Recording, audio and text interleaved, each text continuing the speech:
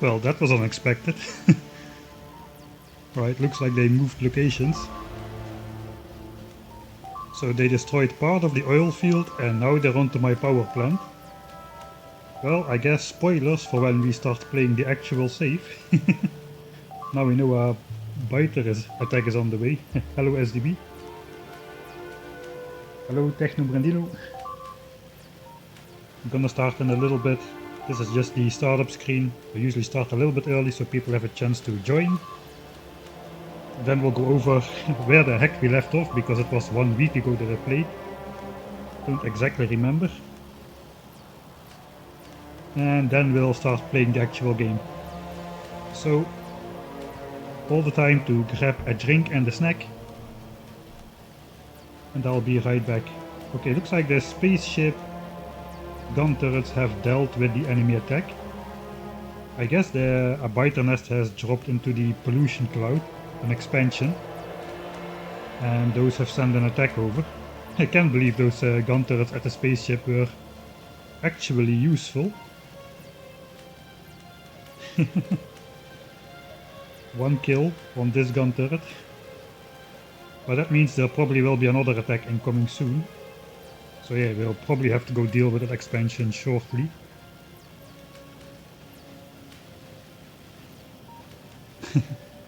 Hello Odium. So yeah, where did we leave off?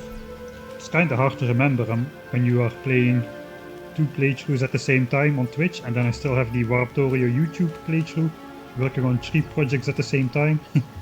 As soon as I start working on a different project, the memories of what I was doing in this project quickly fade from existence. So I have to catch my bearings a bit.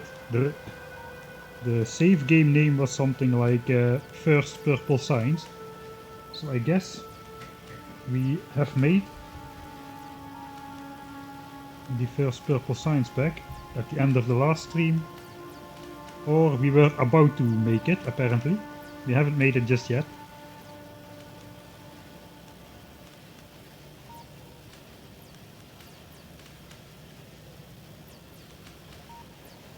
Alright. So what is on the program for today? I think one of the things we want, our maximum capacity is only 36 megawatts despite what it says here.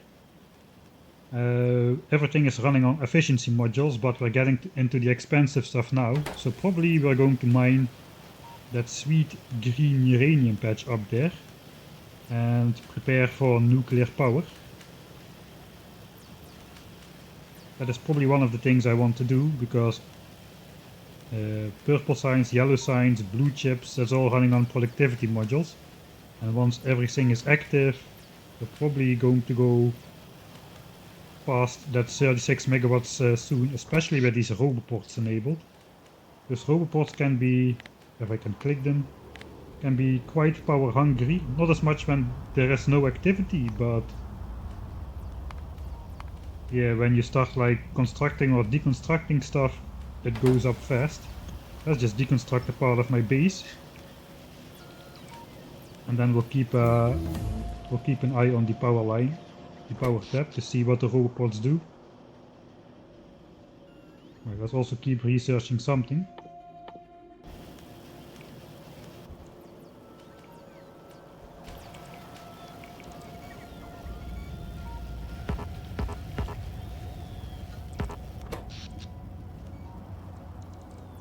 Alright, so the bots are not charging just yet. As soon as they start charging at the roboports, they will all fly approximately the same moment to some roboport. Like now. Now it's gonna spike up like a madman.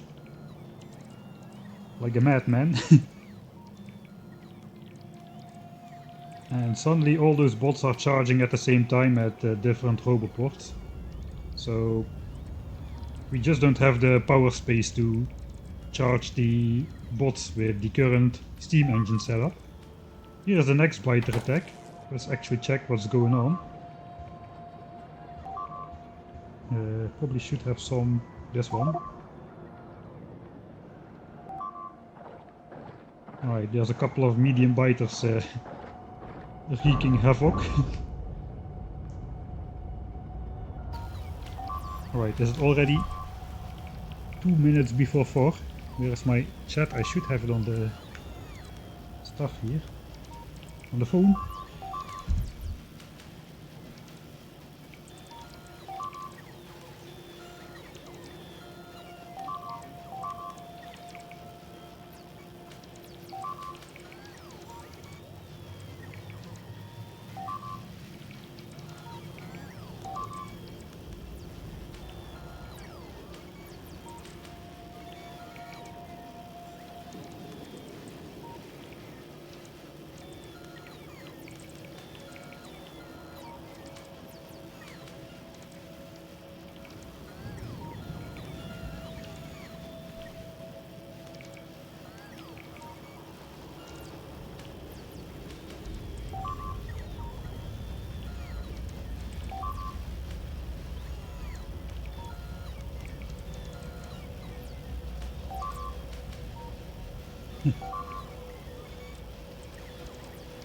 Hello, Dr. Jan, and also Debel.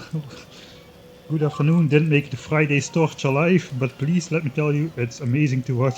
Please keep faith in the other run as well. I do have faith in it now that we have laser turrets. We can make multiple mining locations of the same power plant. Something which was not possible with the gun turrets, so I think it is possible to automate at least 2 or 3 resources now on that coal patch alone, and maybe even more. And we may actually be building a base on the other playthrough as well, real soon now, after 15 hours of building a power plant and 1 iron mine. I don't know how fast it's gonna go once it's all set up, but yeah, the evolution factor is a problem there. But yeah, we'll handle that on probably the next Friday. Gotta make some choices about if we want to deviate to nuclear power or go for the expensive solar panels or just ride it out on steam and try to escape as fast as possible. Alright, in this playthrough though, we are playing we are preparing for a 10,000 signs per minute base with the very first step, the rocket launching starter base. And we have a blueprint book for that, which is available on my Discord. You can just go to my Discord server and there's a section named Michael's Blueprints, and a link to this blueprint book should be there if you want to try it out for yourself. This consists of 8 different stages with some upgrades in between and stuff. You can read all about it here. And basically it starts with just the outline, and then I screwed up the visuals. This is probably not good for the FPS counter. So we basically started with almost nothing. You can see the lights are flickering on and off now because the robots are just taking too much power. Which means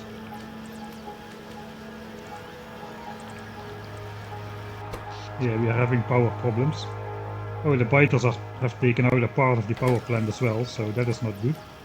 Yeah, this one we started off with a small starter base and then made small upgrades to it, step by step to the next part, and we have made it already all the way to stage 7. So we got to blue signs, first red and green signs, then blue signs, then advanced oil processing with modules to make the most out of the oil processing. Then we got bots and power armor, and as you can see we've got bots and we've got a power armor now. And then the next stage was stage 7, which is currently still under construction, which is this stage. That stage goes all the way to the rocket silo, so yellow signs, purple signs and the rocket silo. It doubles oil processing as well. There's a lot to it, to the stage. After that we go all red belts and assembly machine Mark III, and then it's time for the final stage, stage 8, which will lead us to the promised 63 signs per minute. So if we check back the production graph over the last, let's say 10 hours, let's find signs, red and green signs.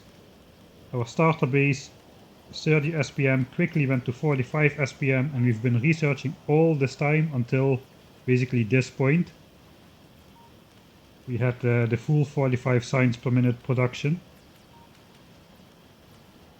Now it's gonna change because we're getting into yellow and purple signs, and we just cannot afford it on this amount of resources. We need some external belts coming into the base with extra supplies before we can produce yellow and purple signs and eventually space signs at speed. But the starter base aspect of this base is done. It got us true blue signs. Almost all blue science projects are done except some of the damage upgrades, braking speed, follower robot count, but all the important stuff we have access to it. And in this stream we are going to start the purple signs and yellow signs portion of the base. We kinda have a choice. We can go either for rocket silo, which is only 1000 science packs. Actually, rocket silo is very close by. We just need speed module 3, productivity module 3, rocket control unit, and then we can already launch a rocket. So that would not take a lot of work, but this is a 10,000 science per minute playthrough.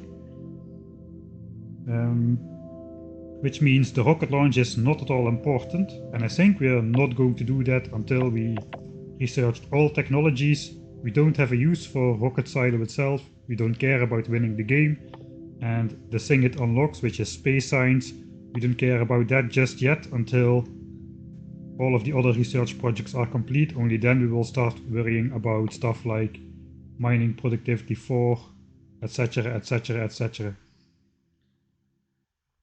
So the other option we are going for, or what we are going to go for, is Spidertron, which is 2.5 times as expensive as the rocket silo, 2,500 compared to 1,000, plus an additional 2,500 military science packs as well, so quite a bit more expensive.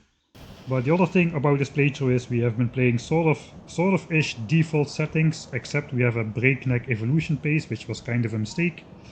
But yeah, we've got all these expansions popping into our borders, like this one, which has just attacked us. The premise of this self-balancing starter base is you can basically take out all biters in the early game, which only have small worms. Those are easy to take out. All these bigger nests have medium worms, which are harder to take out. You can do that with a tank. We already have a tank. It's over here. The tank. With the tank you can just steamroll everything, literally. But I thought it would be fun to to have a battle before I had a base, in the form of taking out the small worm protected nests, then get through the entire game, including like post-rockets, things you normally get post-launch like Spidertron, and only then have another battle once the game is won. So we're going to try to get to Spidertron without attacking any biters and without revealing any terrain with raiders. We just have raiders to keep our own base visible, but we are not exploring with raiders outside, so we don't even know that this base is here. Anyway, that is where we were at. I'll do a quick...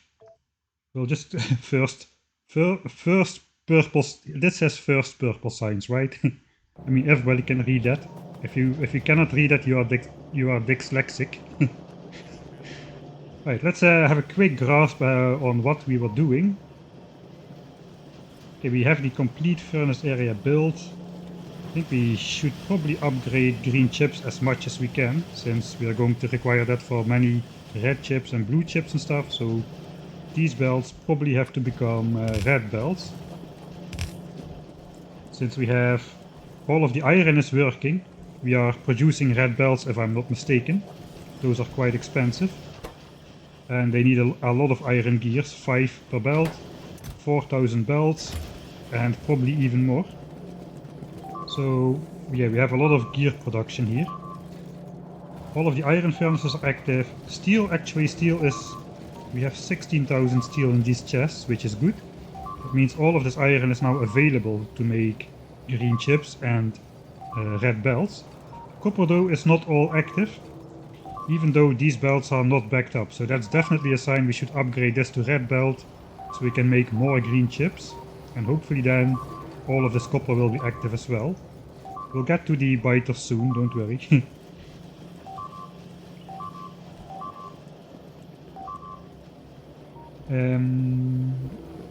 I guess the other bottleneck is going to be red chips here, so we want to fill this in as soon as possible. But of course also, this was the whole thing. We were ready to make purple signs, so let's go take a look what's going on here. We have not connected the belt. It is connected to rails. Ah yeah, I remember now. I have 50 electric furnaces, so I should feed those in. That will make 150 science packs plus a little bit bonus science packs. And then we can unlock Automation 3 as the first purple technology. That will allow us to make Assembly Machine Mark 3, which has 4 module slots. And indeed we have more Mark II modules, so that will allow us to make the most out of these expensive resources for the 2 most expensive science packs. Immediately beelining the super powerful Assembly Machine Mark III and just using it for here. And probably also for blue chips we're gonna use that with Mark I productivity.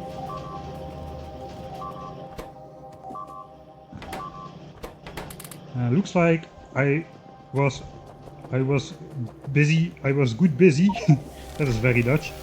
Looks like I had a nice foresight because I also made Mark II productivity modules for the labs already. So thank you, past Mike. Then I don't have to worry about that anymore.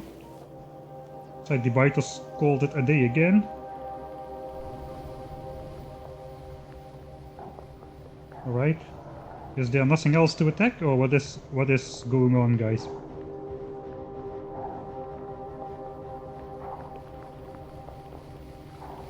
Huh. Welcome to Chilling with Biters, next to the most polluting part of our entire base, the power plant. Looks like they are not really in the mood anymore to destroy much more. It was a hard days of work. Yeah, but if you check the pollution graph,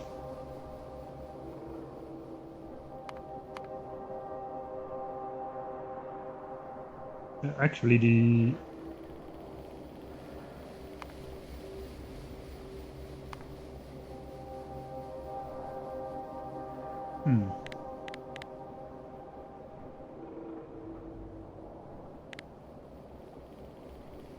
Interesting. Actually, the steel furnaces are producing more pollution than the boilers for the last little bit. That's kind of unique. I guess it's about normal. Anyway, let's get started then. So what do we need to do? We need to activate purple signs. Looks like we also need to activate the belt. Last time we built all the belts with the bots, but the bots don't have access to all the other stuff. We probably can give them access to a bunch of stuff, so they can place perhaps all the underground belts, all the splitters, and all the inserters as well. I do want to place all the machinery myself though, so we can also take a closer look at how the base works instead of just mindlessly plopping down a blueprint and calling it a day. Right, then we are about to get started. I will do this. Did already an advertisement block play? No, okay, I'll do the thing where an advertisement block plays, or it is gonna play in 5 minutes or so when I'm just getting started. So 3 minutes of ads, and then we can have the first full hour free of advertisements. So I'll see you back in 3 minutes if you're not subscribed, and if you are subscribed I'll just keep mindlessly talking to you like I'm doing right now. Right, here goes the ad block. Right, at least I can get some of the ads out of the way at a proper moment. Hey, hello Stefan. Stefan or Stefan? I think Stefan. Let's just say Woody. I know how to pronounce Woody. Are you more excited for Vulcanus or Fulgora? I don't really have a preference. I'm just looking forward to the expansion in general. I think it will very much play like a mod though. I don't think you will easily see like sort of the cool mega projects which are going on in vanilla Factorio. I don't think you easily can get that on the expansion. But that's gonna play more like space exploration, I imagine, which is just checking out all the different progress, the extended end game, the other planets, etc, etc. And then just finishing the game. I haven't heard of anybody who after finishing space exploration thought like, oh cool, now I'm going to make like a 2000 signs per minute megabase on all the different planets. Perhaps somebody has done it, but it's not a common occurrence. Alright, we should have a train on here somewhere. We can actually kill ourselves by giving it a temporary train stop. Probably that's gonna hurt. Oh, actually it didn't even kill me in one hit. I took the first hit. Kill the first character. Haha. Right, I guess we got a new milestone in that case. Character kill. 9 hours in. I'm up to tier 3 signs. Post get space, okay. Tier 10 times space exploration game, that is brave. Okay, we do have that biter base in the pollution cloud, so we're gonna keep getting attacked. So that's one of the first things we have to take into account. Or we have to go deal with. So it doesn't really matter. Even though biters are in the pollution cloud, they're attacking us, but what are they really doing? They settled somewhere on the edge. Oh, looks like over here. Actually, I saw some flickering like this. This is a telltale sign that biters are on the spot, especially if there is like surrounding pollution there. So that is where we'll have to go look for them. But what are they really doing? They took like a couple boilers, some steam engines, okay, a couple pump jacks, some pipe works. It doesn't even matter, we've got bots now. So it's just one click of a button, toggle the personal roboport, and most of the stuff gets rebuilt instantly. It's not that we are losing our entire base because the biters attack, so still fairly safe, even though we got more expansions coming into the pollution cloud than we would normally have at this stage of the game, because I overcompensated the destroy factor of the biter base's contribution to evolution a bit. Yes, you can see we've got 47% of our evolution factor is spawner kills, which is a lot higher than it should be. 43% is pollution and only 10% is time. Time is default settings. Pollution as well, we only pushed up spawner kills to the max. Alright, commercial block is over, let's go. We're gonna get started. Welcome back everybody. 10k, maybe turn down the music a bit. I think that was one of the 2 or 3 extra loud songs which are in the same frequency range as my voice. The other music should be not so intrusive.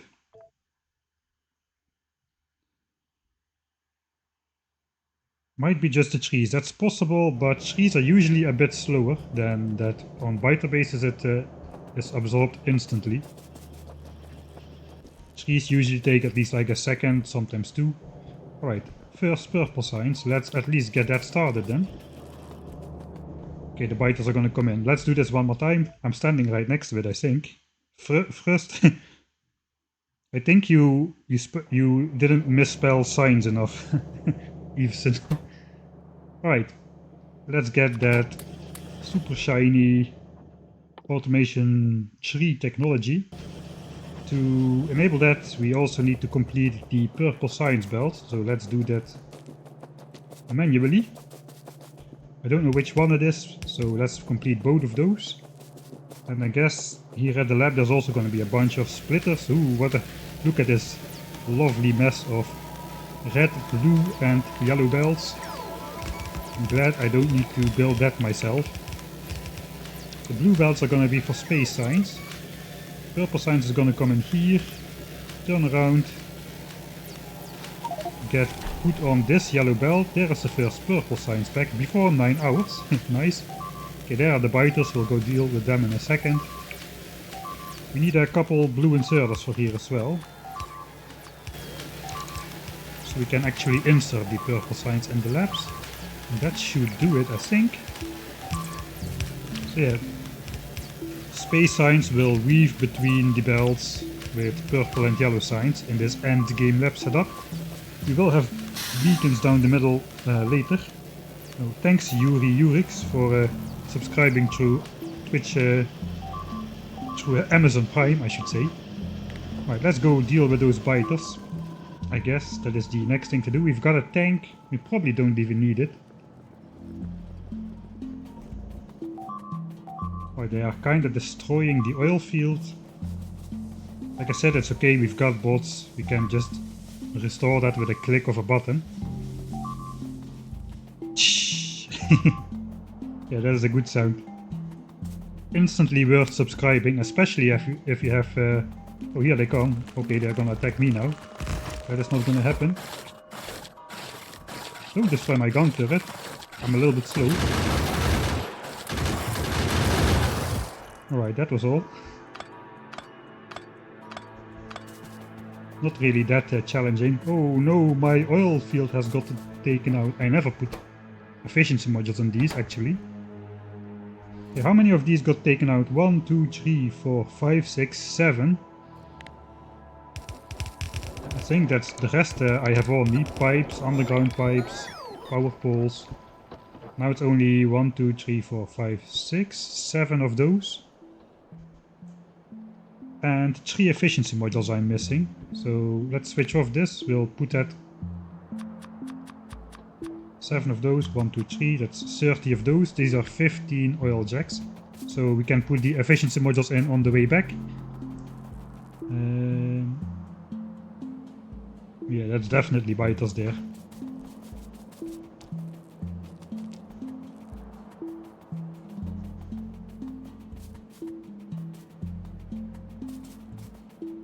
And indeed, there they are. Big biters actually. Of course, 3 big biters, why not? Only 15% spawn chance for a big biter, but hey, why not just spawn 3 of them, right? That's actually a problem. My damage on the gun turret is quite low, I think. But here is the next attack group already. This biter just ran to it. These two are now the attack group. There's also a big worm there. You know what I should do? I probably should just take my tank and just drive right in. I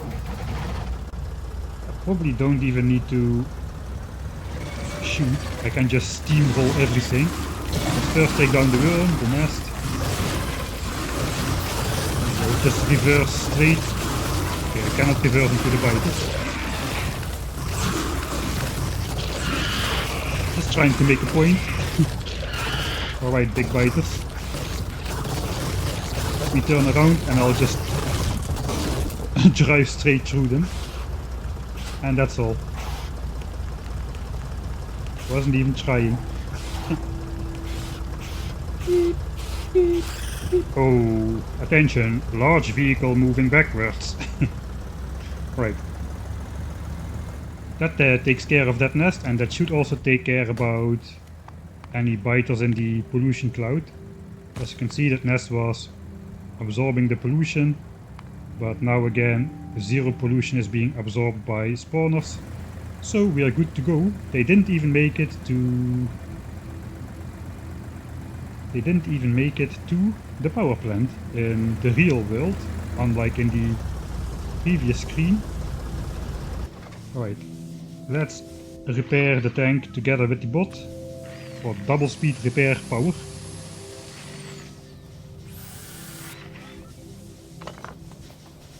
Right, back to the order of business. Alright. A bit loud, I would say.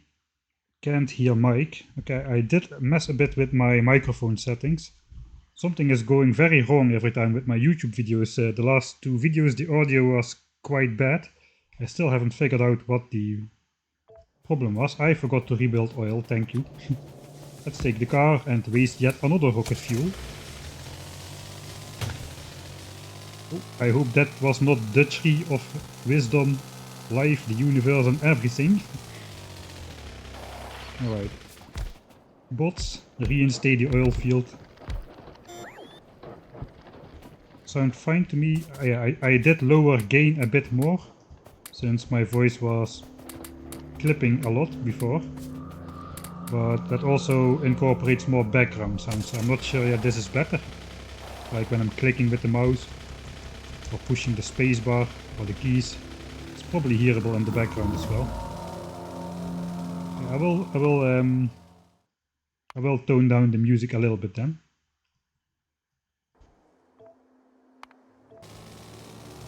Because my voice is probably a bit softer as well than usual.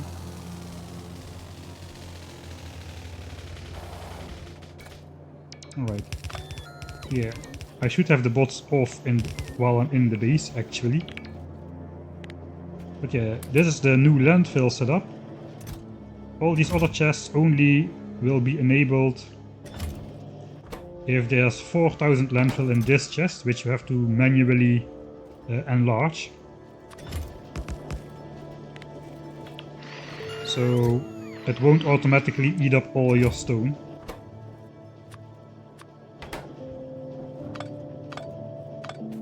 Alright, so let's take the train and switch off the roboport again. Let's see what else is up. Purple Science is reaching the labs. And we are indeed researching Automation 3. I did forget to put the Mark II efficiency productivity modules in there. So that's a little bad. They should be ready. 40 pieces.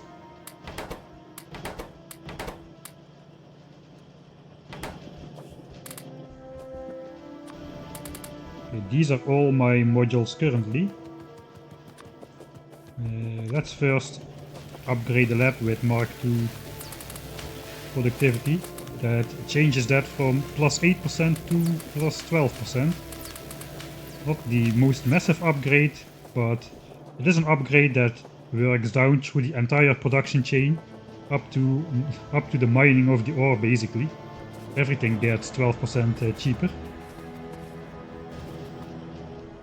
Alright, so what are we gonna need to continue on in this game? We're going to need a lot of speed modules to make those Mark III assemblers. They cost 4 speed modules a pop. So we definitely want to keep producing speed modules. Eventually we'll also need some miners, so we will need more efficiency modules as well.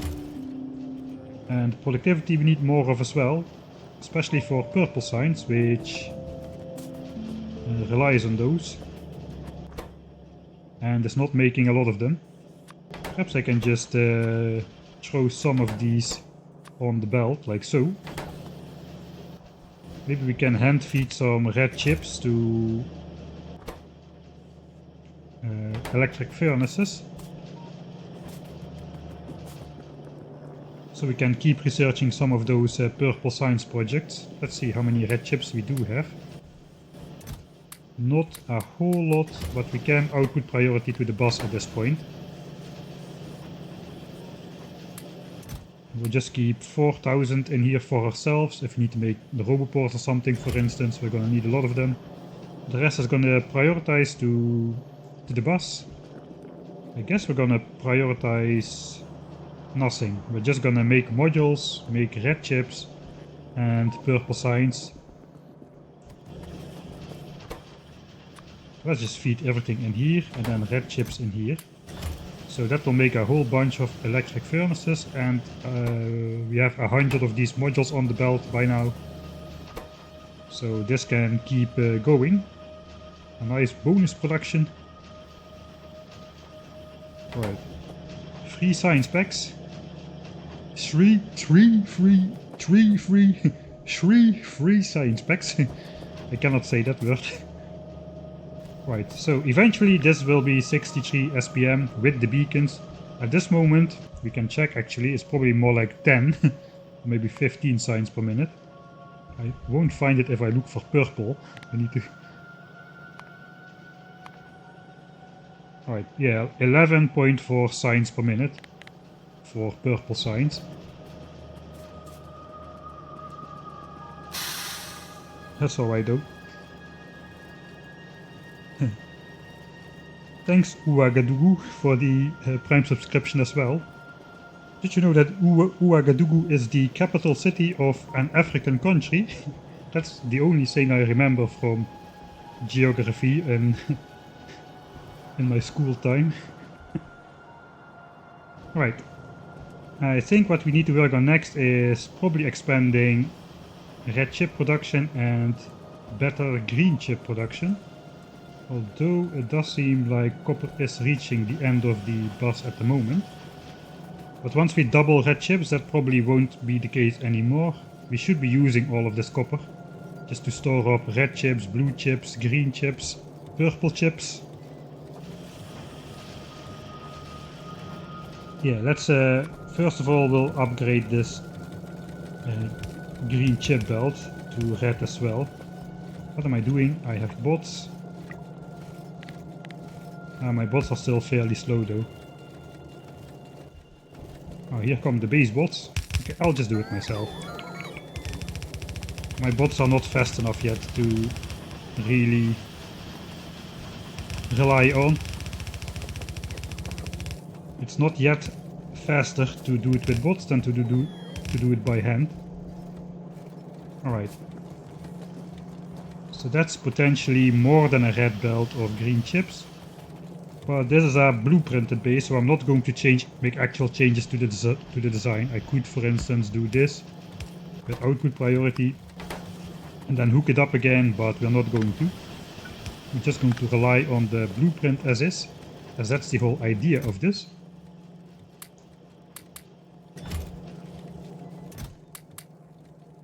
Alright.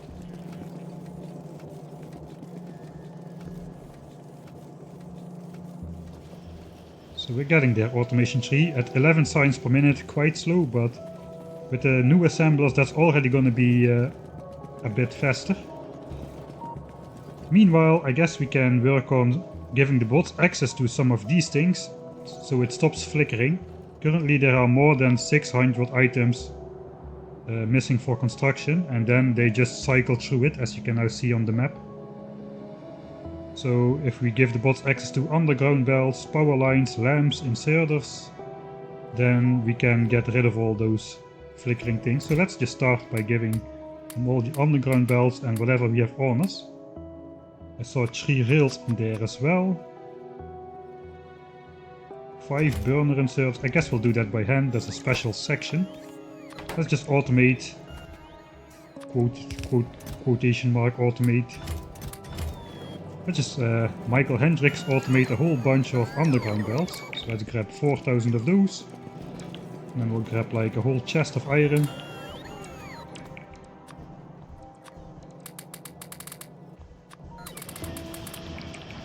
That's gonna make a whole bunch of those. We're gonna make even more. Eventually we will need them anyway. I may be overdoing it a bit. I probably am overdoing it a bit. Yeah, let's cancel. This gets out of hand quite fast. This is already done. We can throw another stash of iron in there. Right. Let's do some splitters instead. So that's just belts with iron and green chips. That's gonna make like 100 splitters or so.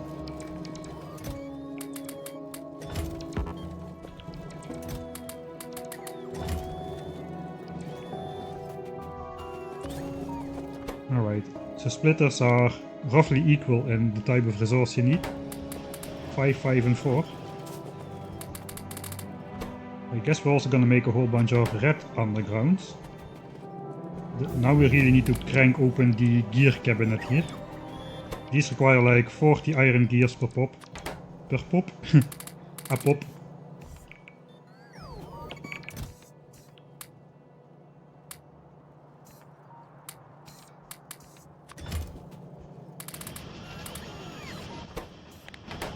It looks like we have only enough for 5 of those.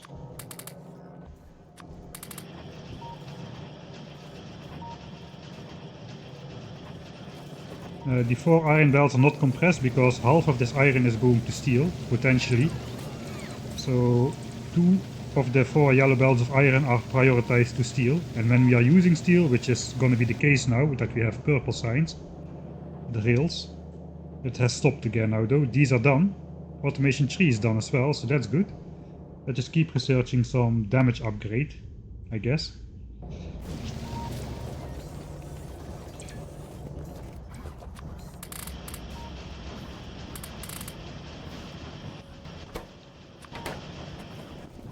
So that iron is gonna flow to steel with priority.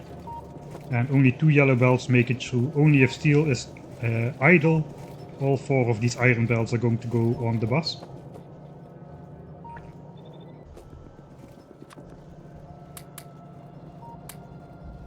Looks like we don't need more red splitters at the moment, actually.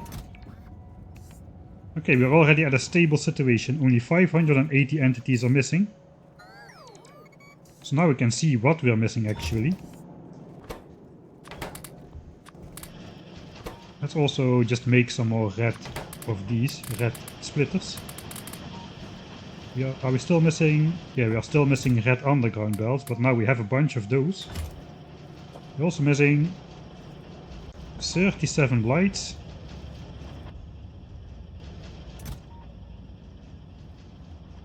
I need to grab back my stuff for that. Looks like we don't need to make that many belt stuff, so let's bring these belts back.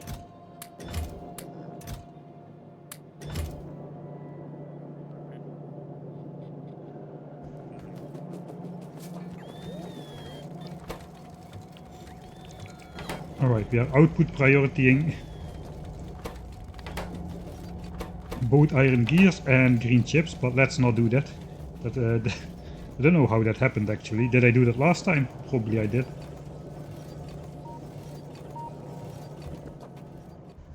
Alright, a ton of gears are needed for these undergrounds. We're easily gonna burn through like 4 of these chests if we make a lot of these. Eventually we're going to need all of those though. But eventually is not yet now, so let's take back all the stuff. We have some stacks for ourselves. And now we can just start to make stuff which we need. I guess we still need a bunch of inserters before anything else.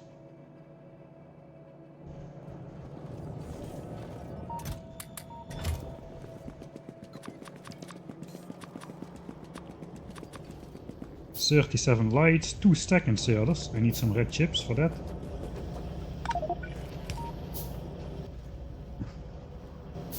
Right. I am carrying just too much stuff.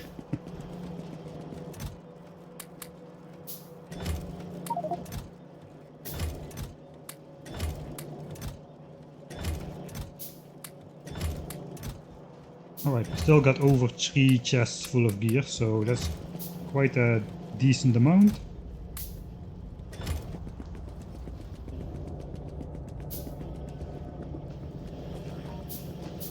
I did something... yeah, I threw something on the floor there.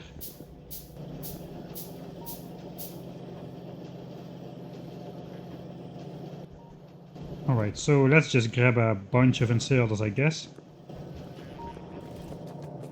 So we can make all the missing inserters.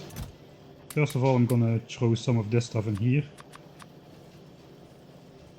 The 2 stack inserters somewhere. 37 lights. Yeah, the rest is for ourselves to place, I think.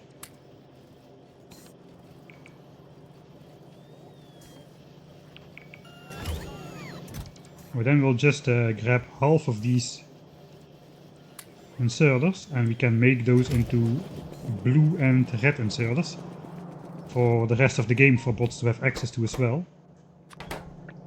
We always need more blue ones than red ones, so this looks like an okay distribution. These require iron plates, these as well, and these also require iron gears.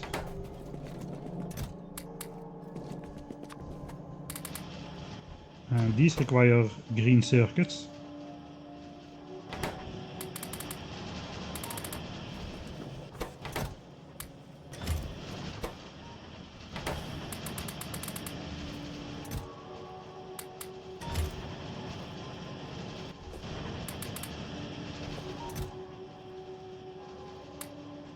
That's already enough red ones, I think. Also enough blue ones.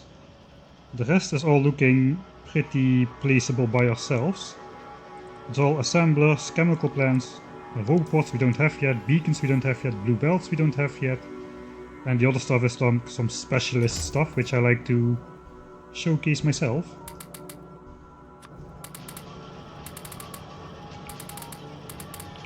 But now we have a bunch of inserters for the bots to place as well. They are going to charge.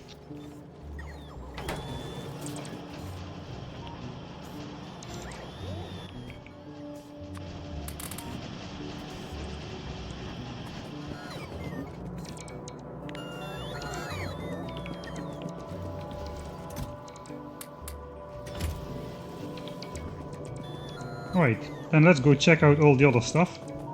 Let's actually first do the assembler thing. We can switch on purple signs for good this time. For good? Definitive. We can switch it on indefinite because we're going to upgrade to the Mark III assembler. Should have made a bunch of assemblers actually.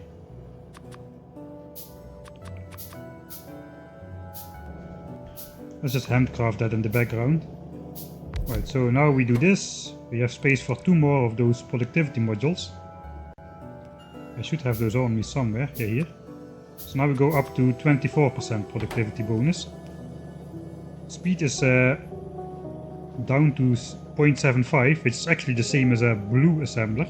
So the speed is up from the productivity module blue assembler. We're going to be making at least 15 SPM by now. But I guess we can research beacons almost immediately if we want. And then we can fine-tune the signs as much as we want. But I think it's time to switch on purple signs. Fully automated. No more hand-feeding purple signs. Alright. We also can do the same for yellow signs. We haven't made a single yellow sign spec yet, but now we are allowed to switch it on.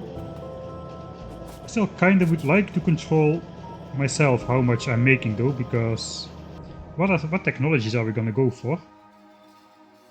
I guess eventually this is quite a deep beeline to go for. 2500 from each, plus a whole bunch of expensive stuff.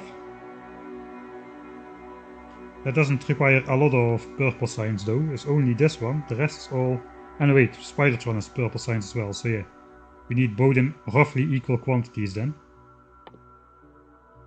I guess we also want the Mark II power armor to go together with the Spidertron. I guess we want the blue bells, so we can place those down at the labs. Beacons we do want. For the rest I don't really see high priorities, maybe personal Roboport Mark II. Military is required for the power armor. Yeah, all the good technologies basically. Logistics system, we are probably gonna wait with that until we have built the full base. This is a belt based base, and we're only gonna build a mall after we launch a rocket, after all technologies are researched. We only need the mall for once we start going for like further into the 10,000 signs per minute builds, which is gonna require a lot of infrastructure. But for a simple starter base like this, you can handcraft everything directly from intermediates, except a few things like belts. Those are good to automate. I lost my train of thought. I think let's actually check. So we get 24% productivity bonus on here, and then in the labs we get another 12%. So that's like 1.24 times 1.12. Almost 40% productivity bonus in total, I think.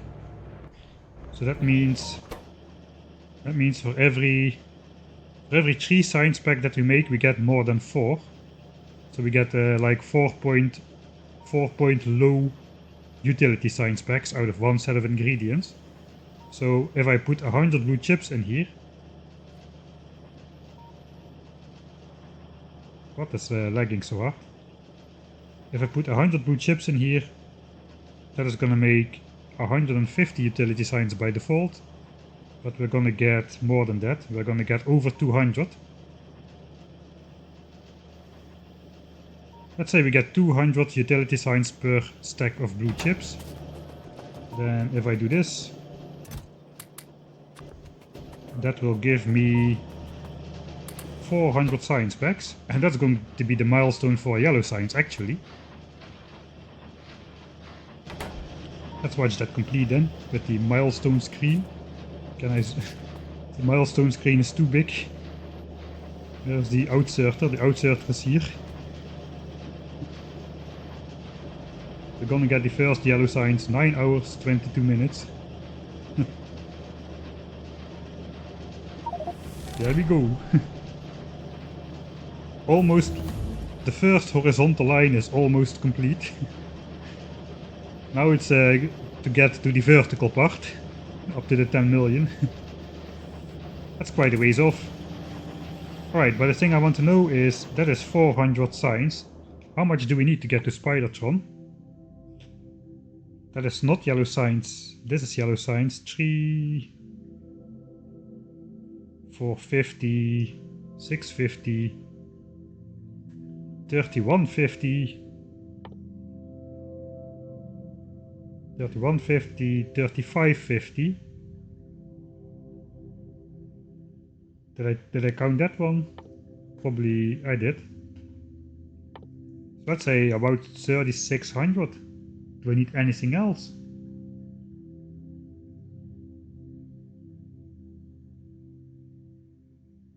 This is also required for Spidertron, so... So it's like 9 sets of 400 signs. So it's like 1800 blue chips. Oh, we already actually are pretty a good distance on the way, because we've got already 1400 blue chips. Of course we need a ton of blue chips to make Spidertron itself as well. So yeah, the other thing I wanted to do is this. And just put Mark 1 productivity modules in there. Now we get 16% productivity bonus on these blue chips, which is good. Also...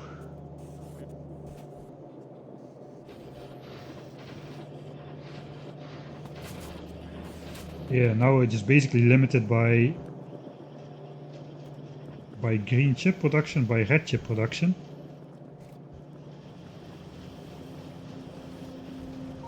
Which is limited by iron. I guess we are going to output prioritize towards green chips. That seems the most critical the most critical element if we want to go for a Spidertron beeline.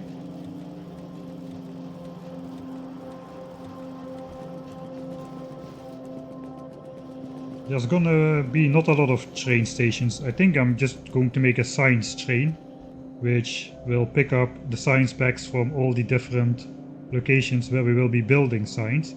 I intend to go with not like a modular base or something, but with I'm just gonna make one giant 10,000 signs per minute build for red signs, for green signs, purple signs, yellow signs, etc.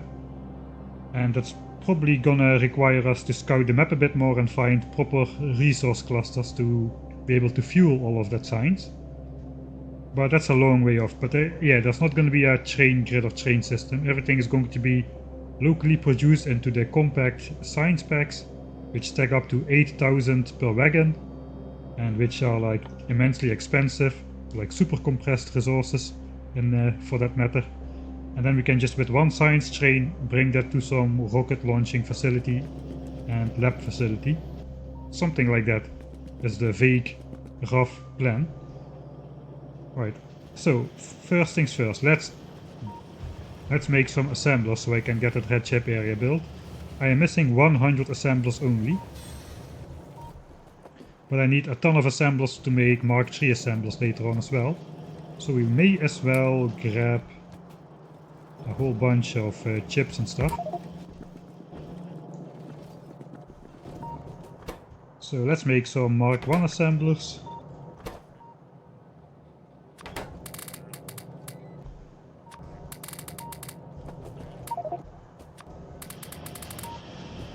Alright.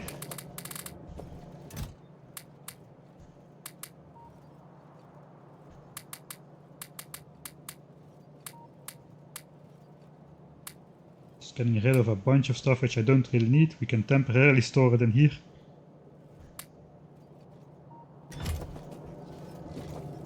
Alright. And another bunch that should roughly consume the resources in here. 20 pieces a pop, 200 Mark 1 assembly machines done in an instant. Now we can make Mark 2 assemblers. I guess we'll just make them in these 4 over here. Ah, we can use 8, why not? It also requires a bunch of chips.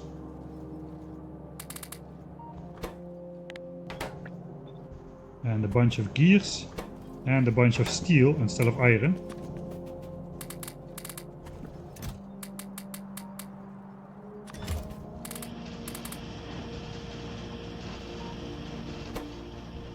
And that should give us 200 Mark II assemblers, and with that we can build the entire base and even upgrade already a part to Mark III later on. So another set of gears and that should do the trick. Okay, that's already done. 200 assemblers.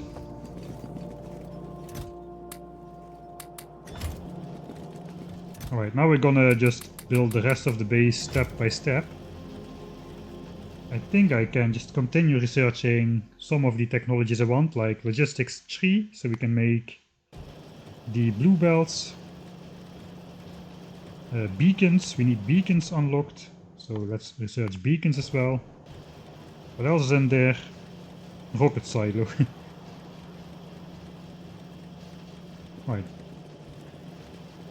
So blue belts we get to later. Let's first go lay out this red chip area here. Let's pick up all the modules we have access to. Not too many, but productivity modules we don't need just yet because we are trying to keep our pollution cloud from polluting these medium wormed biter nests over here. We are pretty close to that, but still not polluting them, even though this is a quite barren map. It's not like full desert. There are some trees here and there. Well, it's not like a forest world, like there's like abundances of trees to absorb your pollution. So yeah, quite good actually. Let's switch on this. It should be the only thing that's still missing, the assemblers. And then we'll just manually throw the efficiency modules in there. Temporary, once we have nuclear power, everything is gonna go full productivity module. Once we have Spidertron as well. Right, so that should theoretically double our potential red chip production. It's also going to depend how much resources are going to be flowing into green chips.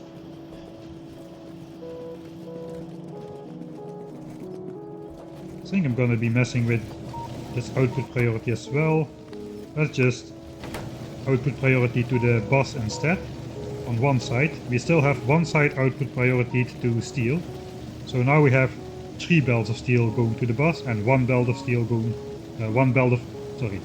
now we have 3 belts of iron going to the bus and 1 belt of iron going into steel.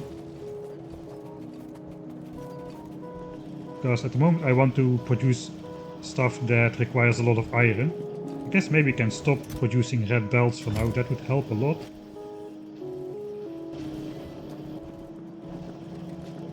Alright, I guess we can grab all of this, we can bring that over here. Alright, I guess we'll just let this chest fill up with red belts.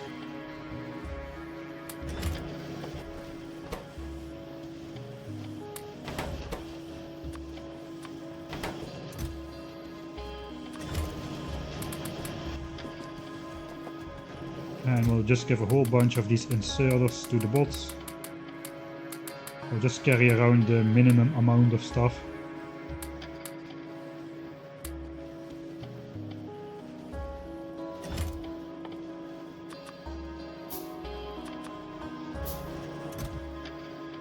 It's not quite obsolete just yet, so let's keep that on us. This we're all gonna use, this we're all gonna use.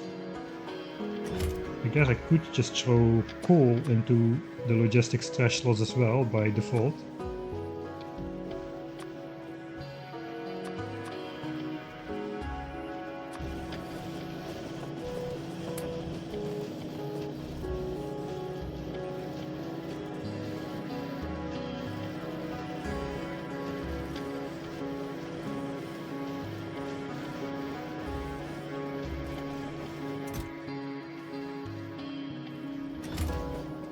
Right, I guess we'll put the oil stuff into place.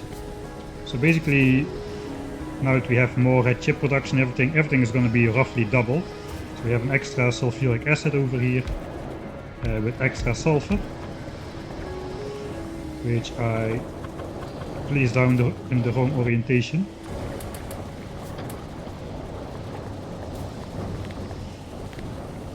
We also double batteries right here. Bots. Okay.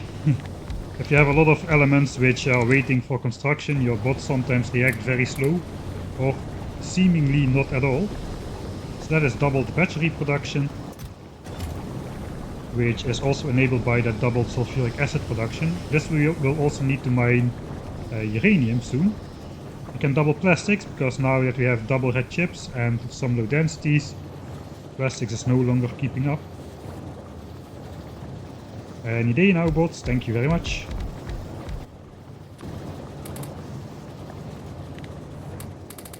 Alright, here we've got a giant rocket fuel build, which I do not want to build just yet, so let's just go south here. We've got doubled oil production, doubled oil refineries here, and then doubled oil cracking down there. So let's have the bots build this kind of stuff. I do have the refineries on me, so it should take them a blue moon.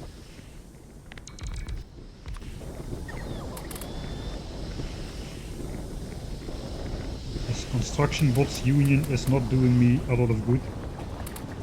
Alright, and then that was the heavy oil cracking, this is the light oil cracking. So now we have doubled oil cracking capacity.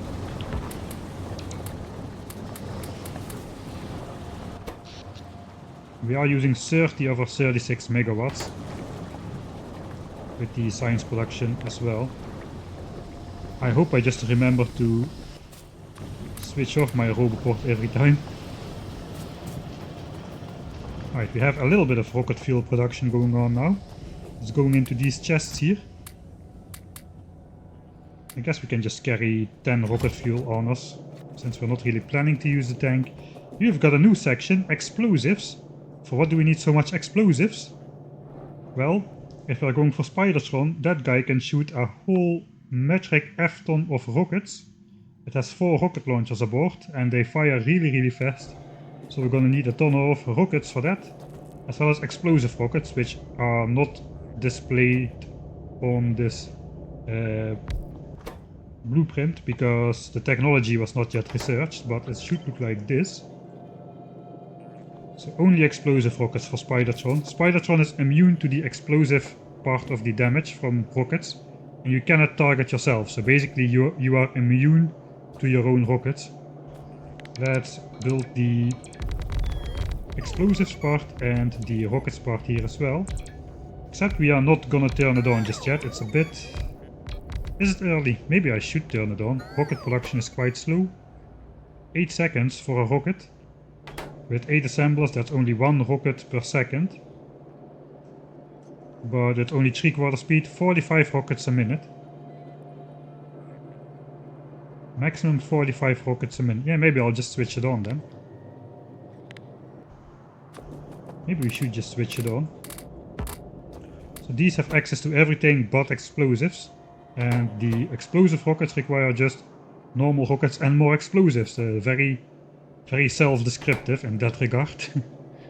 Right, let's also throw efficiency modules in here. Maybe I do not want to switch this on just yet because of power reasons though. Let's first let's get a nuclear reactor up and running.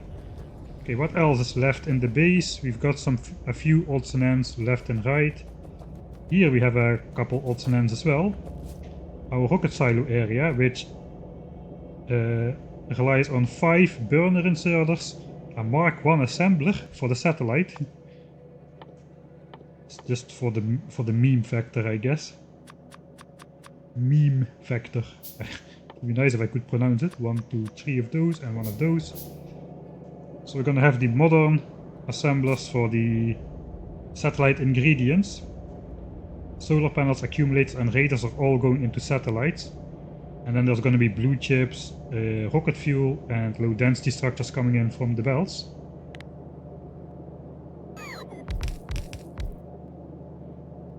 So we got rocket fuel coming on this belt later on. This guy will power itself with rocket fuel. We've got a burner inserter to insert fuel into the two burner inserters, which do the job of transferring the satellite into the rocket silo.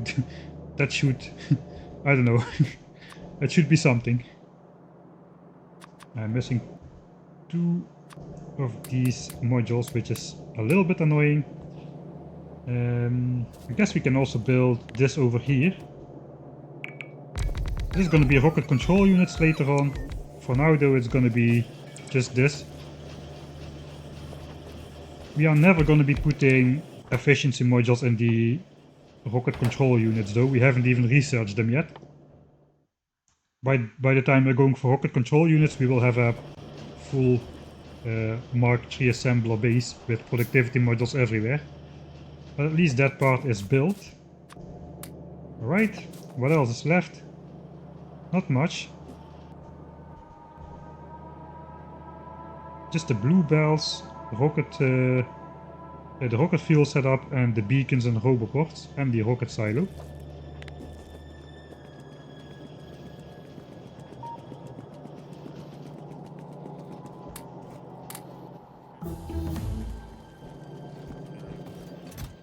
Alright, actually that is going pretty well. Looks like we are producing blue chips faster than yellow science is eating through it.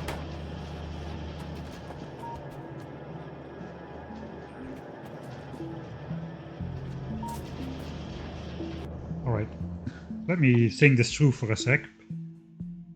I've got this chest over here to feed blue chips to yellow science without filling up the entire belt, because we're also going to need a lot of blue chips to make the Spidertron and all the equipment and stuff. Alright, so one more time. 2500, 27, 28.5, 31.5, 35.5. Yeah, let's say 36 then. So 32 more. 1600 blue chips. Do we have those? I almost have those. I could just already feed enough blue chips to yellow science to enable research up to Spidertron, and then we can start collecting the rest to actually make the Spidertron. Probably I also want to maybe fill one more chest of these, because Spidertron requires a lot of these as well. Low density structures.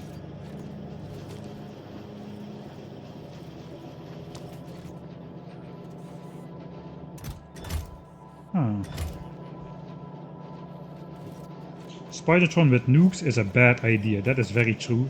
Especially if you let him shoot unmanned. He will definitely blow himself up in the first at the first nest. Because it will happily shoot a nuke at an incoming small biter and just totally obliterate itself. I think it is time to set up uranium mining, if really. We need to do something about that power situation. We do not have the purple science production just yet to actually do a lot of purple sciencing. I guess we can help it a little again.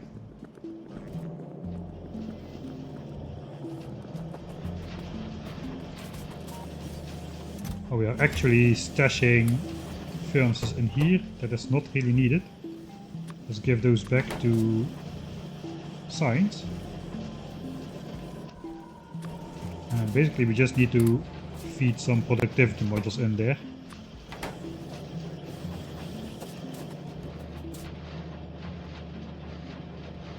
Perhaps we just need some beacons. Okay, if we need beacons, we just need to get the nuclear plant up. So let's work on uranium mining and then we'll do the nuclear plant. It is time for nuclear power.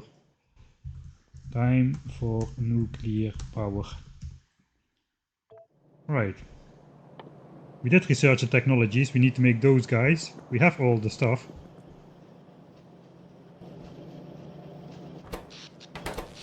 I guess I don't want to overdo it.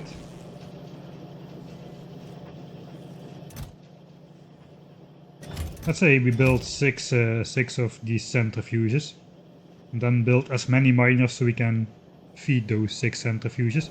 That's gonna be 600 of these. What else do we need? We need concrete, gears and steel.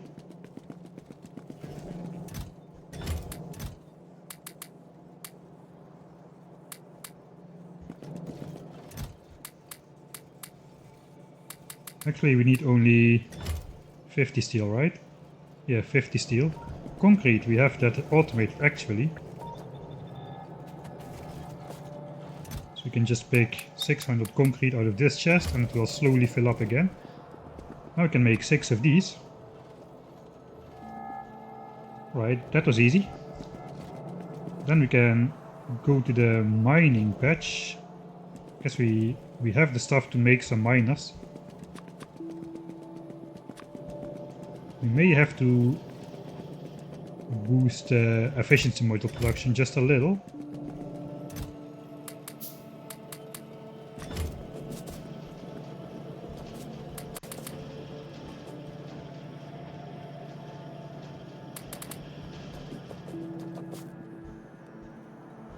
Alright, so we got uranium over here. We already have sulfuric acid over here. I'm not gonna extend this, so let's just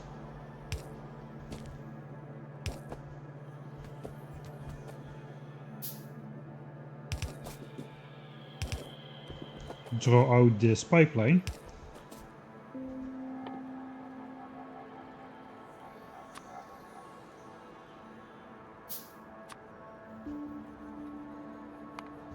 And maybe I need to take some pipes if I'm going to do stuff involving pipeworks.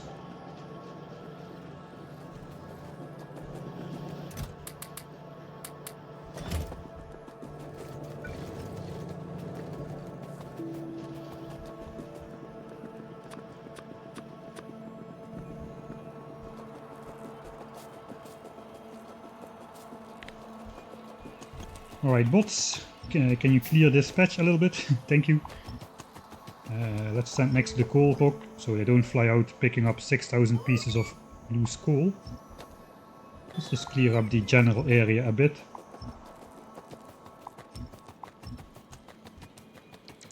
Alright.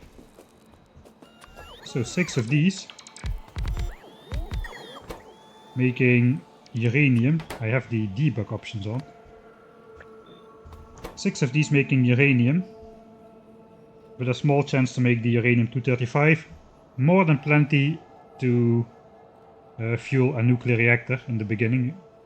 So you don't need to worry about Covarex just yet. Just use the uranium. Don't save up 40 uranium-235. Just use it for your reactor and you'll get the Covarex later. You only need it if you're going for nukes. If you're not going for nukes, Covarex is not really necessary. And if you combine it with uranium ammo, then you want to keep a lot of that dark green uranium. So then you definitely don't want to Covarex all your dark green uranium away into shiny green ones. Right, let's actually see. So the thing is with uranium, it has a mining time of 200%, so it is a little bit slower.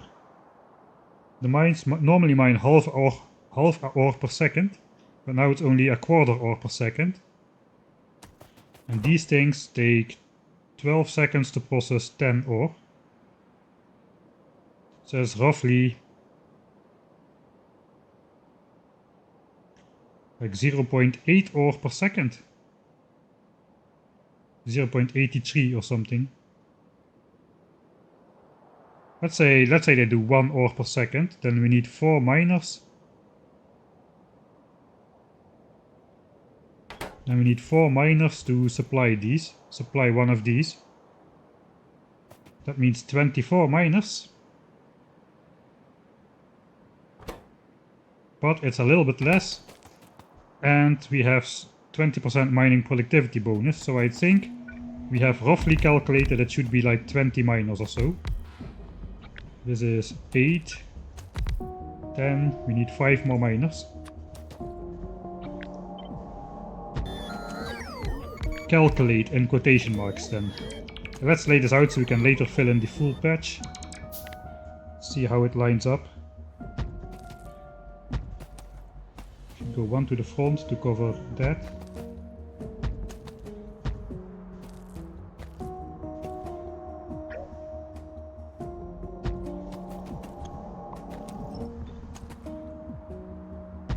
We may have the full patch covered in the future, I don't know yet.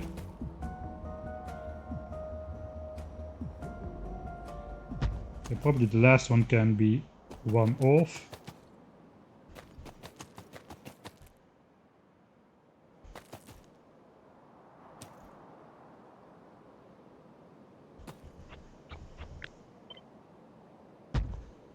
Yeah, that kinda covers everything. How is it looking at the back? That is decent as well. So I guess we'll just choose one of these lines. Like so. That is 22, so let's cut off the last one. And that's gonna be our mine. And then later when we extend it, it will hopefully, I will remember that it lines up nicely. We are 4 efficiency modules short, plus 12 for these. They should be ready by now. I hand fed a bunch into efficiency modules. 6 centrifuges will... Ah, yeah, I should have... That was a smart thing to do. Just 6 centrifuges will consume 5 ore per second, so 20 miners should be enough. Yeah, I should have done it like that as well. So it takes 12 seconds to consume 10 ore, but with 6 we will do that 6 times faster, so it will take 2 seconds to consume 10 ore. So we need 5 ore per second, and that indeed is 20 miners. But we have 20% productivity bonus, so we could get away with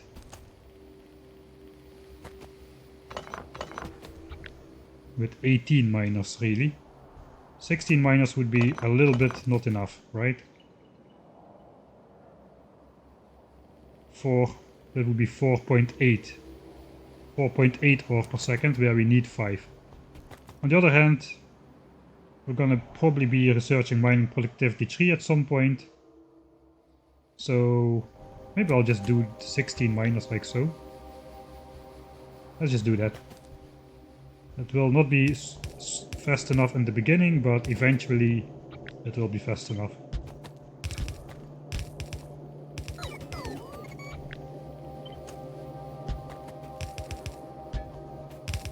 Alright, we also need some space for the pipes. Actually, let me just cut off that last one. I'll place it at the front, so we don't need to move the pipeworks later. To supply the sulfuric acid. Let's get that out of the way for now. I'll just go somewhere over here. How does it line up?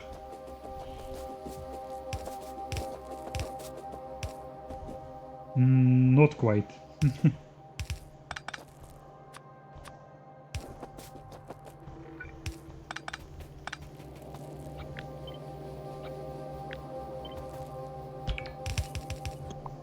Alright, for now we can do this. This will be the future connection for another set of sulfuric acid. So all these miners now have sulfuric acid. Now we just need power. Then the mining process will start. I'm spending way too much time on this. This does not need to cost so much time.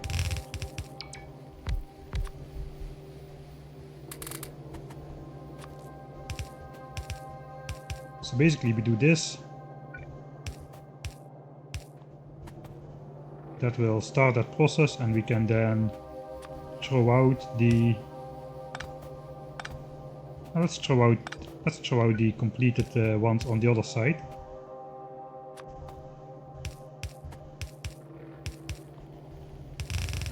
And then we'll just stash it in a couple chests. We could sort it. Shall we sort? Let's sort it. Output priority to the right for the shiny one. And the rest just goes loops like that. That should work.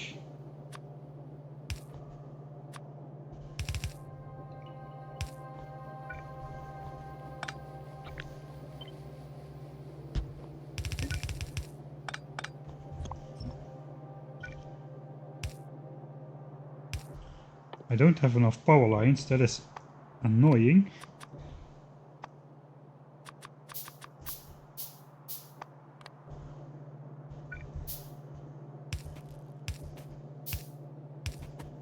Alright. Even a nice grid. Now we just need to bring some large power pole over.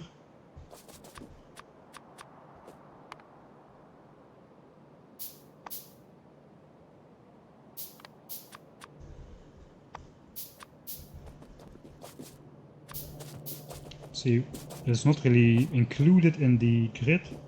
I guess let's just go out from that substation in a straight line.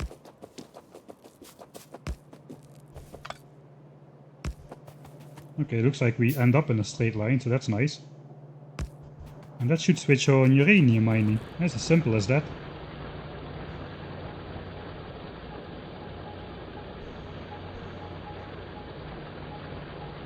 So indeed, 20 miners is enough.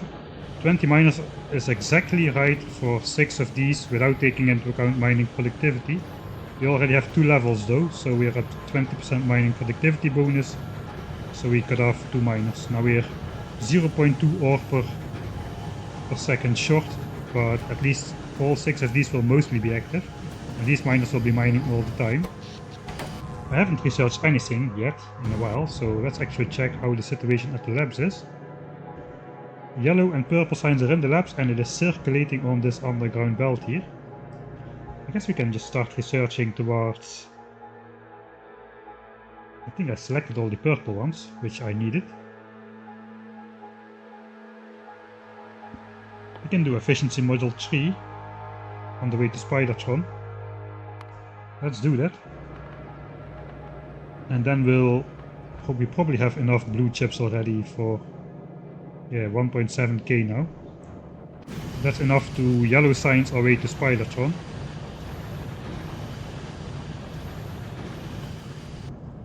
Right, I do hope this location doesn't get attacked though. That would be fairly bad, especially if they take out the chests over here. I'm not gonna defend though, this is a matter of principle. Alright, that is uranium sorted. Now we just need a nuclear reactor. I've got one. Long-time viewers will know what's coming now. Before I knew you could hook up output inserters, I made a very nice nuclear reactor design with a lot of jiggly bells, which can give you the first 480 megawatts of power. Let's delete all of this forest here.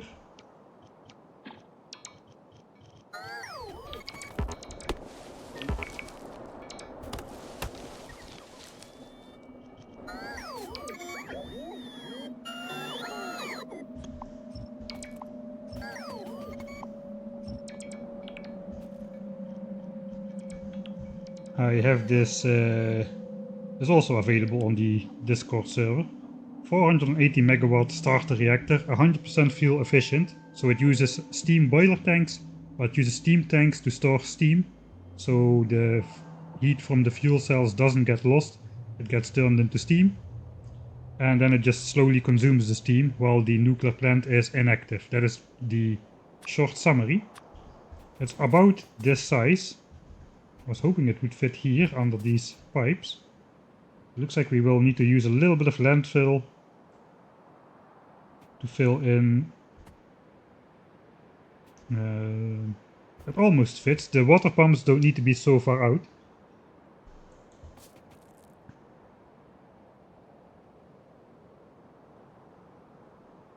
Something like so would be okay.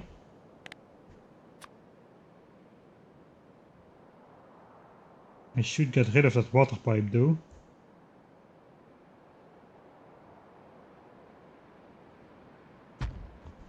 Well, that kind of works. We need to just get this guy out of the way, which provides water to advanced oil processing. And then we can just exactly fit it against these pipes here.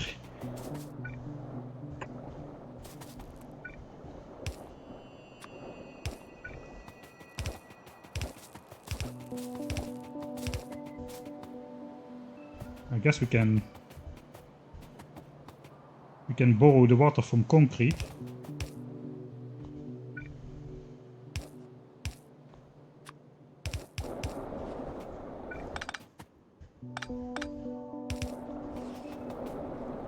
Okay, so now this goes down to advanced oil processing, and concrete. And we can make dedicated water supply for all these bots coming to do actually. Why? Ah, they are gonna place pipes and stuff. Is this in range? Ah, there's a little bit in range. This corner is in range of the bots. Alright, this is not the most resource efficient nuclear reactor, though it has a lot of heat pipes which you don't really need in order to look cooler. So, in this playthrough we're not really trying to conserve as many resources as possible for a change. The other playthrough is quite different. There we are really worried a lot about resource consumption. Okay, so this line is the nuclear reactor line for sure.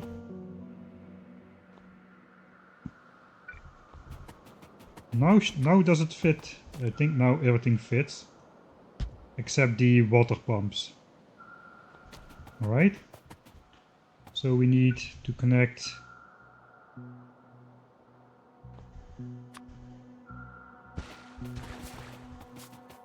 Oh, we need 2 more lines for sure. We need to connect 8 water pumps.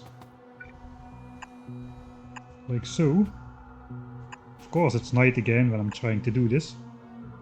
So why wouldn't it be? Alright, that one actually goes pretty far.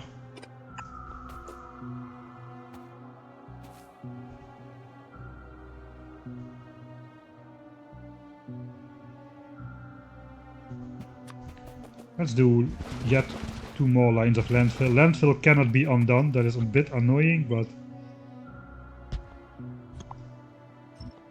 then they are all in one line, approximately, except this one. This one sticks out a bit.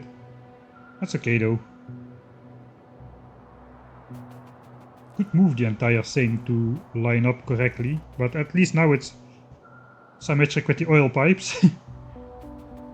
Let me check if I just move the whole thing. Like to here. No, it would also have one sticking out.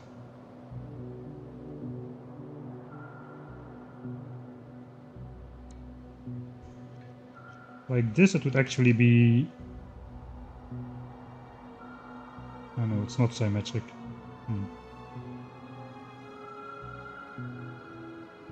You know, it needs to be like this. There is no other way. This is the way it's gotta be. Let's make 8 water pumps. Those are not included at the moment. Oh god. No, no, no.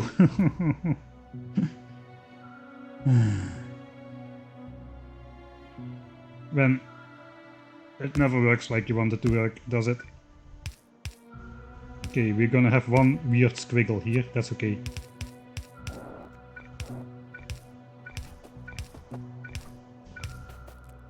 I'm guessing by the time we have this thing built, we will have enough fuel already enough uranium already to start it up. It is night, so I cannot see it. I cannot see it in general, I didn't build a radar there, so that is not good. Alright. Water system supplied, now we just gotta make all of this stuff. We can look on the mouse over what we need. I guess I just could try to trick the bots into building this. If I would just make one more hoboport, they would place all the belts for me and the pipes. That would be nice. Let's try to make 2 more hoboports. Do I have red chips? I have red chips for 1 hoboport. That's efficiency module 3. We have like access to 400 yellow signs, so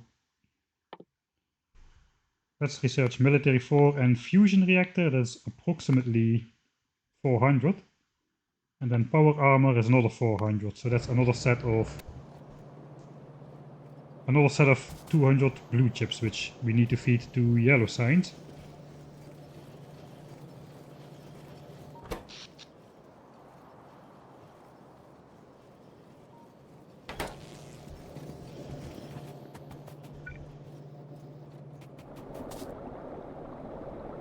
Okay, let's just try to place it as far as it will go then. I'll just temporarily hook it up with small power poles, and then the bots will start placing all the belts and pipes. And then we only have to worry about the reactor later on. So let's make the reactor. This is gonna be a job where we want our inventory free of stuff.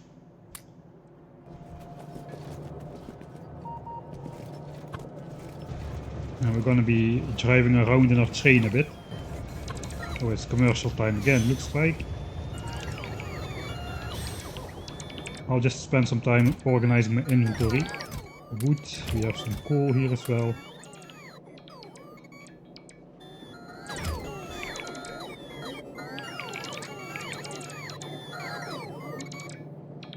That's gonna cause another big charging spike on my network. That's definitely more than 36 megawatts. Fortunately, we've got the extra steam engines to catch that. Though once these steam pipes run out of steam, our buffer is finished. I don't have like actual buffer tanks in here. As long as we're using more than 36 megawatts, this is going down. As soon as it's going up again, we are using less than 36 megawatts. Looks like at the moment we are using more.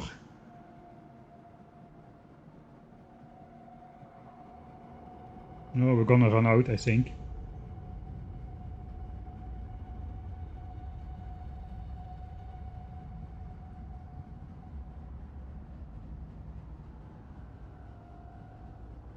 I always use the nuclear blueprint, it just works. That's the best commercial. Right, where are we down to under 36 megawatts? Kind of, sometimes.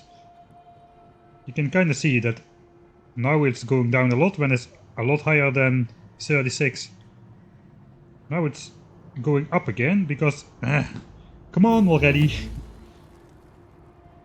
Right, now the labs have switched off. Does that have an impact? Not really.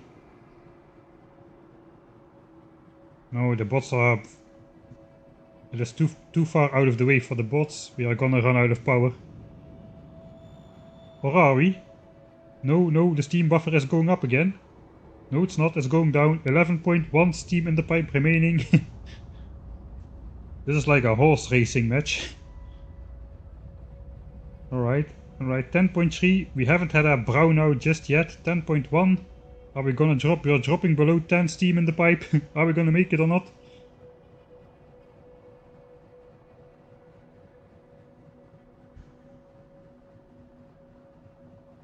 $9.7. Okay, going up. Have the bots stopped flying? If the bots stop flying, we're gonna be good. It's the robots which cause the... Okay, we're dropping.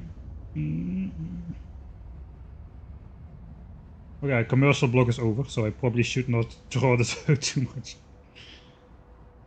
Now I just want to know. Let's just speed up the game.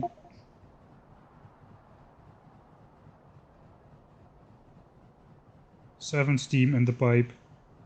Oh yeah, I think we're gonna have a brownout. We're gonna brown out. Or are we? It is going up again. Robot use is going down.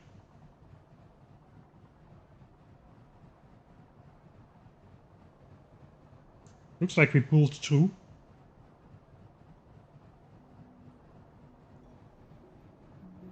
I know, it's kinda going up and down. Okay, research was actually still ongoing. Alright, now yeah, robots drop down and the steam buffer is filling up again. So we made it. We survived the power spike of the robots building above 36. Actually, what is that? How did you know I was exactly on the screen, Mr. Biter?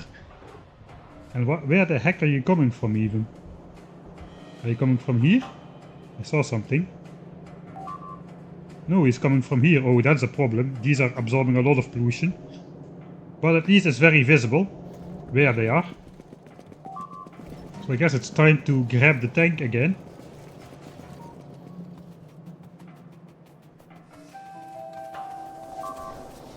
Alright, my poor steam buffer. Finally the pipe was filled up again with 100 steam. And this biter decides he wants to blow up the water pump. I'll just undo your work myself. A small biter is in the way. You don't see that every day. No, you don't. I can out-repair you. Good luck with that. I can build you in. And now what you're gonna do, huh? Huh? Alright, I'll let you blow that one up and then I'll just do some blowing up of myself. We should probably go take a look at that chunk. If it's deep in your pollution cloud like this, it can absorb quite a significant amount of pollution quite fast. So you probably should not hang around too much. The next attack is going to be way larger, probably.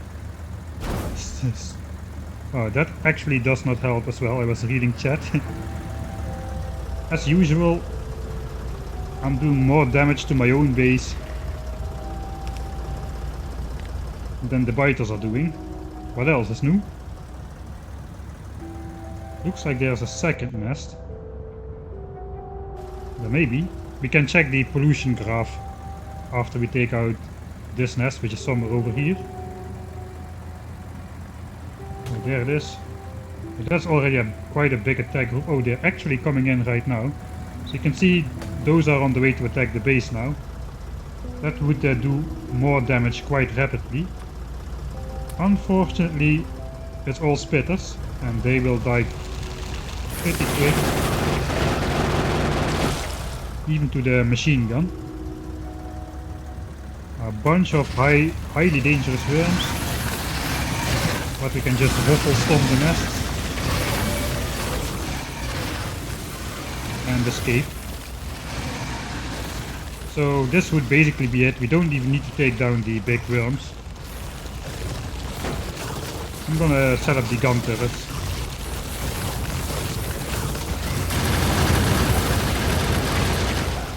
As they do a lot more damage. 8 plus 12.48 is 20 damage compared to like 12 or 13 for the tank or for the gun myself.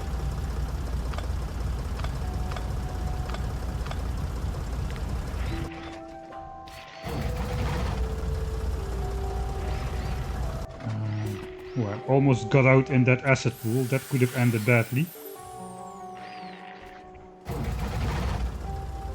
I guess these worms, we could let them up. But we're not going to. Let's do a 1-2. Double points.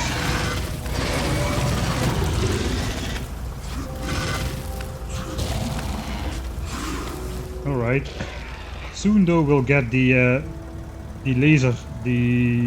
personal laser defenses.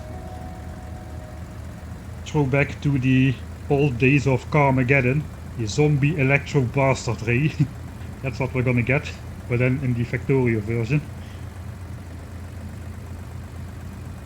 Alright, let's try to not run over our own base this time.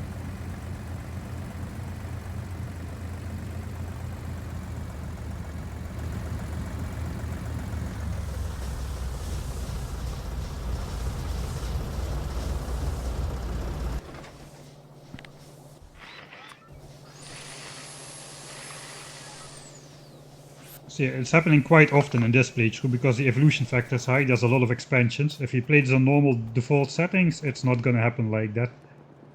I've played through this starter base a couple times on default settings as well, and there 2 out of 3 times you get away with not being attacked at all until you have Spidertron. So this is kind of the odd one out.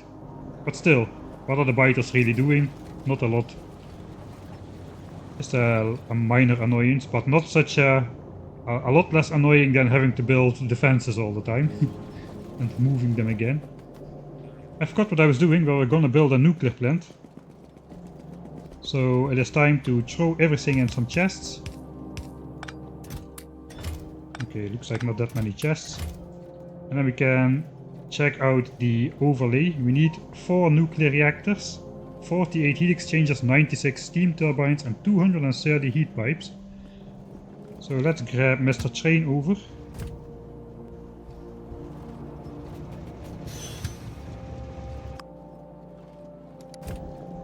And we can just do some drive-bys.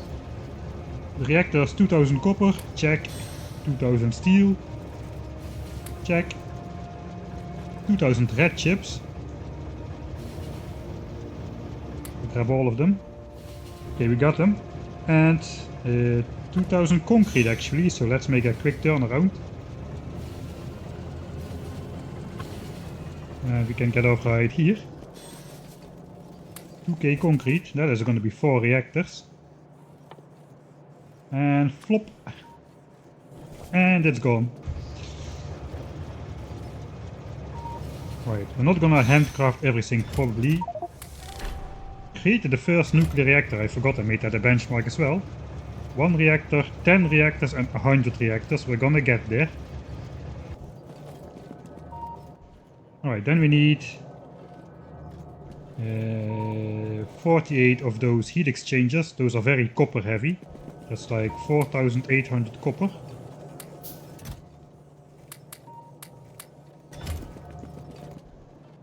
And then it's like 500 steel and 500 pipes.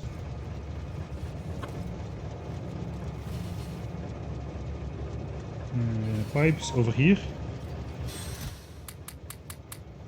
Okay, that is going to be 48 of those. Check. Then these we need 96 of, let's say 100. It's going to be 2000 pipes. Like so. We can make these and the we can make those in the assemblers while we handcraft the heat exchangers. For the rest, we're gonna need a whole bunch of gears. So let's distribute those 20 stacks of pipes over here.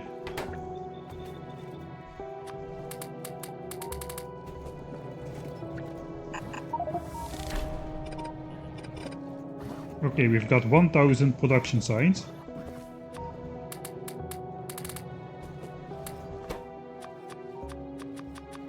Okay, this is just to not overproduce them. I want to produce the exact amount. Then we need like 4800 gears and 4800 copper again.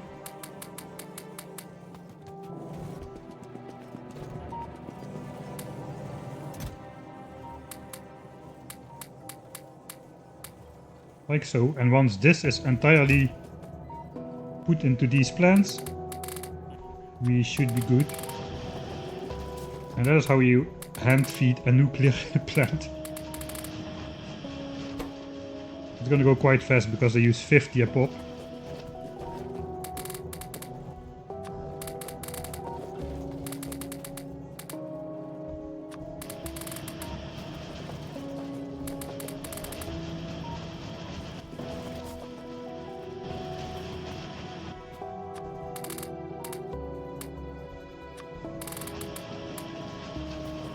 Right.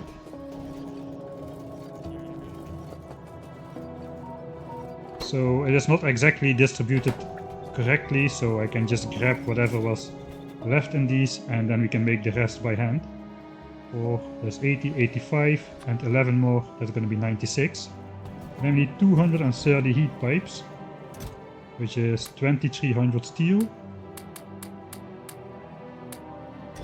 And another 4600 copper, so that's where most of the copper, that's half of the copper we had stored up basically. I guess we can make those in here as well. We have exactly enough steel. I guess we can make 30 ourselves and then 200 in these 20 assemblers, and that will be done nice and quickly.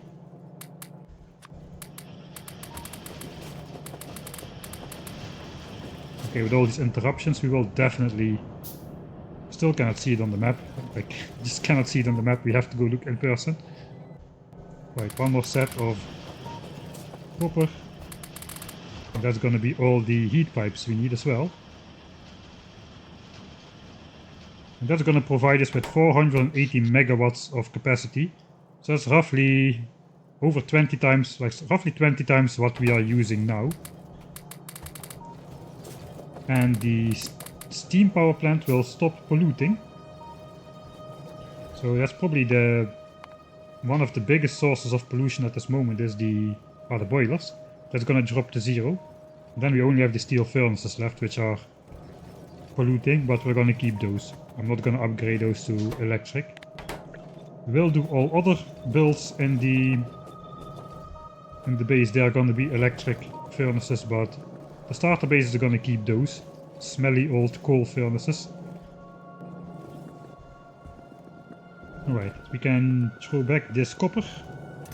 And we've got ourselves a nice little steam power plant here. Then we just grab the inventory again and we can go pick up our fuel cells, which are probably mostly ready.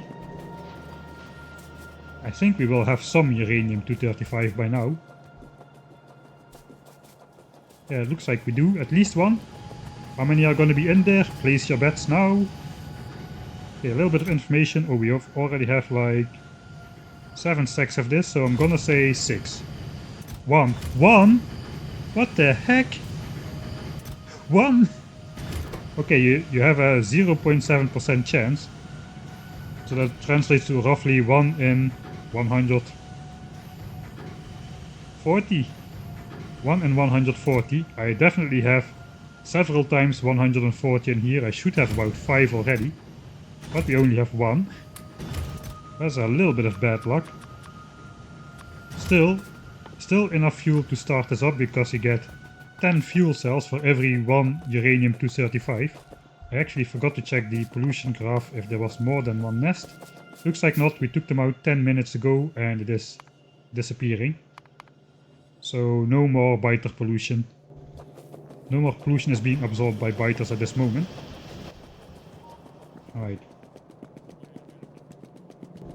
So the reason I grabbed those fuel cells already is we can start heating up the nuclear power plant as soon as we place the reactors. We don't need to wait until the entire thing is built.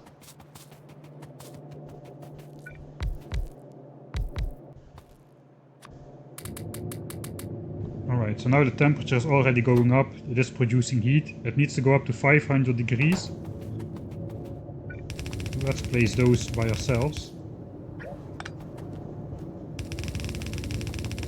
And the temperature also will spread through these heat pipes. So now it's going up a lot slower. And I guess I'll just let my bots place the rest. We're gonna have to walk around a bit, but that's okay.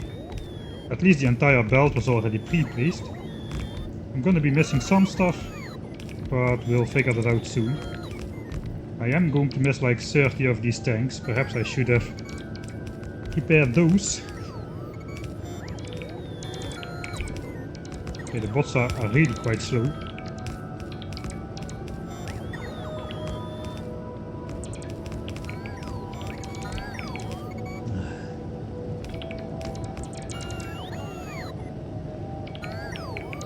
Yeah, this is just too slow, man. I need those Mark II roboports.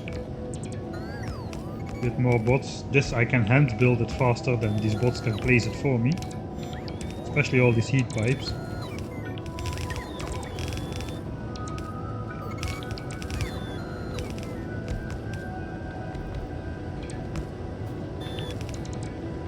Right.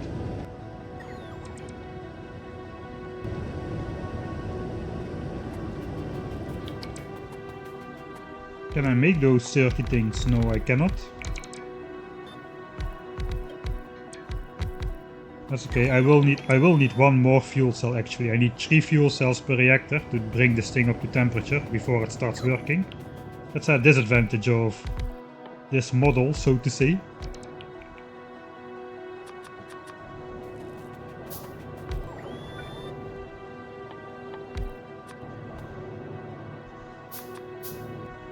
Now we can craft exactly 13 of those, which is exactly the amount we need.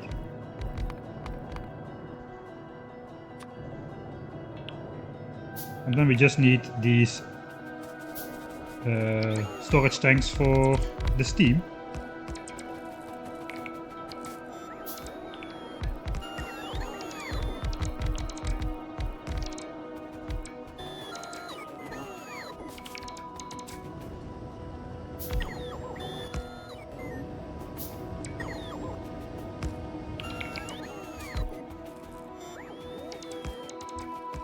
I probably should wait for those bots, or they will just stay behind entirely.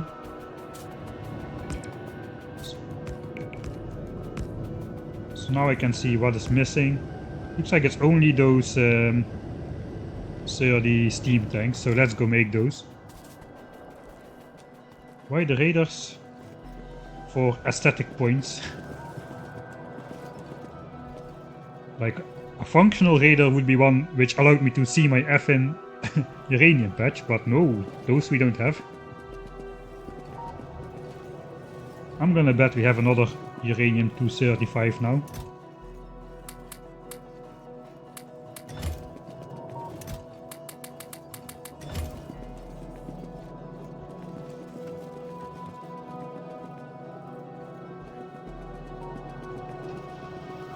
Man, this screen tearing is really annoying. I don't know what is causing this. It was not like this on the old setup. It seems to stutter a lot. It's not a UPS issue. I can easily run like 4 times game speed or something.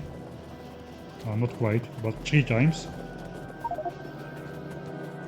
But still, when I just walk around it does this strange partial stuttering all the time. I have no idea what causes it.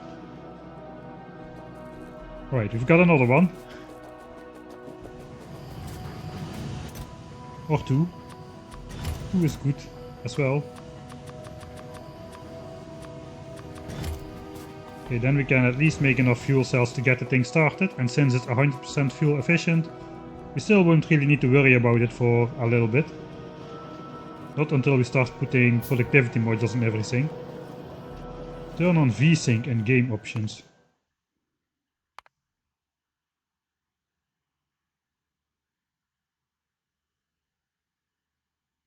Wait for VSync, that's on.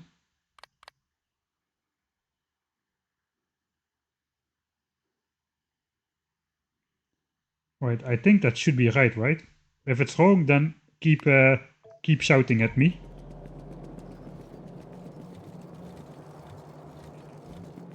The real fix is to set... Okay, I'm going to try that right now. Maybe that's the case. Just give me a sec, I'll try that right now.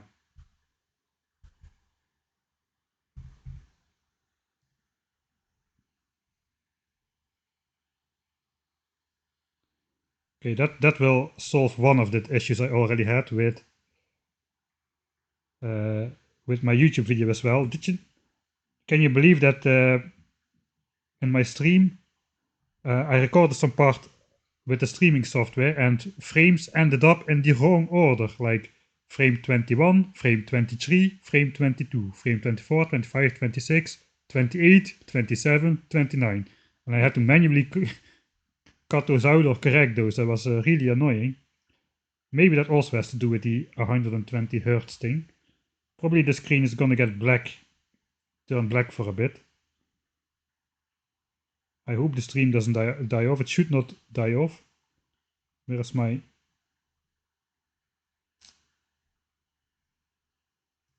Alright, we're gonna just switch to 60 Hz. Frame Macarena, yeah. That's gonna be better for the battery anyway. Alright. Now it never will go to 120 again. Okay, let me check if the stream is still up.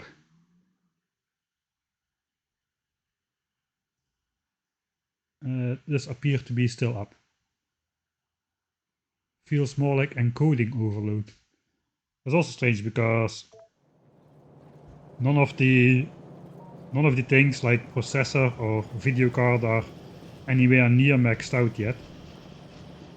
Alright, that does look a lot better actually. Holy moly, that is super smooth.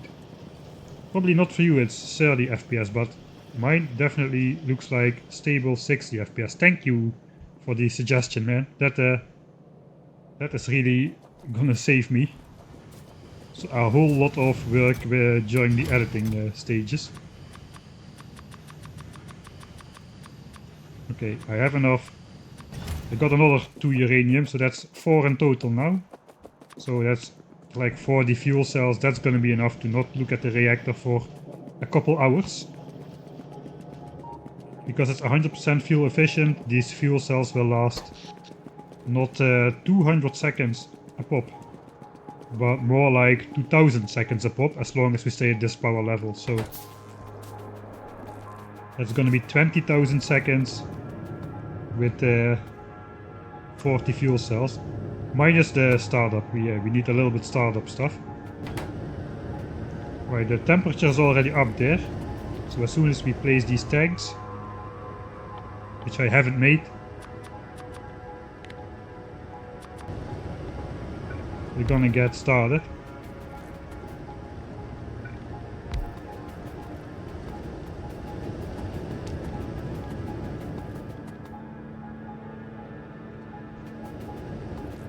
Holy moly, so yeah, a lot of those so-called upgrades, not really that upgradey at all.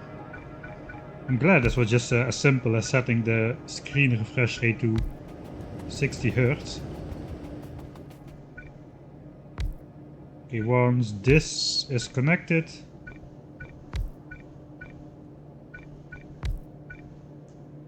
we can connect it to the power network.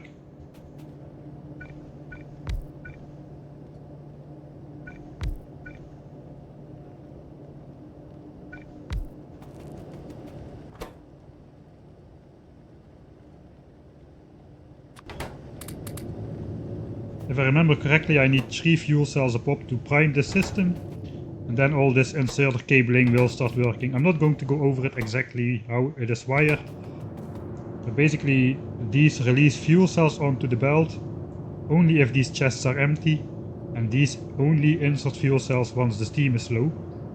The problem is they insert 5 at a time, so we need this belt delay system. But the real solution is just to wire up the output inserter and then just do some stuff with read hand contents. Then you don't need this whole belt. But the belt looks cool. I like this reactor. It works. It just works after you prime it. That's another disadvantage of this when you have to prime it, whereas the output inserter thing just works straight after you build it. But yeah, we can later put this in here. Now this inserter is switched on. But these are also switched on. We need to wait until these steam tanks are full, basically. So let's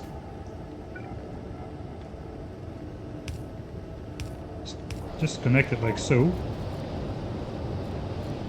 And then we can disconnect it again. I just needed a little bit to start off. Basically it doesn't start up by itself because there's electric pumps in the system. They are needed to push massive amounts of fluids around.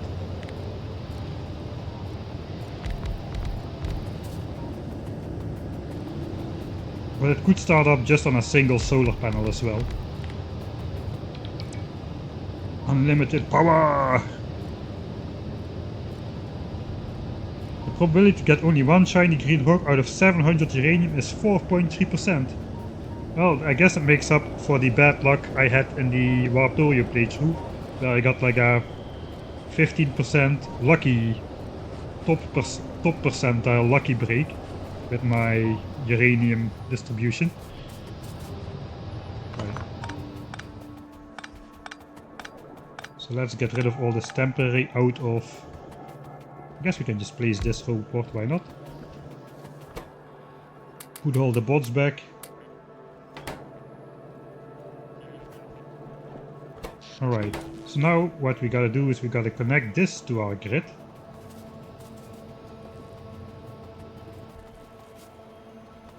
Got a bunch of these.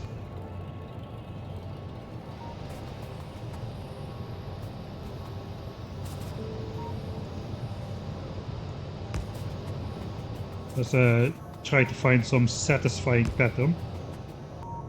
Something like so, and then we'll just go out with the pipes. I'm not gonna have enough power lines to make it all the way, I don't think. Once this is connected though, we can then disable the steam plant entirely. I'm not even gonna make it a backup power plant. I have full faith in my crappy system. Alright, now we're running on nuclear power. You can see steam engines contribute hardly anything. If we check pollution now, suddenly the boiler pollution is going down from like 500 something to next to nothing. And it's going to go to entirely nothing. as soon as I do this,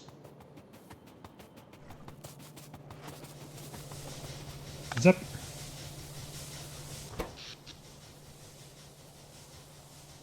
Okay, right. We are powering the oil field with steam power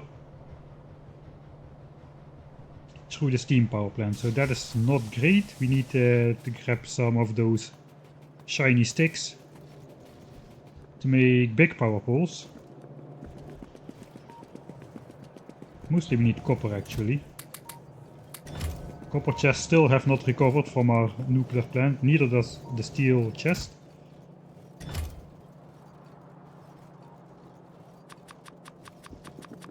Okay, let's just do this while we wait. And yeah, power research is down because we needed at least 200 more of these for to complete power armor.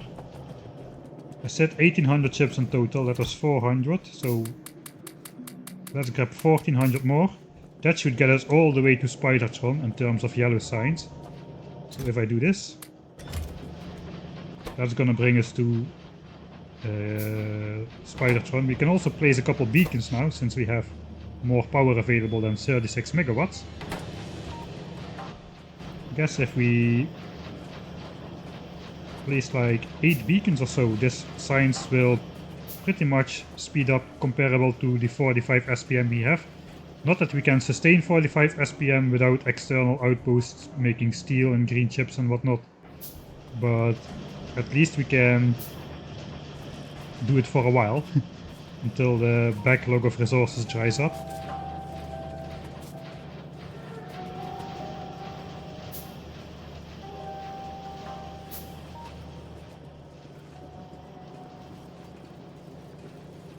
Alright, we are not making enough plastics because we don't have enough coal apparently.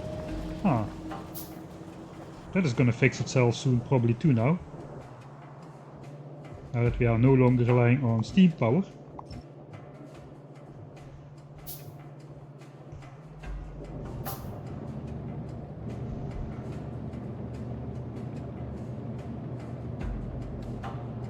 Next you should disable mouse acceleration so you can be more precise with mouse movement.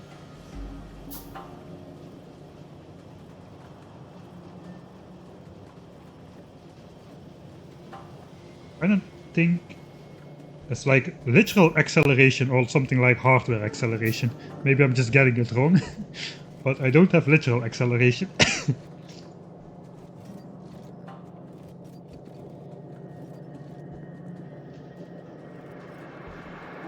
This base is not going to be city block, it's just going to be like targeted builds, sort of towns. Somebody said towns. Yeah, we're going to build like dedicated builds for all the different elements we need, and then just have one train bring over, collect all the science packs and bring it over to the research area. That's the base idea for the 10,000 science per minute base at least.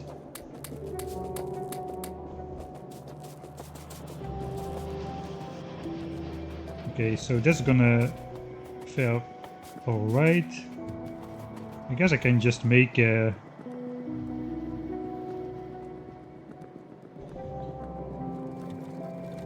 Should I put all the beacons in place? Maybe I should just put all the beacons. I can just put everything in place now. There is no more reason to not put everything in place. Now we have the power, we don't need to worry about it anymore. I first do want to totally disable this steam power plant though. So instead of having this, we're gonna have this. I'm just gonna grab all of this. And I'm gonna grab all of this, and they are gonna run out and we'll be on totally green power.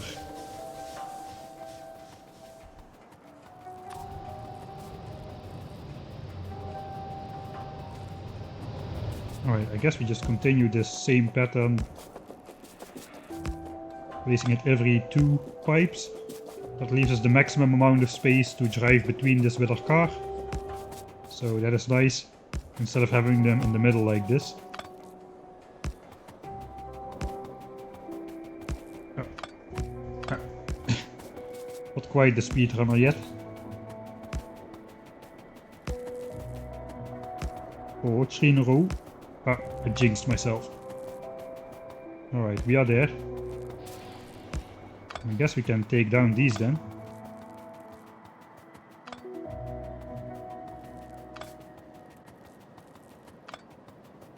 Alright. That was the nuclear power stage. There's still like steam in the system here. So we have like a 10-second backup if we really need to. Alright, that's annoying. Only one of these is actually blinking that they're out. So let's just feed one coal in there. This thing is going to be idle forever. There's nothing attached to it anymore. Alright. Now we have unlimited power. Oh, hello, Clanius. You didn't miss too much. Actually, you missed a bunch. We switched to nuclear power just a while ago. I need to put the fuel cells in here now, so we can see how it works. So these inserters are now just gonna put all this fuel on the belt.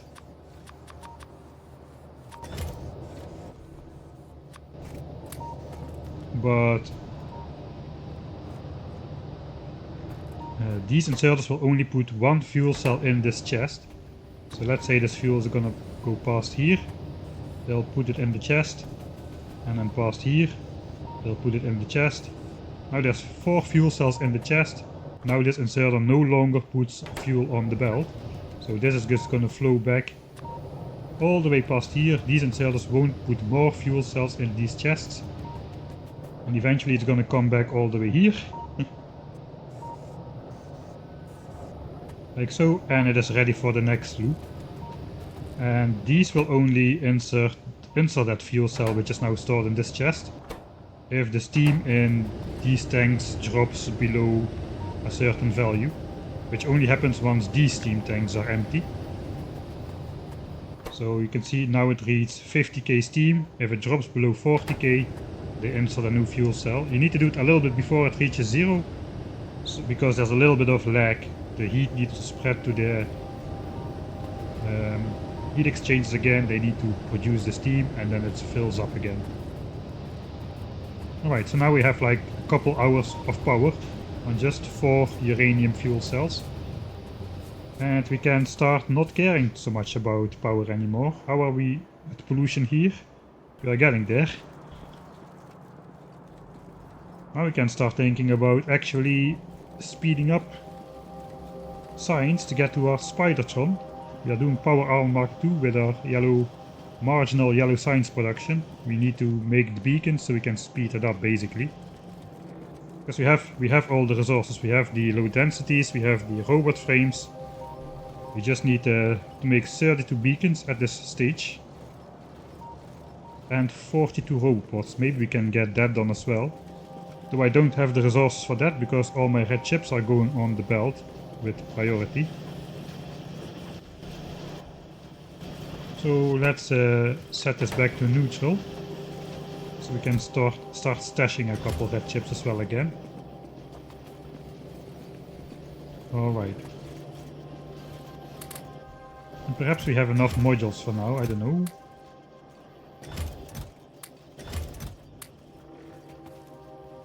It is good to have a bunch of each module type. But once we have 500 it should be okay for a bit. That will switch itself off in a little bit of time then.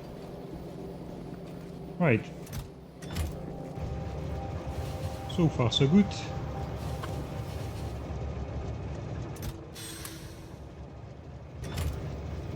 Let's make a save because now we're running on nuclear power. That actually should shrink down the pollution cloud a bit again, since the boilers were like one of the 2 major polluters in the base. Right, so what is next? Yeah, next is then the beacons and stuff. Let's fill in all the missing elements in the base. We're gonna start with producing 32 of these beacons. That requires 320 steel. I guess we'll make them in assemblers. We may just make a couple more.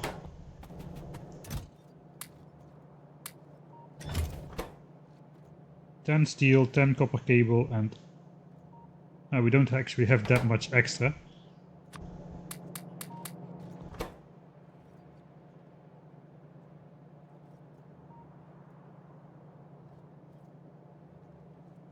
We barely have enough to make. No, we don't have enough actually. If I do this, how many can I make? Alright, then let's do it.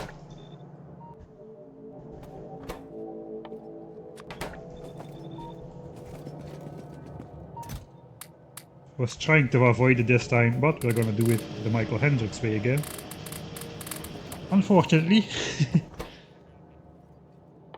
I don't need that many beacons. I think we had like 8 beacons.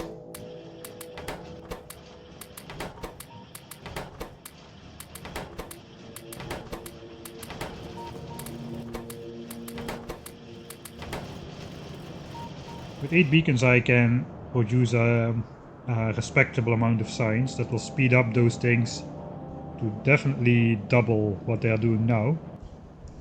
If you look at purple signs production, we're at 15.6 a minute at crafting speed 0.75. So if we double that, we're going to be at 30. If we triple that, we're going to be at 45.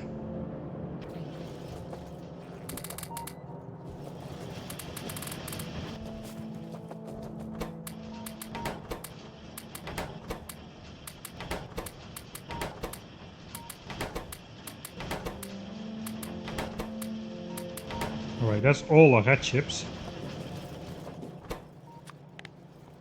I kinda overdid it a little with the copper cable.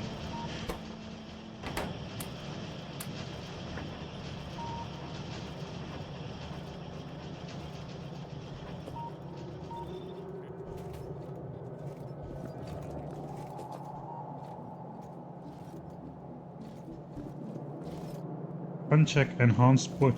So the option to enhance pointer precision lowers pointer precision, if I understand correctly then. Perhaps I should play around with that.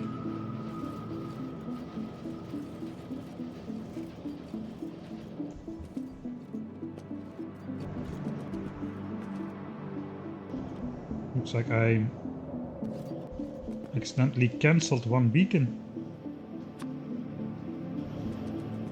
Alright, let's speed up that science then.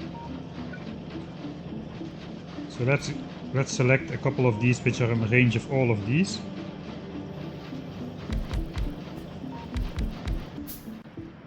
I guess the base bots are gonna insert these modules for us, since I just threw all of them in the chest.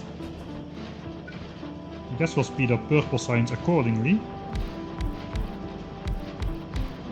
That's immediately going to put us above that 36 megawatts, which we had to stay under all this time. But now we're running on nuclear power, it's no longer going to be an issue. And that should speed up, I don't know how much it's going to speed up. We're now running at a 40% crafting speed penalty, so that's going to be reset to 0 and then enhanced more again. 2.25, so we're gonna, yeah, that is exactly 45 SPM then. Since we were pulling 15 at crafting speed 0.75, with triple the crafting speed, that's going to keep up with the other science packs. I guess we'll keep it at this configuration for now.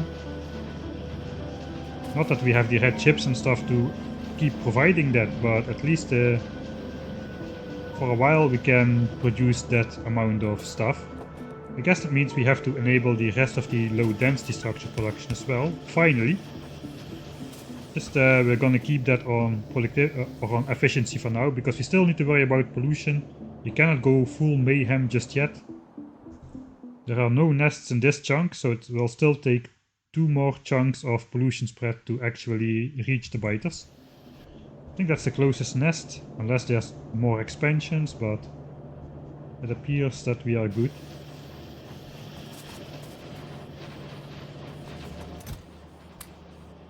Alright, so we have a lot of these again.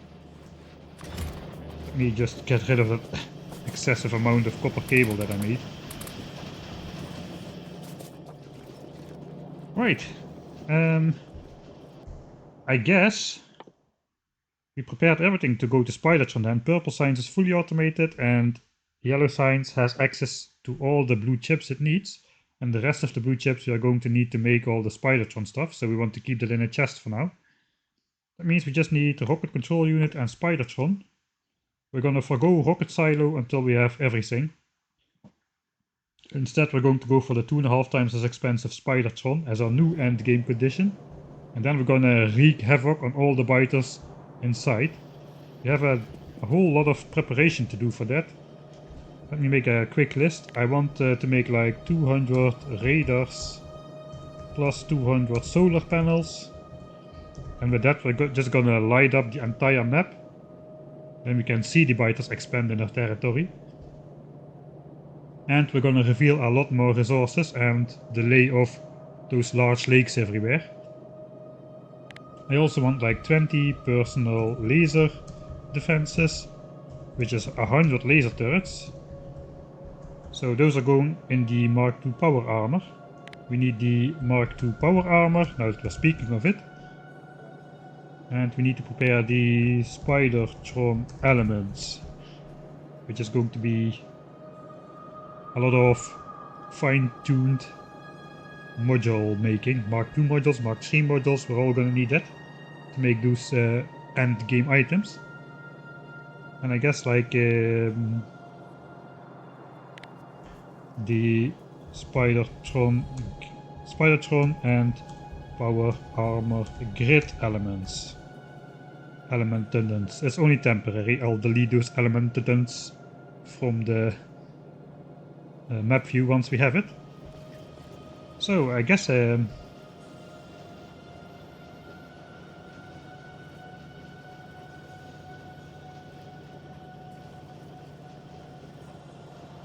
let me check if I overshoot. I'm going to select this robot at the top here from this side of the screen. Left bottom lap. Right bottom rocket fuel. I think I'm pretty much used to it. Looks like I can get approximately to where I need to be. Actually no, if I do it fast I overshoot every time. Yeah. Train.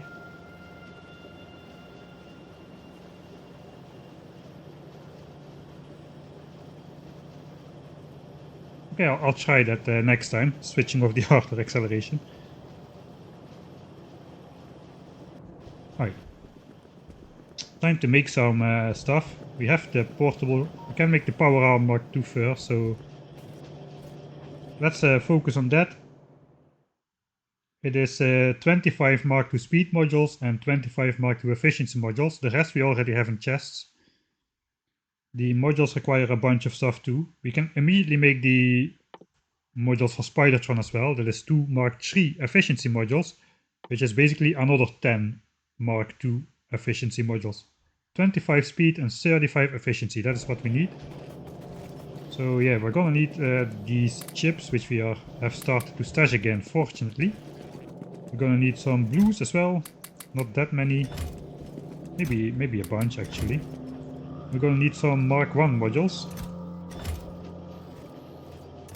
So 25 Mark IIs is 100 of these. And then another 20 for...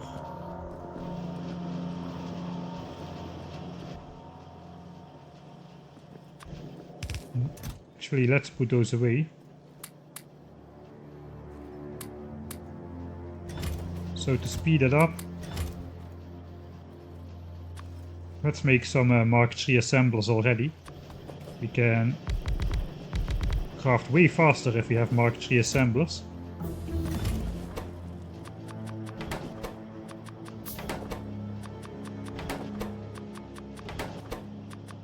Okay, for this I installed this module inserter mod. You can basically select a machine and then select the exact configuration which you want. And then you can just use that to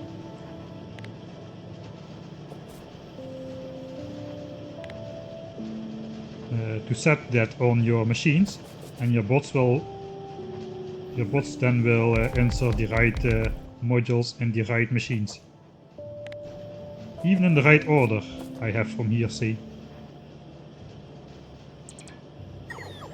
The rest is going to be done by the base bots apparently, because I don't have enough modules, so here they come. So it's not really cheating, it basically allows you to give commands to set the modules in the assemblers. You cannot really do that with the upgrade planner, which comes with the game. There you can only upgrade all efficiency modules to all speed modules or something, which would have the effect of only putting 2 speed modules in there, because only 2 module slots were filled. But with this mod you can also say I want like 1 efficiency and 1 Mark III productivity module and 2 speed modules in there. And it will just bring that right into these assemblers by bot. So, that out of the way, let's make some of those speed modules and efficiency modules. Research has suddenly skyrocketed. Look at all those science packs on the belts. Most of the labs are active, actually, only 2 labs are inactive. Nice. So yeah, it's not gonna last 45 SPM.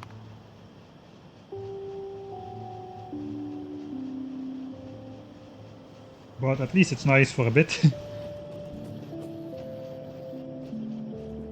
I guess, yeah, we see the steel belt is already starting to struggle. Alright, I guess we are building this. We are staying here now, so...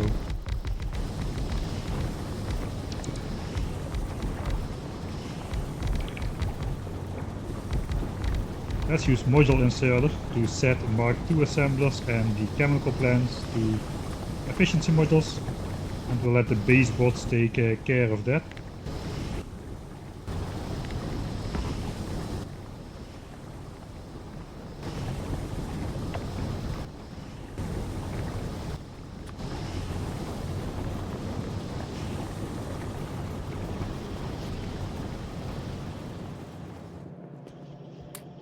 Right, so the power armor technology is already completed. I still haven't even begun to craft these things. Alright, so we need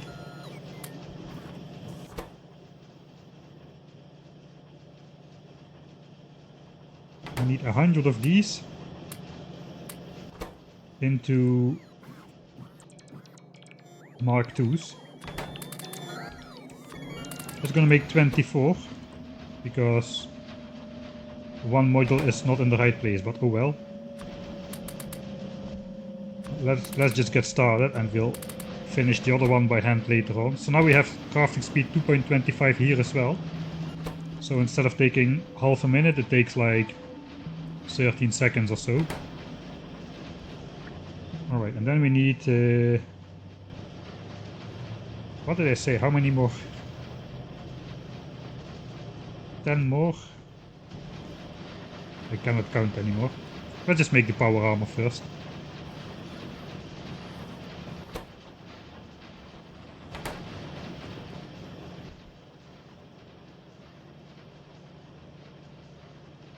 Yeah, 40 more of these. Alright.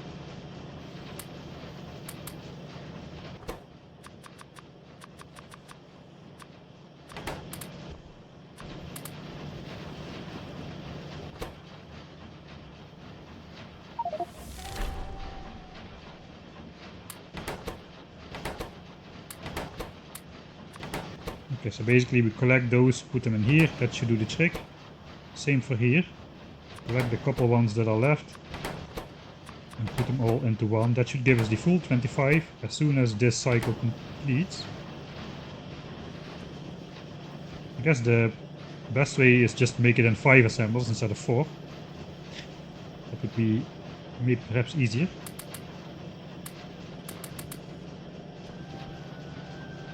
And that's number 25. Right, so now we can make the power armor Mark II. Just need to get 30 of these and 40 of these. And this power armor Mark II time, let's delete all the stuff from our power armor Mark I. That's gonna be obsolete. We're gonna have a new milestone. Power armor Mark II. Last armor in the game. Then we have fish and character kill to complete this line.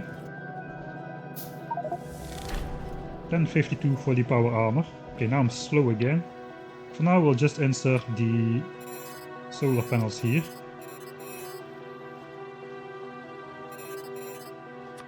And the 3 legs we had, and I guess some of the batteries. Alright. So that's the power arm Mark II done. We already started to research Spidertron, that is awesome. Okay. These are done as well, so now we just need to make 2 Mark III efficiency modules.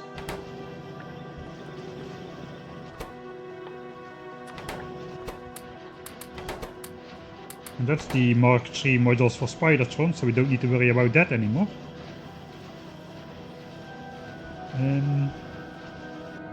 What is next? I guess we should probably do something which is a little bit slower to craft. Maybe we should start on those 200 solar panels. Those take a while to make, 10 seconds a pop. We'll make them in here. Right, what do we need for 200 solar panels though?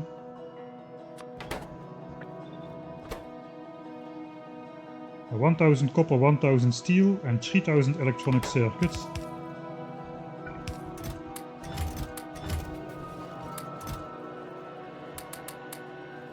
So like that, then 1000 copper, like that. 3k circuits, do we have those? I bet we do.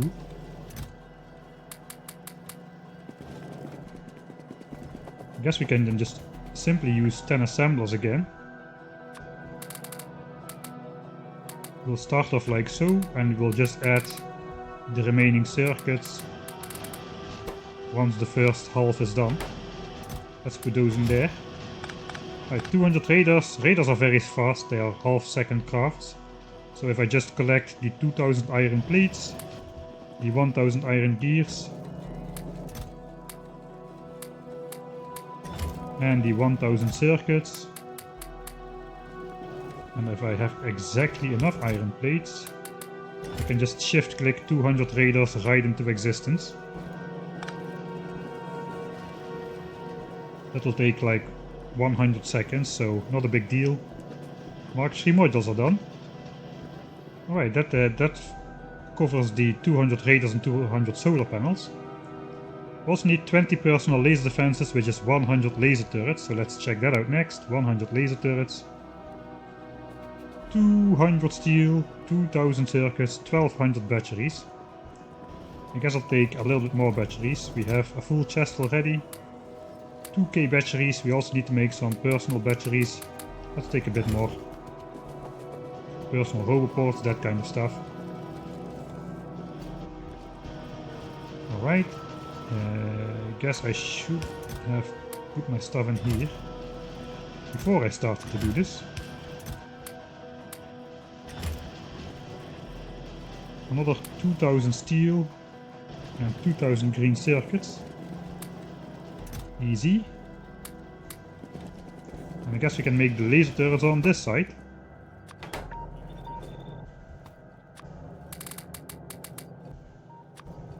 Again, also here we will need to insert the second batch of steel a little later, but I guess we'll just insert all the batteries, since 12 batteries is not really easy to insert exactly the right amount. We can just take the rest out again at the end. So also here, let's put down the chest with the remaining steel. How is this going? We can already insert the last circuits. And that should do it for those.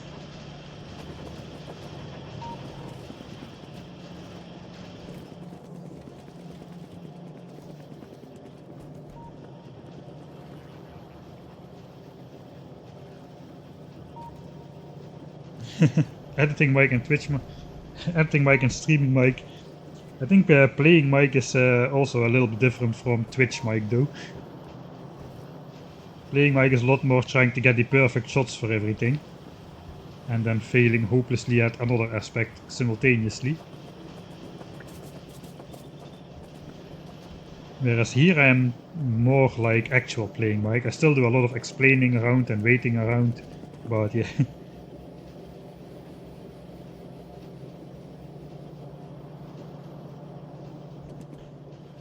Now, this is one of the mods which actually does save you time. It's a little bit like even distribution, but then just like for module cases. It helps you input the modules in the machines faster, instead of having to hand do it all. But if I would have to do this for like 42 assemblers every time, it would not very entertaining either. So this is one which I would consider not really like vanilla-ish anymore. But then again,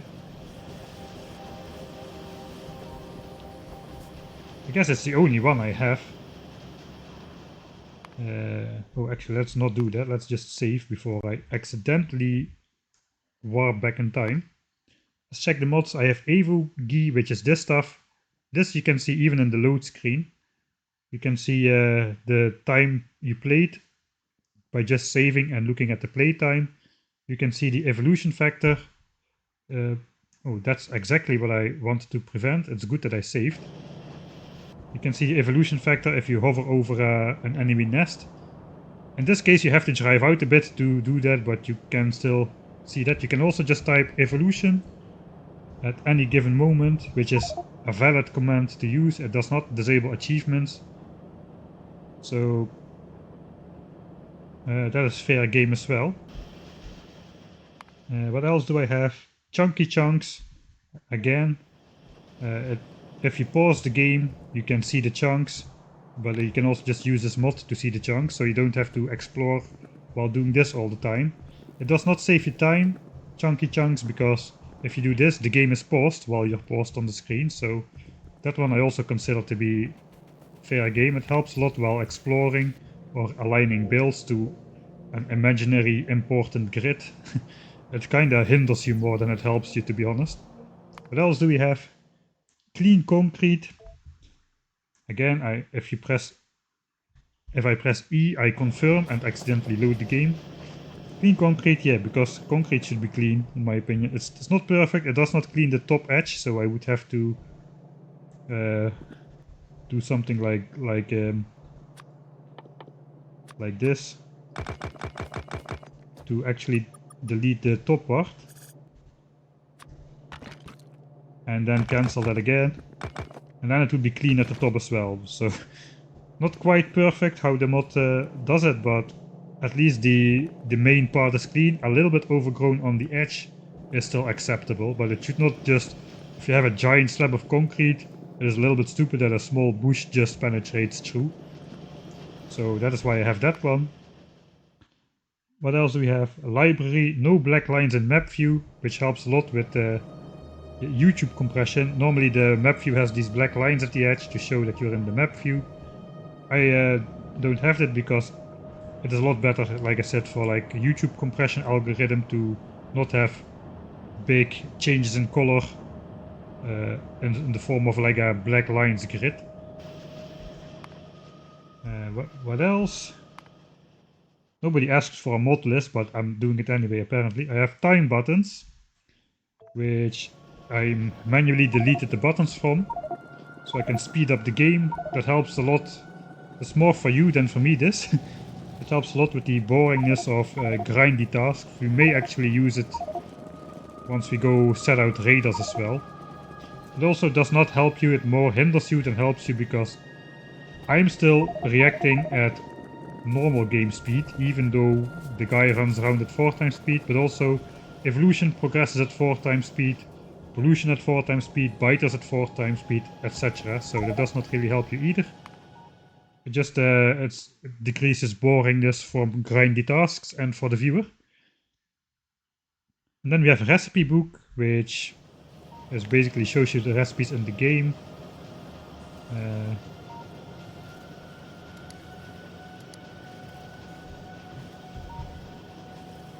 So if you want to find what something is used for, you can do that in here. Not really necessary for the base game for me, but I decided to keep it in anyway. And then we have module inserter, the last one and the only one I consider consider to be a little bit helpful compared to vanilla, since it saves you time switching around modules. Then again, at this stage of the game, where you are starting to use this, you already won the game basically. There is nothing more to prove. Okay, we still need to do the Spidertron thing, but we are getting there. Fighters are not gonna stop me anymore. The hard part is over, so we may as well not hand insert combinations of modules which we are going to use in some assemblers. So it is like, probably will be used for like 10 or 20 times in the entire 300-hour playthrough, but the times it's going to be useful is very nice. I probably already wasted more time talking about it than I'm going to save by using it, so then there's that.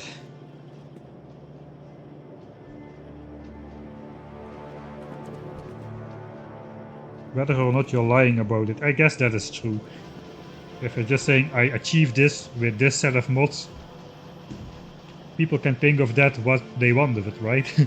You just said, I've achieved this and I've used these mods, and you can think of it what you want.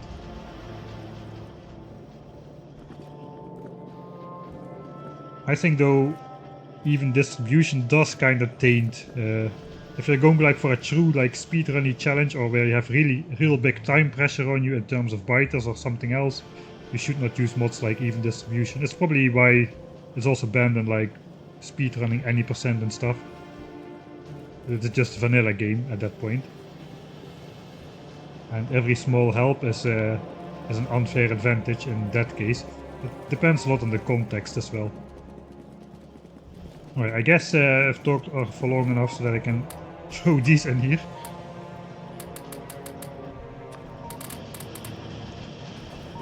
All the solar panels should be ready, 200 of them. Means we got like 200 radars, 200 solar panels. What I'm missing actually is 200 power lines. So we need some wood and copper cable, which I just threw away again. I don't think I have any power lines remaining. I'll just handcraft that, why not? Something is wrong with copper, or is it? No, copper is actually doing exactly as intended. We're using all of it by now. Half of it is going into green chips. Most of the other half of it is probably going in low density structures now.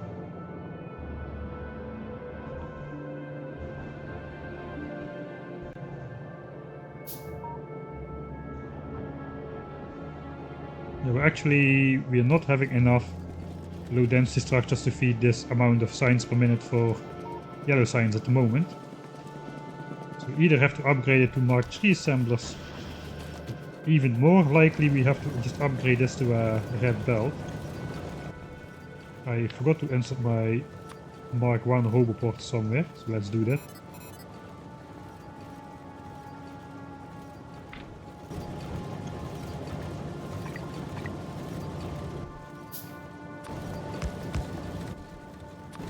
Okay, I'll just do it myself then, the bots are too lazy.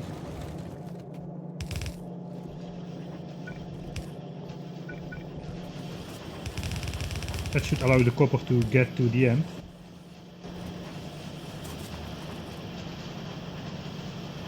Also, yeah, steel. We also will have steel problems because we also have purple signs going. And purple signs uses a lot of steel. Looks like I accidentally turned 2000 steel into rails already. That was not the intention, but oh well. We also will produce 500 electric furnaces at some point, once purple signs stops demanding that. Yeah, at the moment steel is already the issue for purple signs and rails. So I could use some of my stashed steel to aid purple signs in getting ourselves to Spidertron.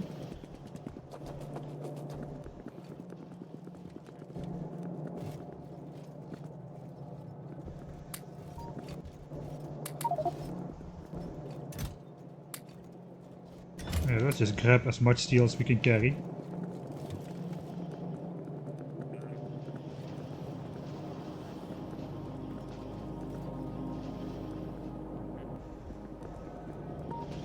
Alright, so I put these helper chests everywhere where you can put stuff like steel to 8 in, you can put red chips here to make more modules, stuff like that.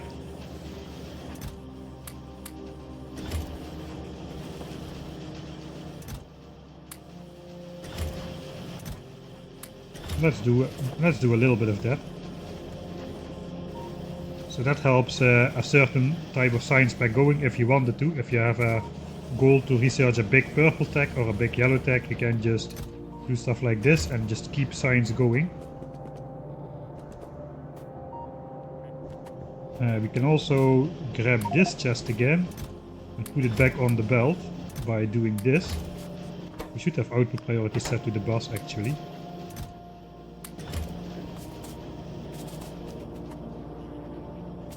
So there's a lot of helpful options which can help you achieve specific intermediate goals. As for this one, we are beelining Spidertron. The moment we got yellow and purple signs, we started a hard beeline towards the most expensive tag in the game, safe from Atomic Bomb, I think. So you can do that with this base.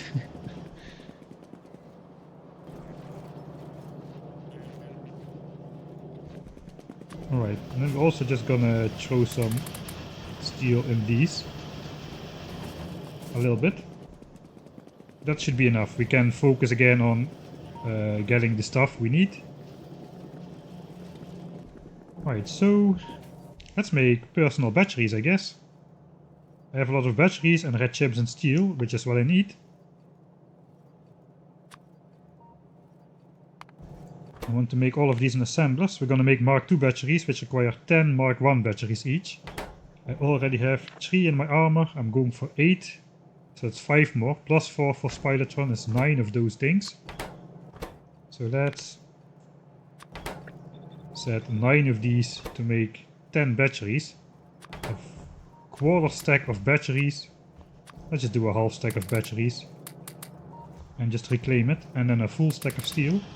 That should make all the batteries. Then the Mark II batteries, they require some processing units and low densities. So we need to go get like 50 low densities and 150 blue chips, which I already have.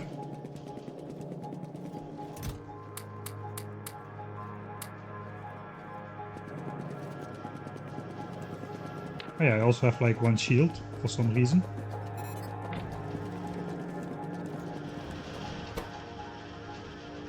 No, I should have made it in the super fast assemblers at the modules. I guess I could make these super fast as well.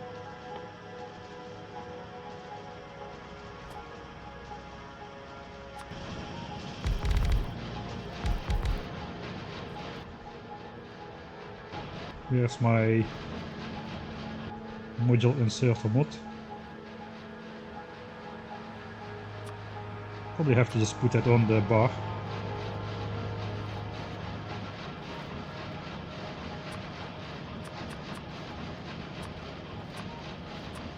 By the time I set this up, this is already done, so let's not bother.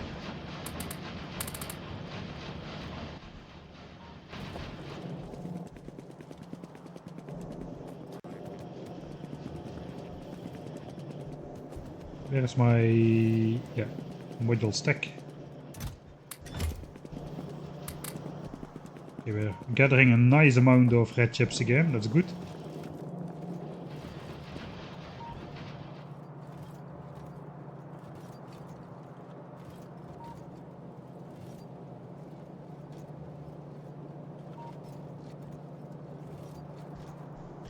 Yeah, that would be nice actually, just to have it pop up in the corner or something. It would take a little bit of time to get used to, but at least you can keep accessing stuff like assemblers if it just pops up on the side easier. If it would just pop up over here every time. That would be a pretty good addition as well. Alright, now we need 9 Mark IIs. I guess I'll just handcraft those.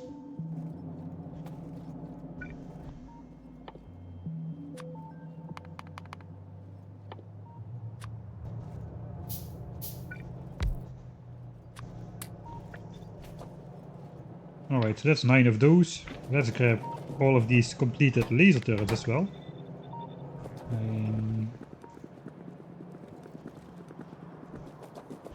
I did not prepare to research Mark II roboports just yet.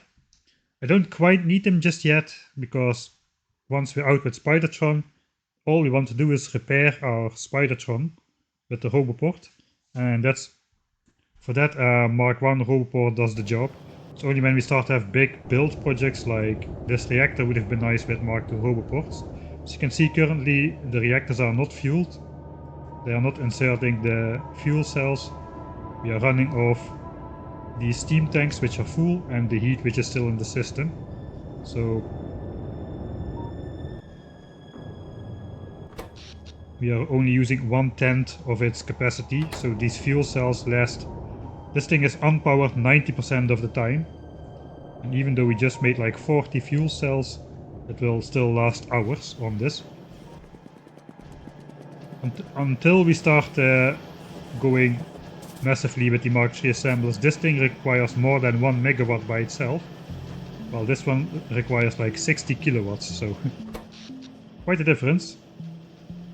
Once we have 350 of those all using 1 megawatt, suddenly we're using all the capacity of our nuclear reactor. Alright, I'm rambling too much for now. I guess I'll make 8 more of these roboports. Let's not do it.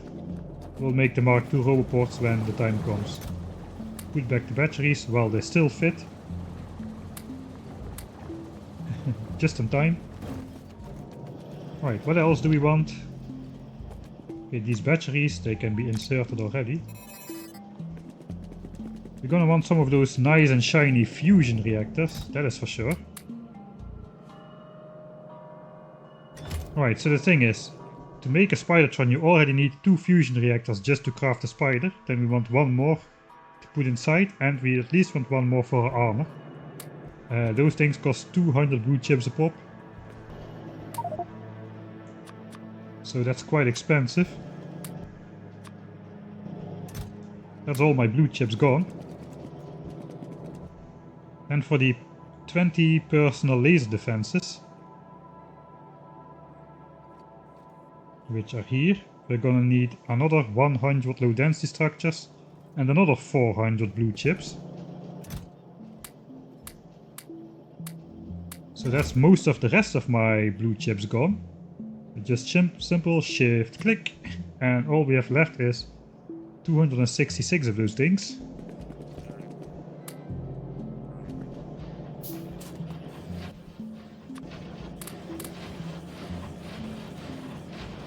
I guess we'll throw some. It does seem like we have enough green chips now. I know, it just goes left and right with what we have enough of and what we not have enough of. I think it's a fairly good balance what we have going now, so let's not mess with it.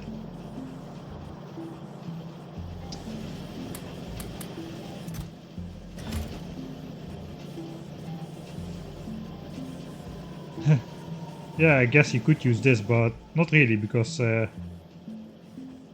use this all the time, even if you have stuff on your hotbar. Not everything is on your hotbar. You're not switching hotbars all the time. And you often I just often press, it's so annoying. I have to edit so many microframes out of my edits every time, just because I use this too much, or small walks like this.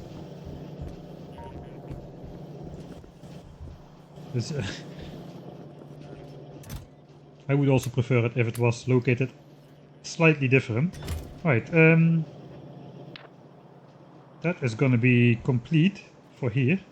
So what we are going to run around with is not the energy shield. We're just gonna have 1 robot at the top.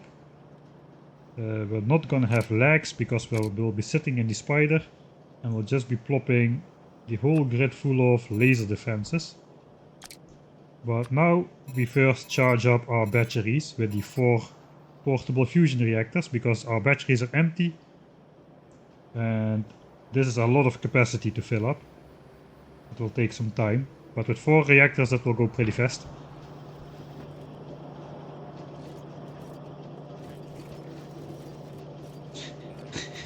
Yeah, the difference between this playthrough and the Factoria without ore patches, where we have to kill biters for 2 ore per biter, is definitely night and day. Right, what else do we want? I think we should get a move on a bit before Spidertron is already finished.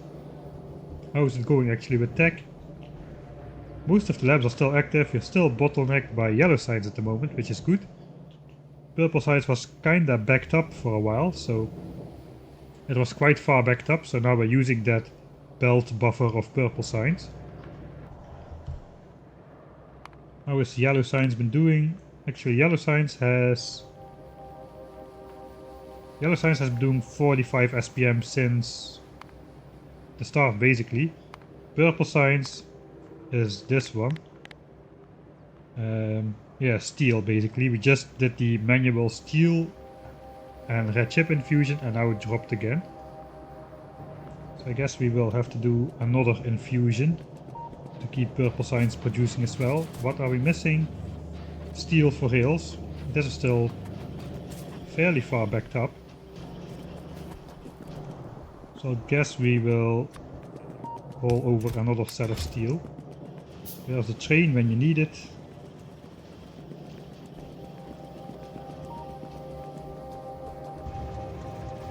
Also, I probably should switch out the fuel for rocket fuel.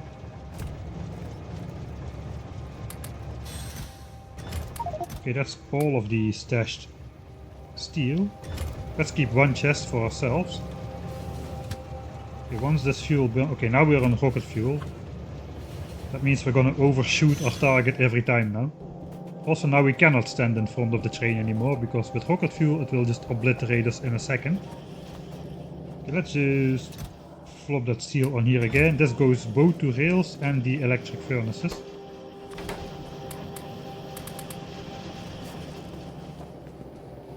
So that should help out a bunch again. Yeah, I should not have made those 4000 rails, that was a mistake. I could throw these back on the belt actually, if we run into problems, but I don't think we will. So let's not think about it too much. Continue what we were doing.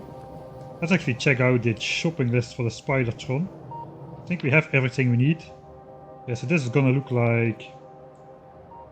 This is gonna look like this when we're sitting in the Spidertron. It's gonna run off these batteries. 20 personal laser defenses is a lot of laser defenses, if you were counting. Alright, then what do I want? I want to have legs to run around with, but we also need 4 legs for Spidertron itself. And 3 more legs and 5 more legs to put in Spidertron, so that's 9 pairs of legs. Let's grab all of this. 9 pairs of legs for the spider. We have... let's take this out. Okay, so 9 pairs of legs for the spider. We have 3. There's 1, 2, 3, 4, 5, 6. That is for the spider. Then I want 10 more legs to put in my armor, just to make like a 10 leg running armor if I need it. That goes... with that you can outrun a train basically. Maybe not quite. We can have an experiment. Me with 10 legs in my armor versus the train on rocket fuel. And see which one reaches the other side first of the base. That would actually be an interesting experiment.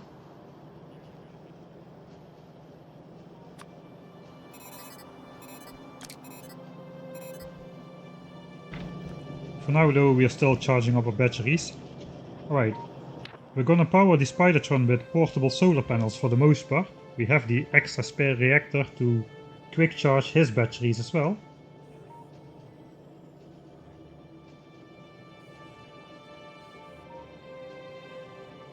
We have the battery, we have all the inventory grid which we need. So that's good.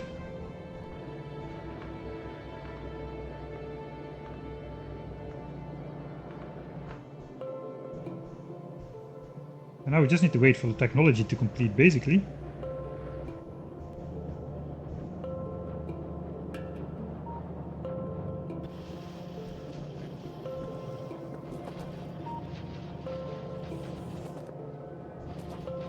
I guess we could do that by building all the beacons. If we can manage to keep purple signs fed. So we would need 20 more beacons in the base. Okay, I'm all over the place again. 20% laser defense is done. Spidertron elements, not done. The grid elements are done. Okay, let's first finish up. Let's first speed up Spidertron technology. I think that's going to be the limiting factor. Yeah, science is running. This is just a 2,500 science pack technology.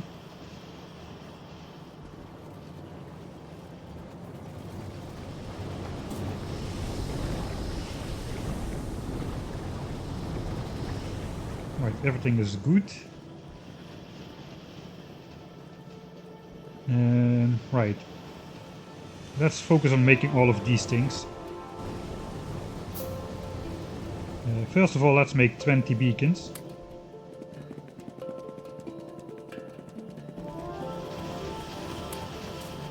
Okay, we cannot grab copper wire out of here, so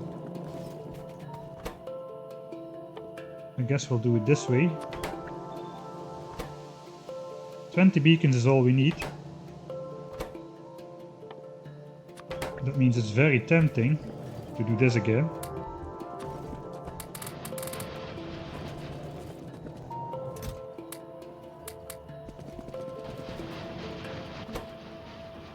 Oh, these assemblers are nice, they are so fast. So this is what happens if you use the normal upgrade planner. We have pots, yeah. So this is the vanilla upgrade planner. The efficiency modules are replaced with speed modules, but you cannot change the number of modules in the assembler. So that is not really that helpful. Alright. Now these beacons should craft super fast with the speed modules inside.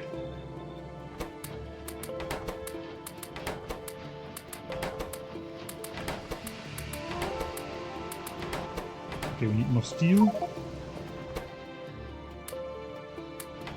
Not that much steel, perhaps. I already cannot keep up. One more loop. That's going to be the 20 beacons. We'll also get the blue belts done. There's just a handful of blue belts which we need at the moment.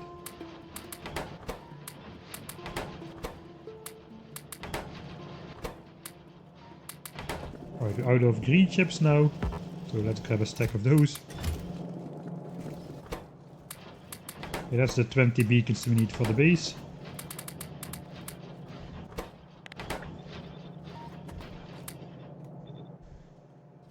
$24 even. Apparently I still had 4, that's alright. The rest is just roboports. 42 roboports. Roboports are not that slow to craft, like 3 seconds or 5 seconds. So if I just grab a bunch of this and I do this, that's 29 of them. 29 out of the 42. So I need 13 more.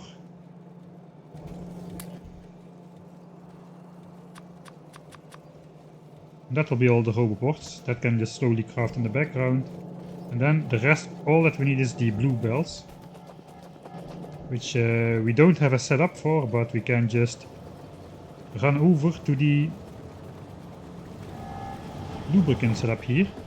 And we'll just use one assembler over here to make one splitter. Right, so we need one splitter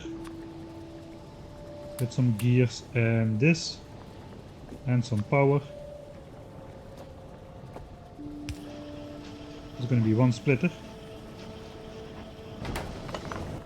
Only one, please. I had to cancel that at the last moment. 20 of these. Now we just have to basically throw gears in there until we have 20.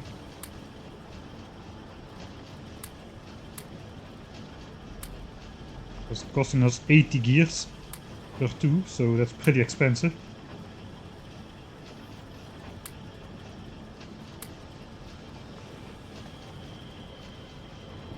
Alright. And then 25 blue belts. Let's do that as well.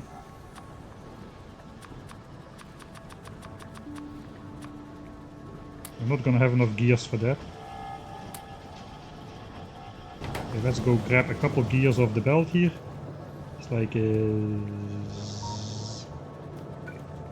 zip. That should do it.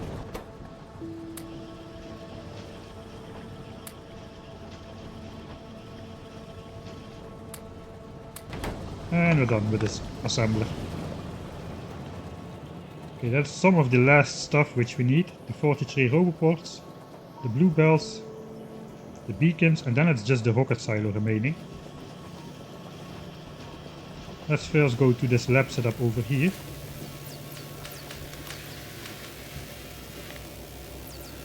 Where the blue bells and the beacons can be placed.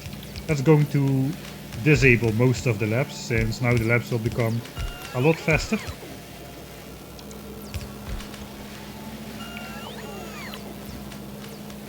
So we went from research speed 1.92 to like 3.84, so approximately double. Approximately exactly double for most of the labs. Not all of the labs have the same amount of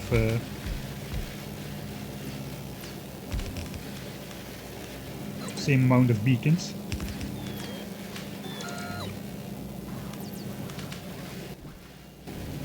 Right, the base bots will take care of the modules for us. Now we've got the belts complete here.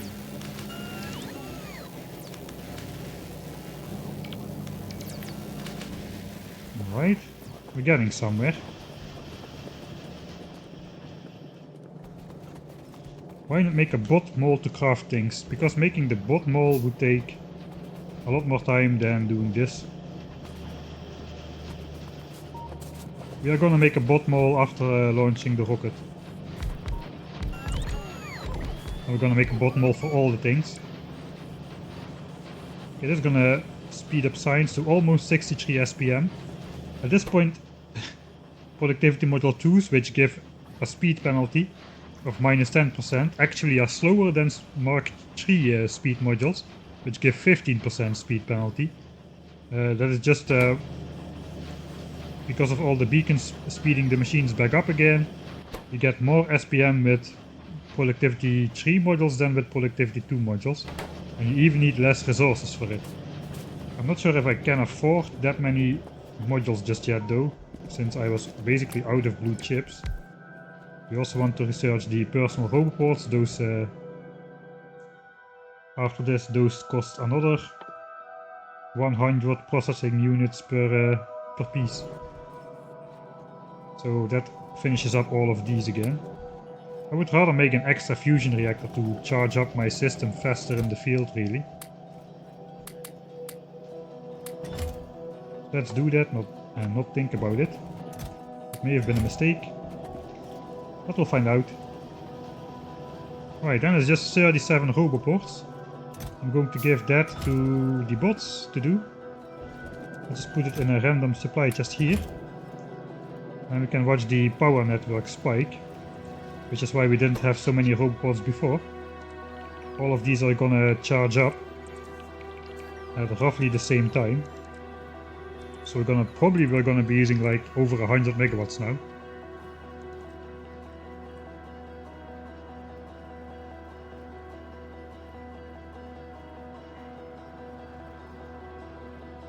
So yeah, roboports not for steam power, those things. At least not for one single steam power plant.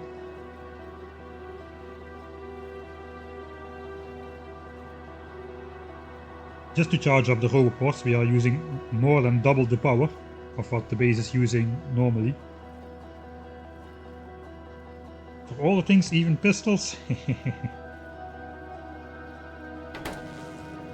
Yeah, this is all part of the starter base. Normal people build a starter base to get up to red and green science. I build a starter base to get to the rocket. That's my starter base. I did have a small starter base to get to the car, really. It was not really a base, it was more just like a couple of assemblers to get me to the car, and the grenades to take out the biters. Then we started building the real starter base. Alright. So then we have only one missing thing, and we're gonna switch off that blinking stuff in the corner. After all this time, for the first time this stream, I'm just gonna delete it and that will be put back once we actually research rocket silo. So normally launching a rocket, you already would have researched rocket silo 2 times by this time. So we are only doing Spidertron, so like 2.5 times the cost of rocket silo. Rocket silo already would have been done 2 times over. You could have enabled these rocket control units and launched the rocket and won the game by now. But we're not doing that, we are doing Spidertron-y stuff. I never switched on the rockets, did I? That's okay. We are not really gonna need rockets until we face like masses of behemoth biters, I don't think. Which actually could be pretty fast now that I think about it. Behemoth biters appear at 90% evolution, we're at 62. But spawner kills percentage is gonna shoot through the roof once we start running around with the spider. Especially because each spawner kill contributes 5 times as much to the evolution factor as in regular default settings. I kinda overcompensated on that regard. Right, then the only thing that is left to do, I think, is to grab the necessary elements for the spider.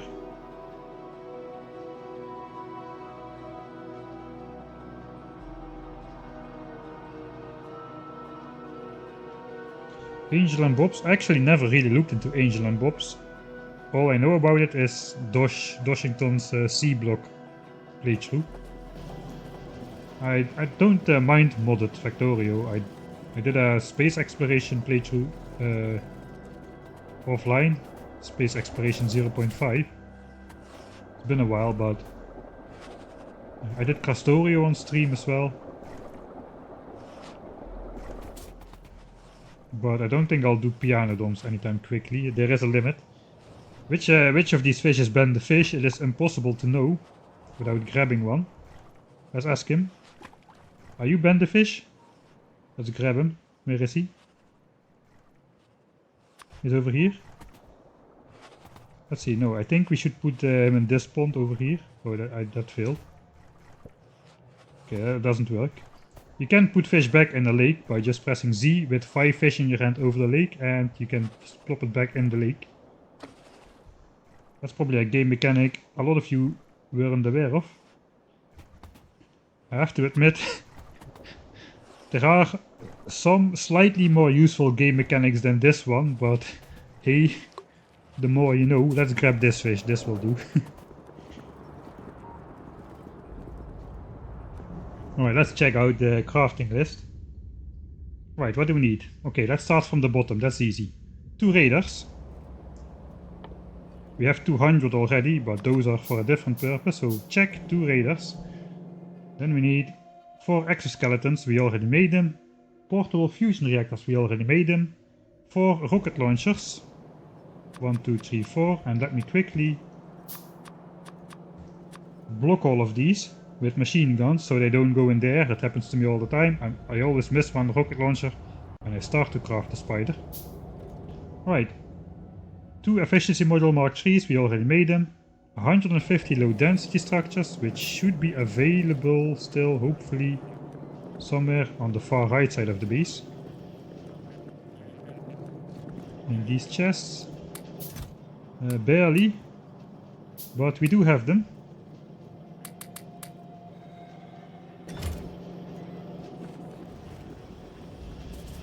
Science is still looking okay, so no complaints there. Can you use inserters to put them back into the lake? Maybe with a stack inserter actually. But normal inserters cannot do it because you need a stack size of 5.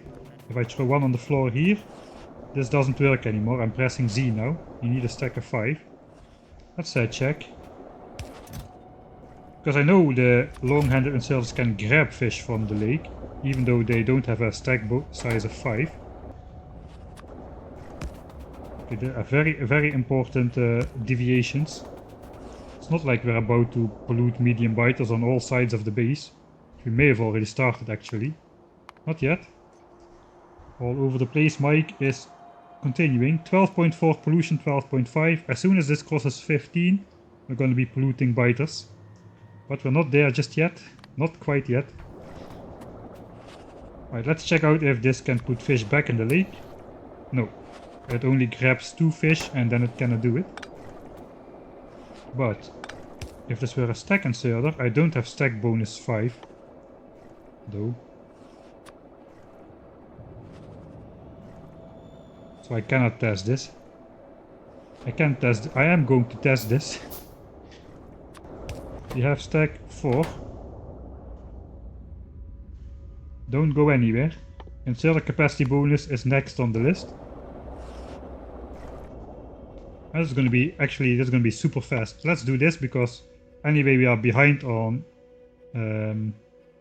yellow and purple signs.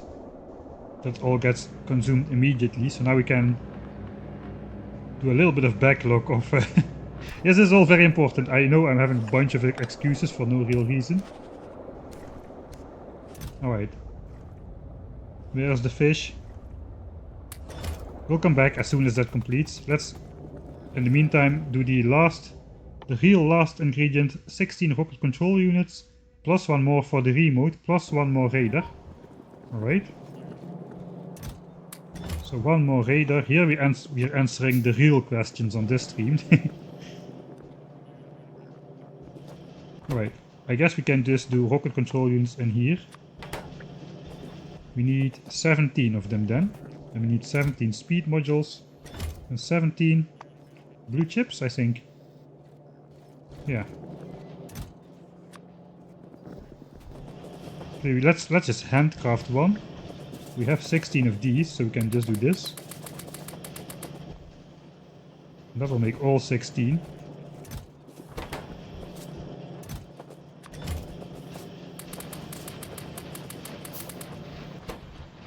In just a couple seconds. Then we should have all the ingredients ready for Spidertron, I think.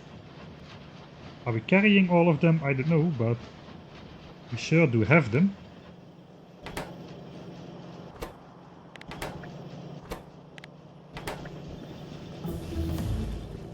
Alright, we can start a very important experiment. Yeah, now all the labs are busy researching Spidertron, so we didn't really lose any time. Although we might be out of blue sign soon, because we did that, but oh well. Right. Stack bonus 5. Can it put it back in the lake? We'll find out now. This is definitely a moment I should save. Can inserter fish back. Put lake in. Oh, it cannot. It doesn't reach. I think that's the problem, it just cannot reach.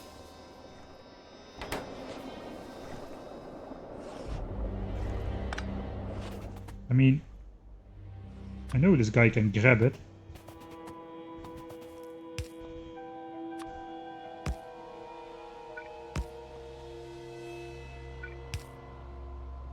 Come on! Don't swim away! I will mouse over him because the contrast is so... We must find out.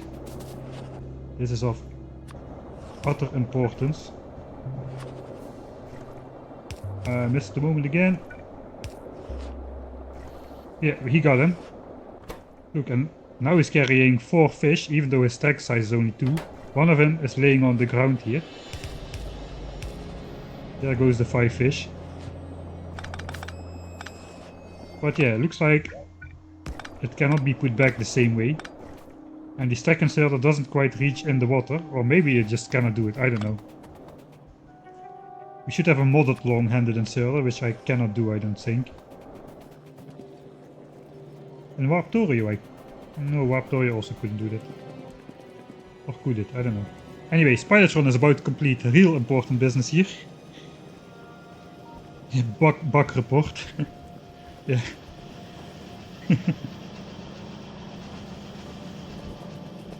Right, we're 2% away from Spidertron, but still 50 science packs. That's still a normal technology worth of research away from completing the technology. 50 science packs. Like modules, efficiency module, speed module, all 50 science pack technologies. Warptorio does... Okay, we need to check that in Warptorio then. I'm not going to change mods now though, we are playing 10k SPM today. I forgot, yeah, Warptorio gives stack inserters up to 17. And normal inserters have some bonuses too, but I forgot the actual cap. But apparently it's 5 then. 99%. It is gonna be Spiden time.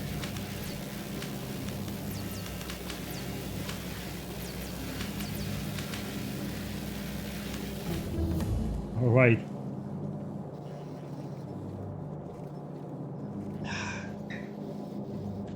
It is Spidertron time. This is a real save. Spidertron. Alright. So can we craft them right away, or am I missing something? No, I have everything. So we just clickety click and make a remote, clickety click. And that's gonna be it. That's gonna be a milestone again for the spider.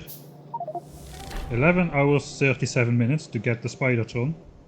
Oh yeah. There he is. We should give him a color. Let's name him Spider-Ben. Spider-Ben making his return once again. What color is a fish? A fish is like yellowish. A fish is like grey in the water. But it's probably the folder for pollution. I think the symbol for fish is like yellowish. Yellow-blue. Let's make him yellow again. Yellow. I know this. Oh. No, actually I don't know which two color combinations make yellow, but first one I tried did do the job. Spider-Ben, we're not gonna have rockets for that guy. He's terribly slow though, he's not gonna be very useful like this. Maybe we have like one set of rockets, let's check that out. Okay, we have 400 rockets. That's enough for like a backup thing. We don't have any explosive damage, not really. Only one level. And also not a lot of shooting speed, I imagine. So rockets are not gonna be really powerful, but not planning to use them yet anyway. They're just to get out of a pickle. Right, now let's do the grid thing. We first put the batteries in. We're gonna run this guy on solar panels most of the time. That's because I want to have 5 legs in this guy for speed. For now though, my batteries are charged up. Let's charge up this guy as fast as it will go, which is this configuration for now. We can do this even. Unfortunately it's nighttime, so solar panels are not really doing a lot at the moment, but the fusion reactors are. This is going to be 100% anytime soon. Then we can just prepare ourselves. I guess we will be... I guess we will be using like 2 fusion reactors and 12 laser, or like maybe one fusion reactor and 16 laser defenses. Just for the fun, just to keep our armor charged up a bit, because like this, it's more powerful, but we need to make regular pit stops to charge up again. Like this, I predict we will keep our batteries filled up for most of the time, perhaps. We're also gonna have the personal roboport. Probably I want to research a speed upgrade next. Let's just get those. That's gonna be the most useful. We're gonna be placing solar panels, perhaps with bots even. So that will speed up that aspect of the game. Right. We can just waltz around in the spider. I think it is time to obsolete our military quick bar. We won't be needing that anymore. can put the stuff of quick bar 3 on here then. And then we're back to 2 quick bars. And then we just need to put the remote. Where is the remote? I'm gonna be putting that over here. And then we can just send the spider around in loops like so, without even controlling. That means I get to be lazy. I can just control the spider, make you watch where the spider walk, while I just sip my coffee or something. Finally, laziness can be achieved. I think we can meanwhile prepare the base for absence. Okay, so we had military signs active for a while, which means grenades have been eating a lot of coal. The furnaces are eating coal as well. Military science is gonna stop again though, so we should... Plastic business should be resumed as normal.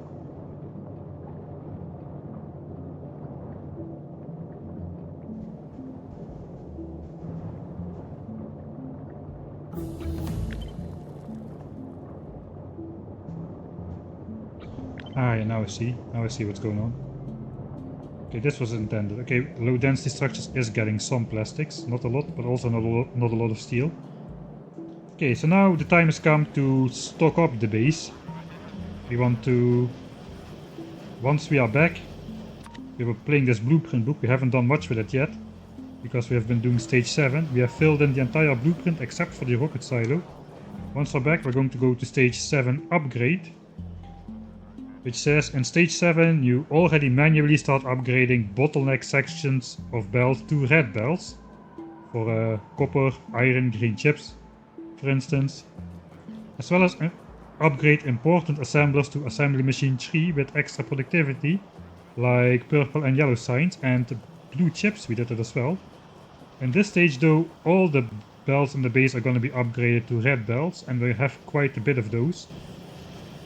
So if we check out how many we have, from the map view we can just grab all of this.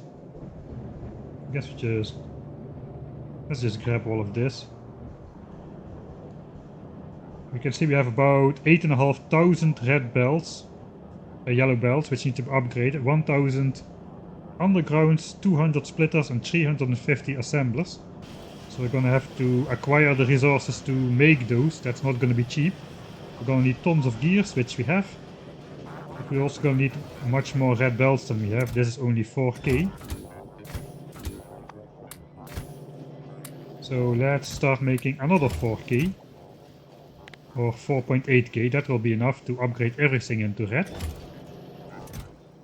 We're manually gonna be making the rest of the undergrounds and splitters with the help of the assembly area right here, as well as the Mark III assemblers, which are gonna require tons of speed modules.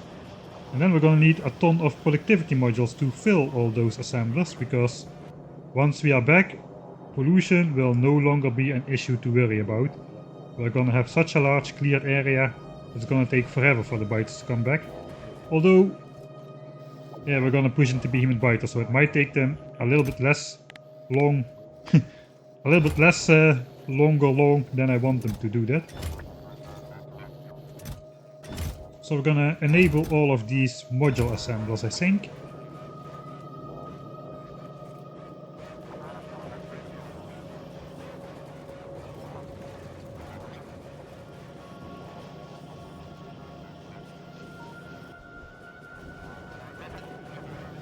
I could just grab that manual core. Oh, the battery's full. The batteries should be full by now. Yeah, they are full. Alright.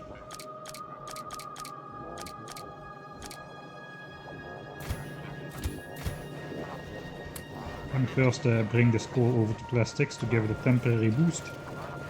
And it gives me a place to drop all this coal, which I don't really have a place for otherwise. Alright, so this is the spider without legs. Now let's put the legs inside.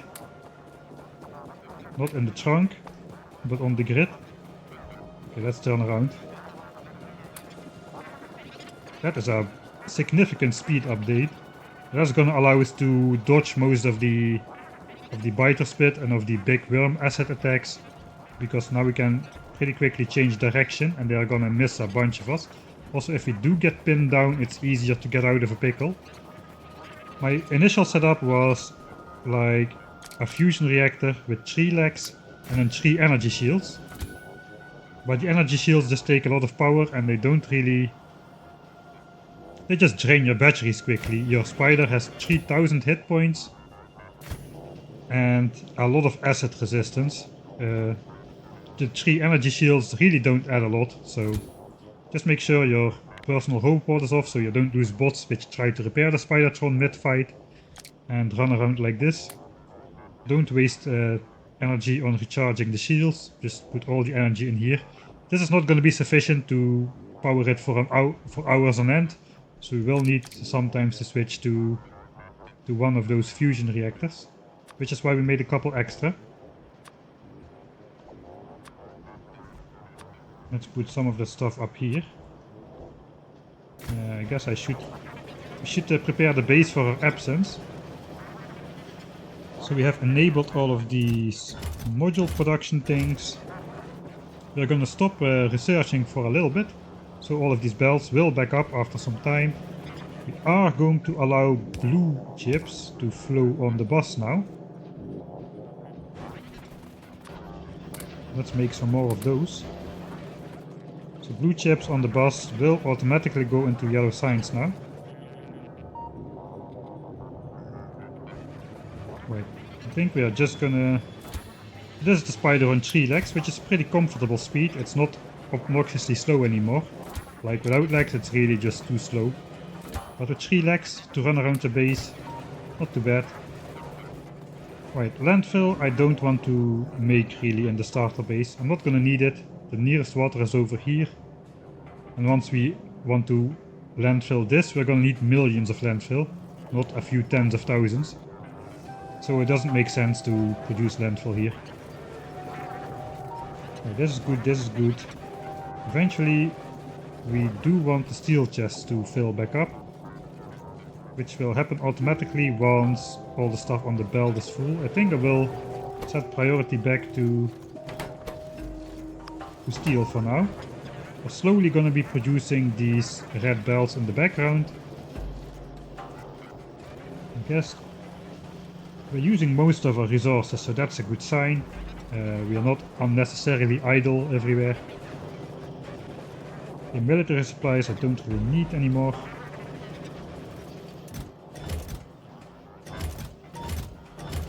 This is okay as well. 2 chests of red chips is going to be more than plenty. I guess we can maybe just prioritize red chips going on the belt again, so we can make some of the other stuff.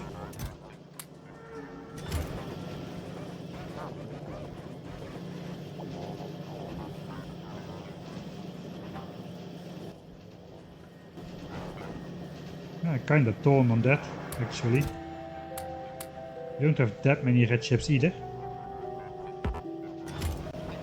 I do feel, yeah, we want modules more than red chips now. We want blue chips more for science. I guess we can just allow this entire thing to fill once we have it. Why not? This is slow anyway. Maybe not just quite yet. Okay, rocket fuel is backed up. Science is just gonna back up on the belt. 500 furnaces eventually are gonna be made for our future outposts. And we do not want to enable rocket control units just yet, because we want to upgrade the base before we do, and we don't have a use for them except for the rocket, which we haven't even researched yet. We don't need to make any of this stuff just yet. The rockets are being made. We have yet another 200 ready in this small time I was talking. So now we have a one full set of rockets for the Spider. I think that's kinda it. The base is prepared to keep producing in our absence at mostly full speed. Even though we are not going to be researching, we're going to be acquiring resources to upgrade the base now. Because after stage 7, the upgrade stage, which is quite easy to do once we just produce the belts and the assemblers and the modules, then we're going to go to stage 8, And stage 8 is the 63 science per minute base. We're under attack again. 63 science per minute base, which has all the beacons in it as well. So we have a beacon set up. We're gonna have an external green chip set up and an external steel set up to supply the base. Let's go say hi. We have the laser defenses. It's probably not gonna fare well. Oh, that already... Well, missed the moment.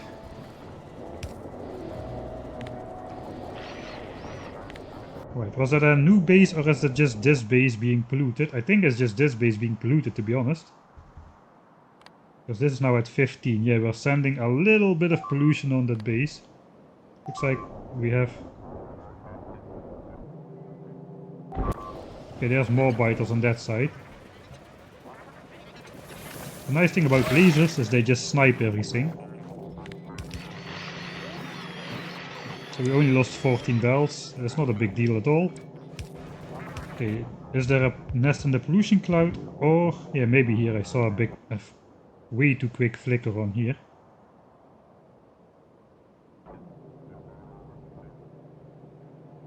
I think it was there again, I missed it. Yeah, there it is. So there's a biter base right here. It is not coming from there just yet. Alright, then we know where to go. Maybe it's coming from both directions. Maybe this one small biter was from here and the bigger attack was from here. Since this is only absorbing a really minute amount of pollution. Alright.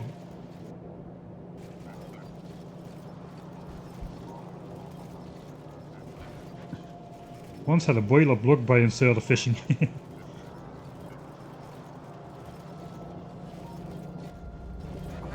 Okay, I think the base is ready. I may just want to extend this belt a little bit already. So once green chips are... That's not gonna happen. Green chips are not gonna be going into this chest if we have output priority to the belt, because we have 3 chests of blue chips to fill. Okay, let's just cancel that then.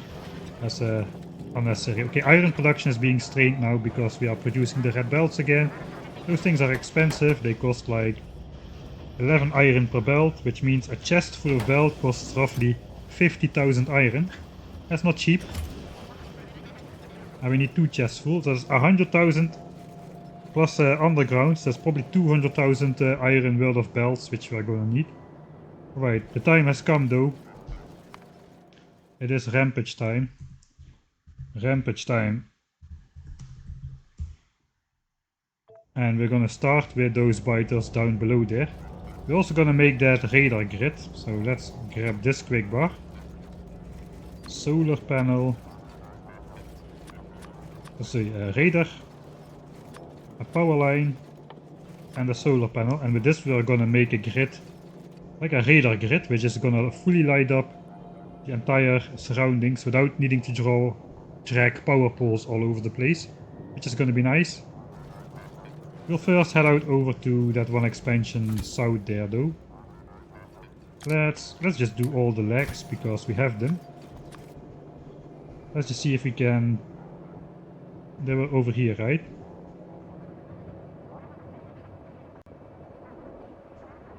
I'm just gonna zoom in. And we're gonna see what happens when the spider arrives. Ben, which one?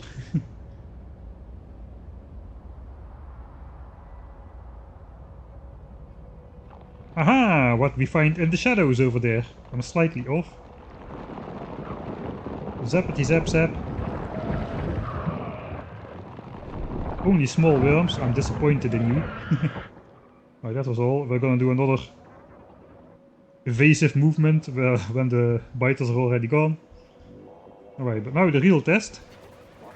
This nest with the big medium worms, which we did not want to take on before we started the game, but now when we finish the game, this should be a cakewalk. So let's just go in. I'm not going to even avoid the biters. Just going to walk straight through.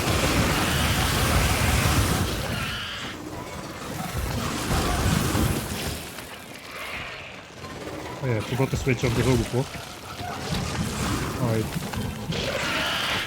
So our laser damage hasn't even been upgraded yet. We still have like, we only have level 4 I think. Yeah, level 5 shooting speed, level 5 damage still have to be researched. So we are nowhere far from fully decked out just yet. But there's already way more than plenty to... Another small biter. Went behind our backs, avoided us in the forest. Now we made it, he's gonna blow up the pipe. Oh no, now the bots will have to place a new pipe. It's not gonna end well for you, small biter. Zip. Here comes the bot with pipe number 1 and soon pipe number 2. But we can do that ourselves as well. Right. Looks like a rampage test is successful. You can see the battery is going down to 88% already because those 5 legs, they draw like 1 megawatt and we can only generate like 400 kilowatts or so. So if we're walking all the time, that's gonna drain, which we're gonna do now, but we can periodically charge that back up. Right, it is time for the radar grid. Let's switch on the Chunky Chunks mod so I don't need to pause the game and flicker your screen like a maniac all the time. So this is 00, where the spaceship lands is 00.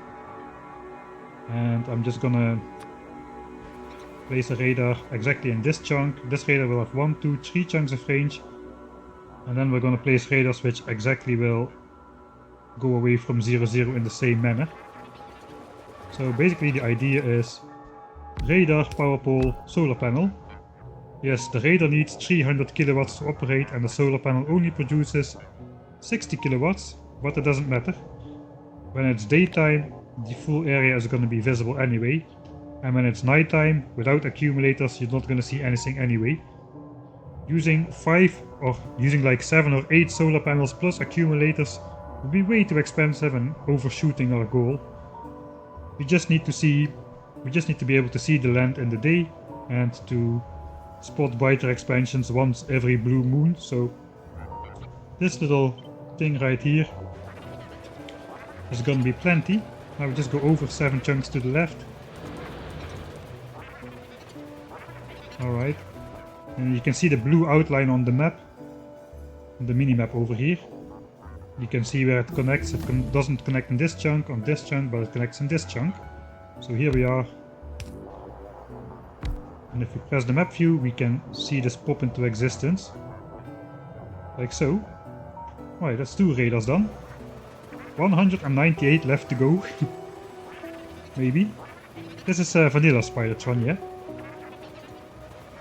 So Spidertron basically is the best armor in the game, as I like to call it. Basically you have the power armor Mark II, but you don't need any shields or defensive or legs or running speed, nothing. You just need laser turrets, because your spider can do all the armor functions. You are sitting inside, it has 3000 hit points, it has massive resistances to all damage types, it can use these legs to run around like a maniac, and you sit perfectly safe with your up to 20 personal laser defenses, and you can shoot everything from the cockpit. This is in my eyes, the optimal configuration. Good in our armor, we have like 1 roboport, so we can repair the spider without going outside like a pleb. Right, 1, 2, 3, 4, 5, 6, 7. So this one is going to be in our base.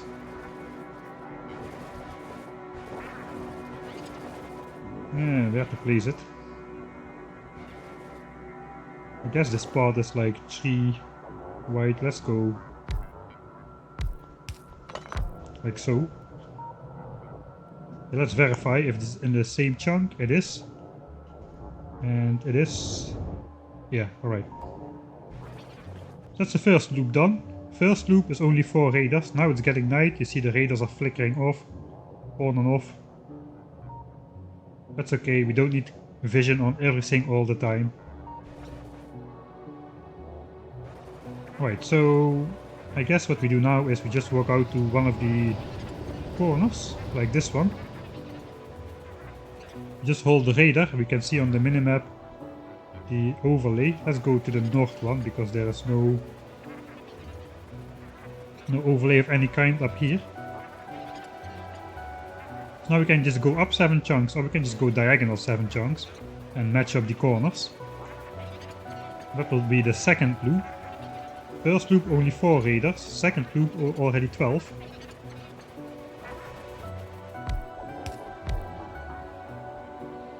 Right, so we cannot see it on the map just yet because it's night.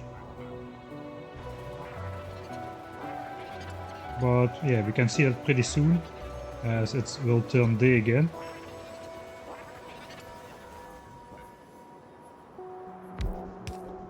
Alright, actually I'm researching bot speed. I'll just cancel bot speed 5 for now. Let's just try to backlog science a bit.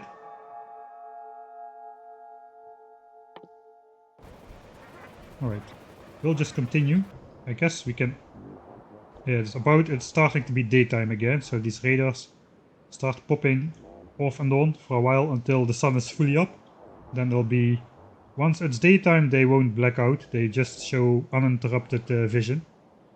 So now we can basically check out the map, what's going on here. Hey, is there a biter expansion? Okay, then we know we need to act. So if we switch pollution back on, the first thing we want to do is get the entire pollution cloud into our vision, basically. So let's do this instead. Have the row port on, and then we don't need to place it manually anymore.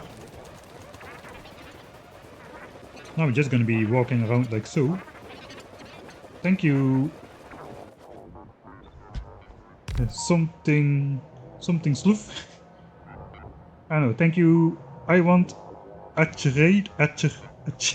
I want a trade for your subscription through Amazon Prime. Boiler turned into crematory. Did you know if you have Amazon Prime you can subscribe to one streamer every month for free? Basically what you're doing is taking Jeff Bezos' money straight out of his pocket and donating it to your favorite streamer instead. So if you have Amazon Prime, don't let that opportunity go to waste. Take Jeff Bezos' money and throw it around somewhere. Doesn't necessarily have to be on me, but don't let the opportunity go to waste. I kind of feel we're going to be away for a long time. So let's grab... I turned 2 of those into fuel. Let's do 8 more. We'll bring that to the reactor. Just to be sure the base doesn't black out while we are gone. Because this may take some time. This one also we need to be careful to line it up right. Should be in this chunk. Exactly this chunk. We can probably just place it on this corner over here.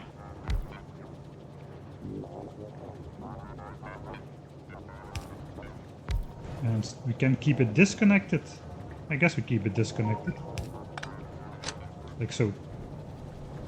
The radar grid is gonna exist as a separate entity.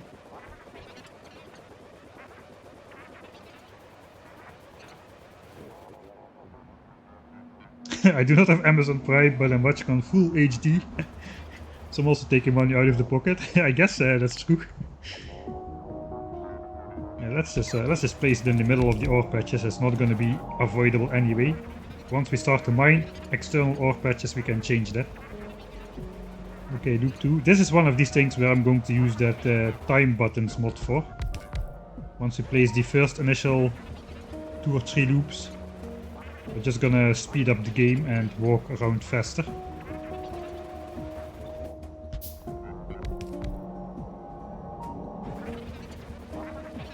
Alright, so this is is this the second loop?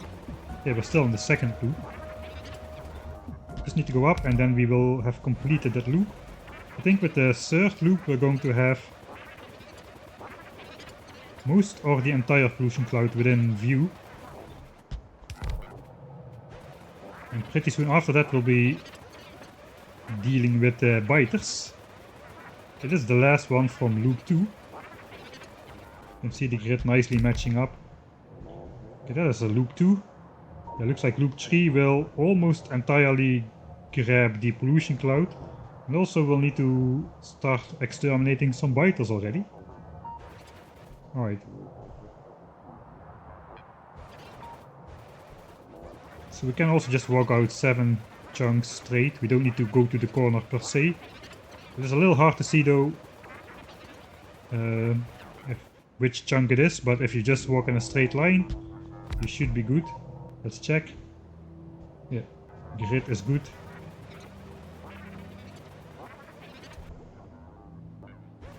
There's a lot of iron over here. There could be a good like steel mining location.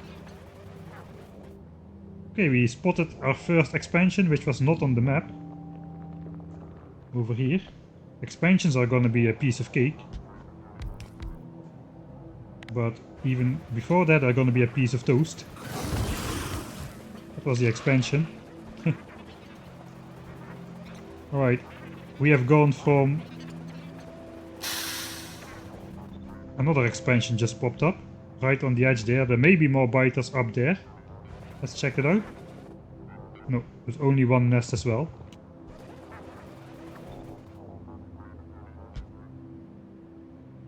Hey, this time I can say thanks something Sluff for your subscription through Amazon Prime as well. I want to see the base at night. The base has fixed radars. Everywhere where the base is, I can view at night. But I don't need to see what is in this chunk at night. That's alright. You don't need to worry about that. I guess let's just zap these out of existence. Actually, let's wait a little bit. I want to do one thing. I want to do this. Before we start... Yeah, before we start, let's say spawner kills 47%.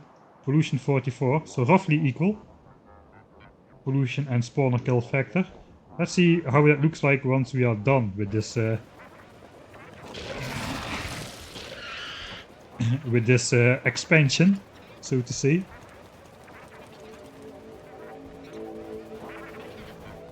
Alright, this is loop 3. Loop 3 is gonna consist of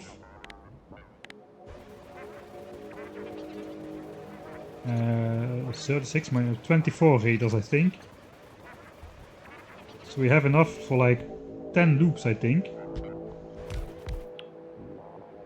Not sure if we're gonna make all 10.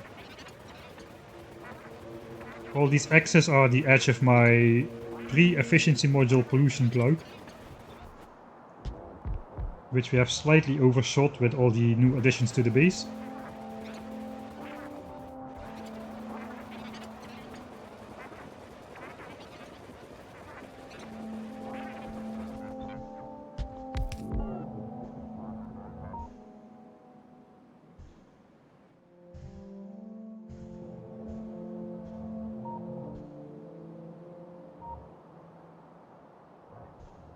Okay, we're on the correct chunk, just verifying once more.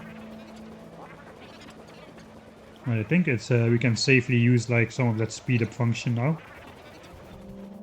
I forgot to bring the fuel cells to the reactor. We'll do that once we pass down the south side. Right, now we're gonna pop these guys into vision. Big biter base here as well. I guess it's the next, one of the next closest ones. There's 4, 5, 6 close by ones. Let's do some battle because it's daytime. Just waltz in. I'm just gonna walk straight. I'm not even gonna avoid them. I did this with 5 legs. You see all the worms? They try to predict my movement, but they over predict. And they all miss me if I just walk in a straight line, actually. Interesting. I used to do this kind of stuff, but maybe I should just be walking in a straight line. So let's check that without the legs. You will see the difference immediately. So now we cannot. Now we're basically unable to walk out of the. We're gonna get wrecked pretty hard by all these biters. Of course, these are only medium worms, with a couple of big biters in between. But if you do that in a behemoth worm, you're gonna get wrecked a lot faster than this. Alright, so let's put those legs back. How's the batteries? Batteries are still okay. That is not legs, these are legs.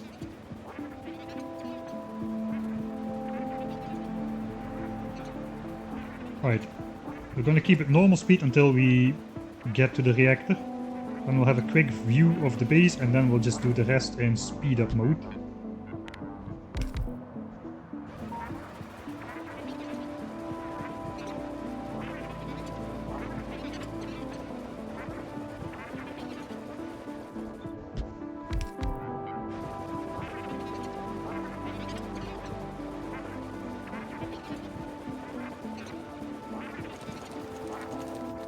Yeah, already on this chunk it's hard to avoid the ore for the raider.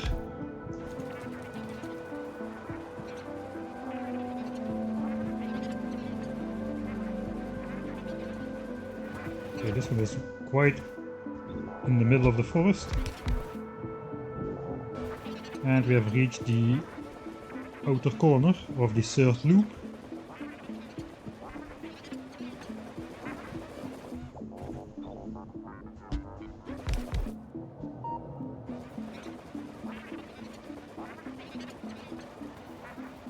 Right, yeah, so this loop indeed exactly on the edge of the former pollution cloud and overshooting. Now we have the reactor already, let's say one more and then we'll go up to the reactor. Right, this is basically the moment where we win the game from the biters. We have Spidertron and now we can just do whatever we want. We just need to keep the biters out of the pollution cloud. Let's check the evolution factor once more. You see, I took out 2 nests and it already went up from 47 to 57%. Even though we have been polluting for like 12 hours already. So 12 hours of pollution is just got a big bite taken out of it by destroying 2 biter nests. Alright. So now we started with I think I made too many. Yeah, I made 120 into 120 fuel cells. We have 92 left. We used 12 to start up to bring the heat in the system. And we're using approximately 10% of capacity still. Let's take a quick look at the base. Iron is fully working. Iron belts are moving non-stop. Not all of the copper is working because I guess too much iron is going into gears. So not enough iron is going into green chips to allow green chips to work full speed.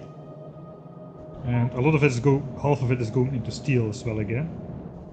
To keep purple signs active. Once this backs up though, we're gonna be filling these chests again. And then it's gonna go to green chips. Okay, purple science is about to back up though. I think I value green chips more than purple science at this stage. So again, I'm gonna flip one of these around. So we're gonna halve steel production in favor of more iron production.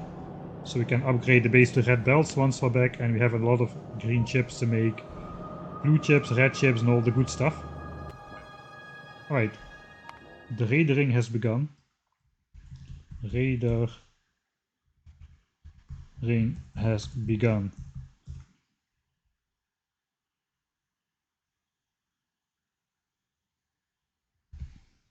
Alright, before we continue, I'm just gonna take a quick sanitary pit stop. I'll be back in like 2 minutes or so.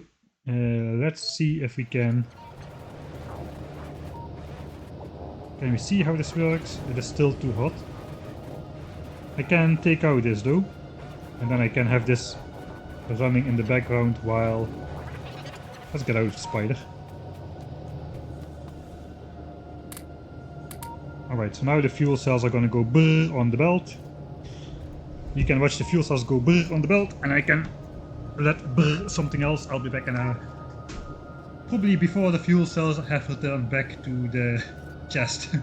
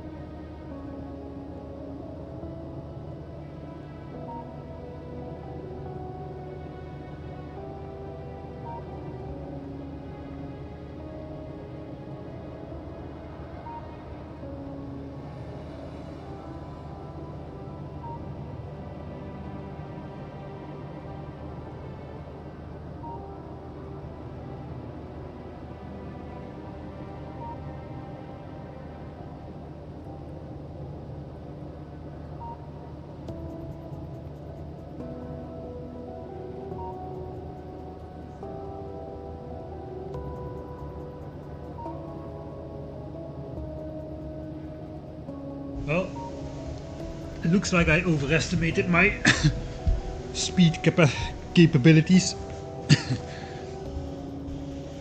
Hopefully the base was not attacked in the meantime.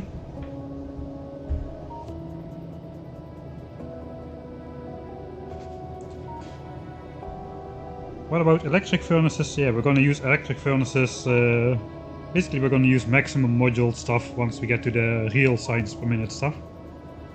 For the starter base, it's not really viable to productivity module 3 everything, so we're just gonna go with module 1 for most of the stuff, except the really important stuff like the labs and expensive science production. For the outposts, I think we're also just gonna go unmoduled. Maybe, we'll see. Just for the outposts for the starter base, but once we get to the next step of the 10,000 science per minute program, we're gonna use like exclusively Mark III module stuff. Alright, I guess I should put these back in the chest as well. So let's zap back on over to the next location, which is approximately going to be here. I love the precision you make your bases with. Yeah, this one has been well prepared. This one has been well prepared to the same level as my YouTube Warptorio playthrough, with tons of playtesting, and even other people got involved with having a go at it as well, with some feedback. Just goes to show you really don't need much to get through all the sciences. That is definitely true. If you really want to catch that, you should watch my other stream, which I do on Friday, Biters for Resources. There it is just so incredibly hard to get any resource really, that we're probably really gonna be minimizing our resource consumption for every little last bit of thing we produce, because it's simply more time efficient to limit all that production to the exact quantity you need than to wait for additional elements to be produced. Ooh, another biter expansion. Look at those guys. Not on the map just yet, but once I pop into the next chunk, they'll suddenly pop up. And there they are. So yeah, that is the kind of thing we will see happening. If an expansion pops up, we will see where it pops up, and we will see roughly what the approximate danger is we're in, how much chance is there for biters to expand into our base, that kind of stuff. Let's just take these guys out on autopilot. Let's do an evasive move. Yeah, basically the laser defenses are not really strong enough yet to instantly zap everything out of existence, but we'll get there. Alright, need to not make a mistake lining this one up. That looks to be correct. 2 more raiders and we're around this loop as well. Let's just zap these guys out of existence. We haven't used a single rocket just yet.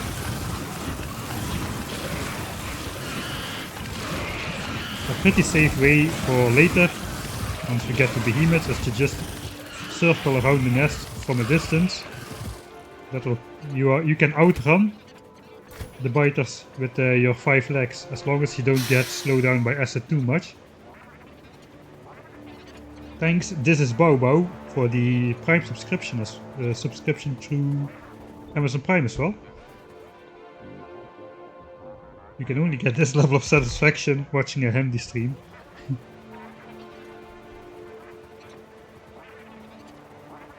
I mean, I do things quite different, I guess, than a lot of other people, because I tried finding everything out for myself this game. I never really watched any tutorials. Oh, here's another biter expansion. I only watched I got the game after Zisto played it. Zisto has another... Zisto also has like a giant amount of insanely cool Factorio playthroughs, which got me hooked onto the game. So all praise Zisto.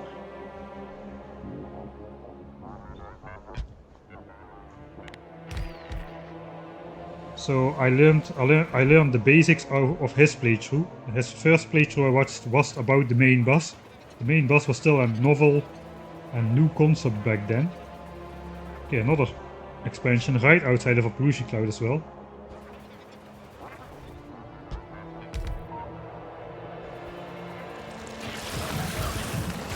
And I think he didn't do the spaced out main boss in his video, which is probably where I originally got the compact boss method.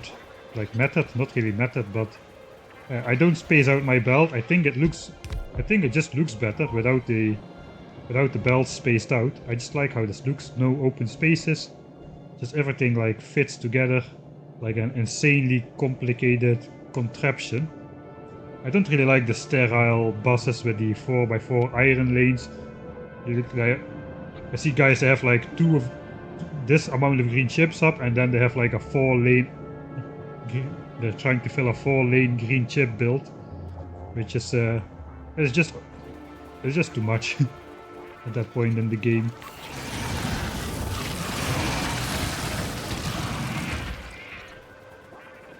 It looks like we need to do another big one here. So yeah, there is not a lot of big biters walking around here, because these nests were generated early in the game when evolution was still low.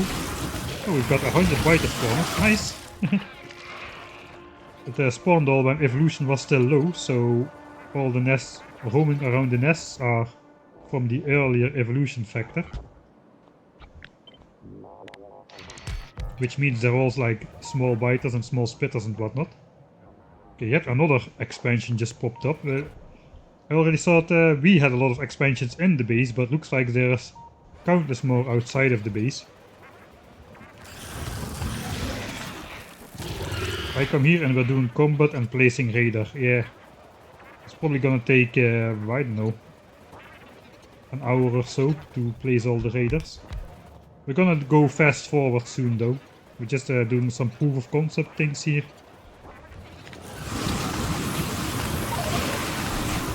And 100 spitter spawners as well. Roughly equal. Thanks Kromnai as well for the Amazon Prime subscription. If you want to have a big chance, I read your chat message. I tend to miss a lot of them, but the next section would be pretty good. I have a lot of time to look around, and I'm not really in danger of dying, so I can look a lot at chat. I can answer a lot of questions if you have any, I don't know. Or just speak about some general topics if you want to know how I think about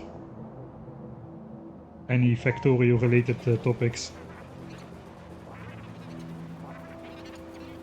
Right.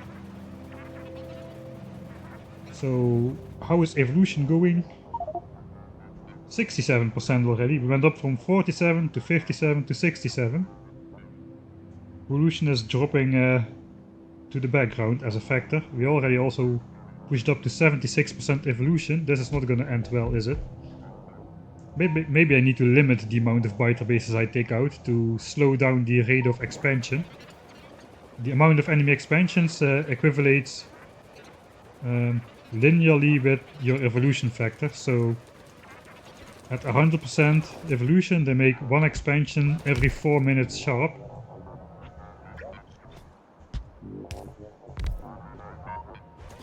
Whereas at 0% is like one every 60 minutes sharp. So once every hour to once every 4 minutes, quite a big difference. We're gonna be pushing up quite high regardless, so I think we're gonna push up a high evolution anyway. Oh, look at that expansion just popping up down there. Yeah, I'm glad we are doing this now. Have you ever played Rampant? Yes, I have done like a test run by now. I wanted to do a blind playthrough for YouTube, but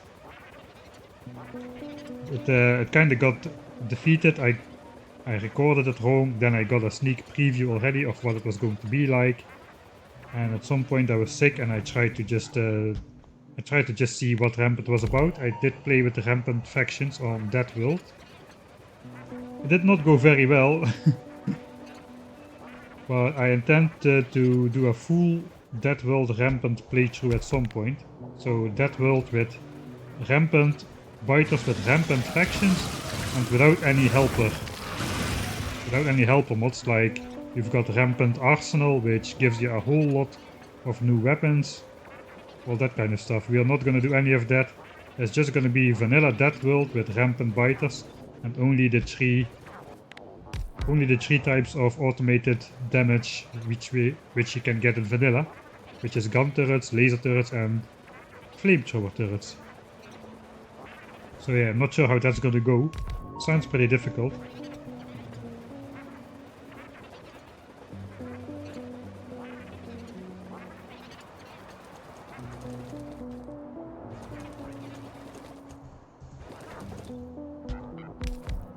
You said you playtested this run with other people. I suppose that is we sharing the seed. How much time does it take to select a good seed? I did not select a good seed really.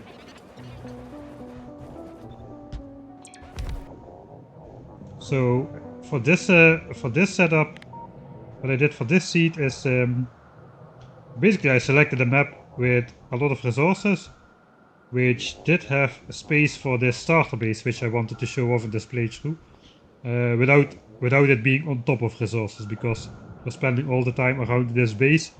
It would be annoying if the base was built right on top of 3 ore patches like so. That was basically the only requirement I had for this one. The rest, I set resources so high it doesn't really matter. All maps are good for this, I guess, with these settings which I used. So, no, I made this base to be playable on any seed, so I did play it on different seeds.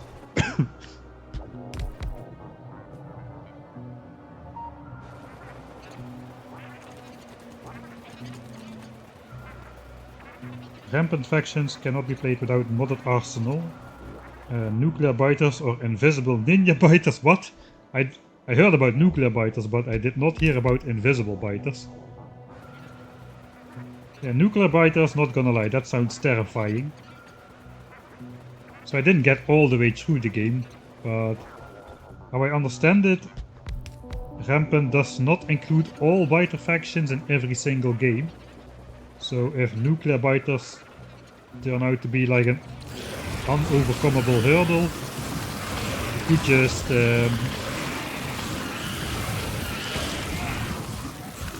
we could either disable them in the settings, or we could just save scum until we get a random role which introduces a biter type different than nuclear biters at that stage of the game. I'm not exactly sure how it works, but I think it works something like that. Alright, the battery is getting low, so let's just get 3 flags in there, and this should charge it back up. This uses 600 kilowatts, and this produces 750, so we're always going to be in net positive energy because we don't have shields or anything else. And we can basically just speed up the game a bit. Let's take down this nest with 3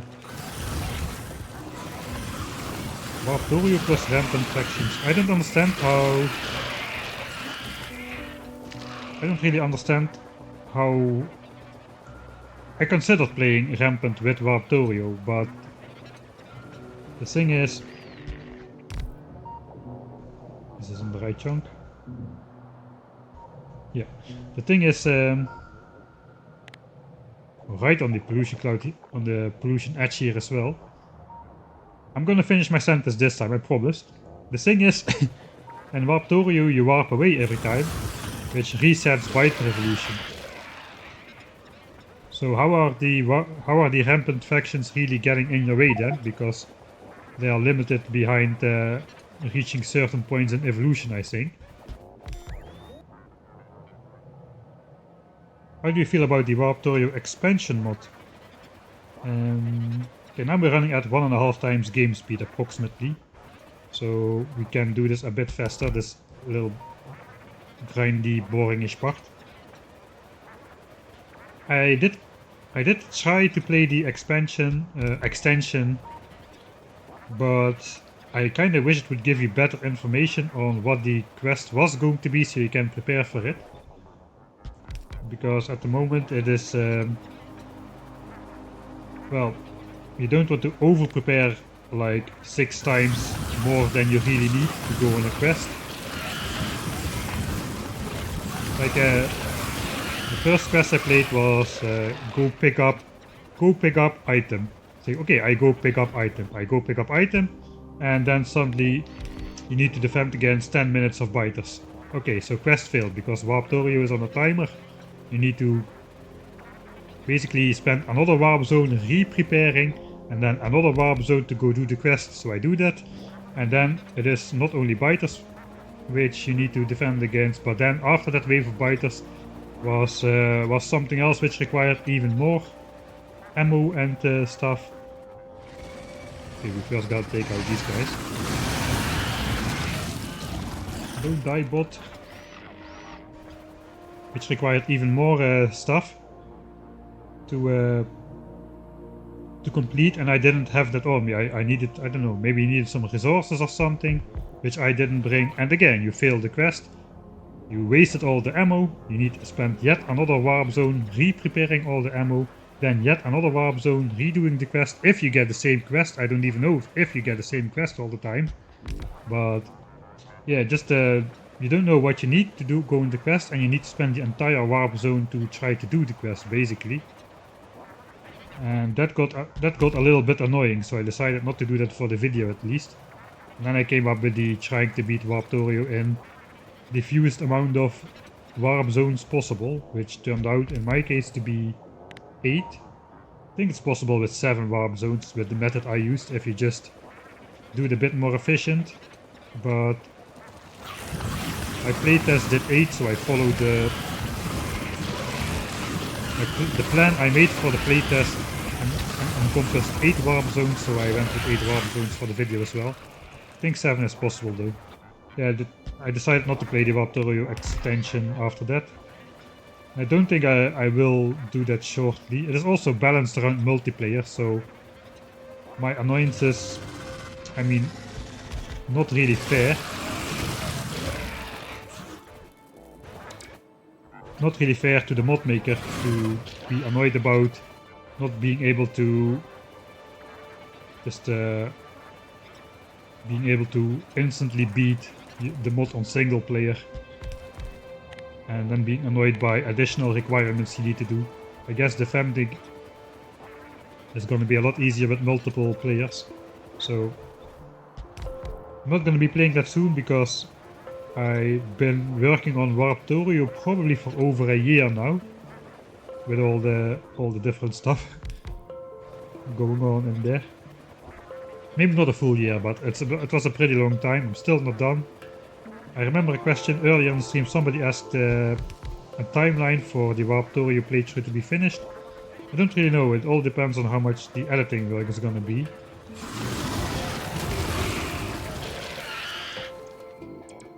Should be careful I don't lose bots this way. So the editing is going to be the limiting factor. The playthrough is nothing compared to the time spent editing.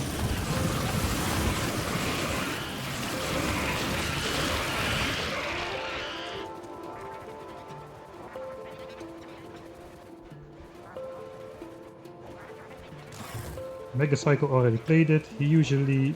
Okay, wait, that's probably on a different comment already. Yeah, it's pretty inconsistent. This radar thing, wouldn't it be easier to make a positional blueprint and spam it all over the map? Easier, I don't know. This is pretty easy as well.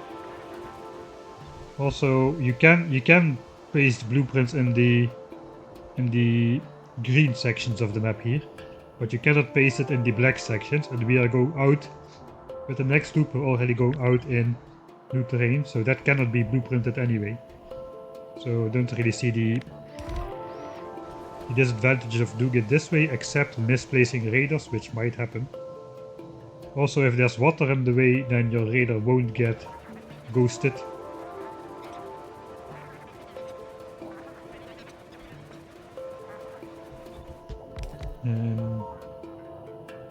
A lot of safe scam not to waste resources. Yeah, I guess. But I remember the first quest also was like, you need to walk like 6 minutes away from...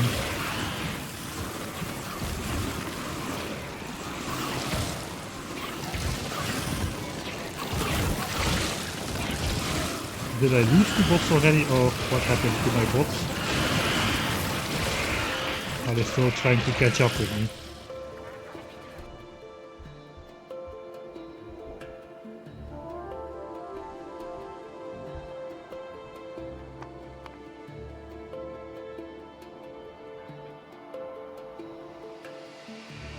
Okay, I lost one bot. Where is the other bot? Ah, okay, I have 49 bots. Okay, I lost one bot. That's unfortunate.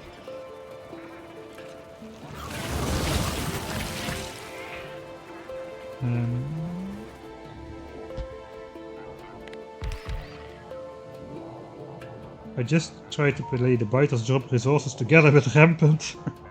But Rampant overrides the nest, so it doesn't work. Yeah. Basically, the drop resources for the biters thing uses basically deletes the vanilla biters and replaces that with the resource biters. So you cannot play those simultaneously. I guess Rampant works the same. Right, this is loop. No, we are working on the next loop. It's like 8 white, 9 white. Yeah, we're working on loop number 5, I think. So we need to go out to the right one more, if we can. That's a good question. I will get back to your questions soon. Oh, maybe I power spiked too much, man. This is already almost not even interesting anymore.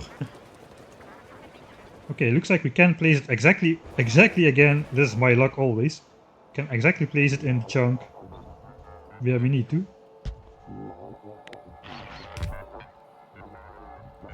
You have to save scam not to waste resources. Megacycle already played it. I don't know what it is. Expansion or biters for resources.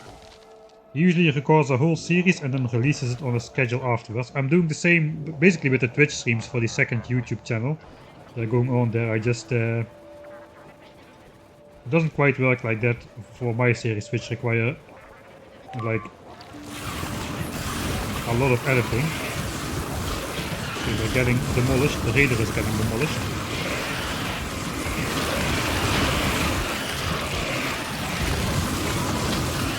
This is a safe way, just circle around the nest, laser, literally circle, strafe and win, from the good old FPS days from the 90s, Doom, circle, strafe and win. That's basically what we are doing. Okay, this raider got demolished, probably I didn't kill all the biters here.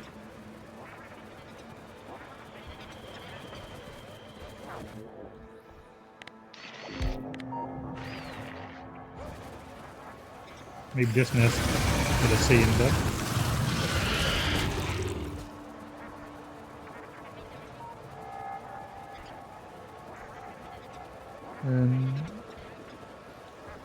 Nearby ammo count, not for the whole phase of hand-fed turrets. Ever consider another editor than yourself?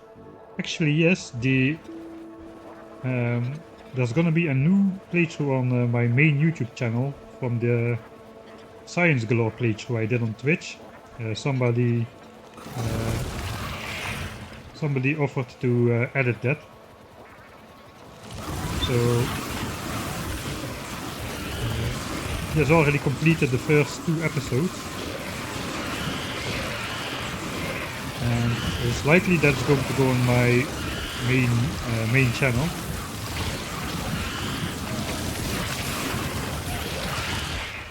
I still need to do an introduction myself, which I need to paste in front of the first episode. But it looks like that will be coming out once per week on a fixed basis.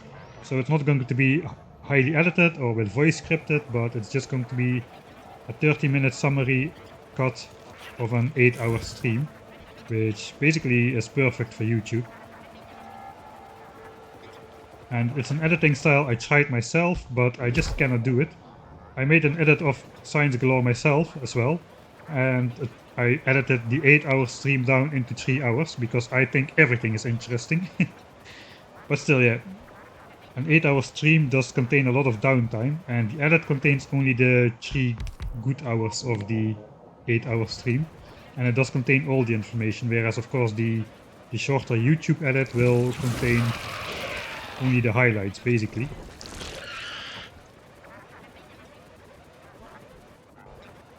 So both of those already are up on Patreon. I asked the Patreons which version they preferred. Most of them preferred the 30-minute variant because, of course, not everybody has 3 hours of YouTube time to watch the first 6 to 8 science packs of a 43 science pack playthrough. So yeah, that's gonna be up there. So yeah, that may work out well. That Jacob, if you're also editing this series by any chance, I was intending to do this one myself though. It's been on the program for a while, but if you are editing this, thank you, man.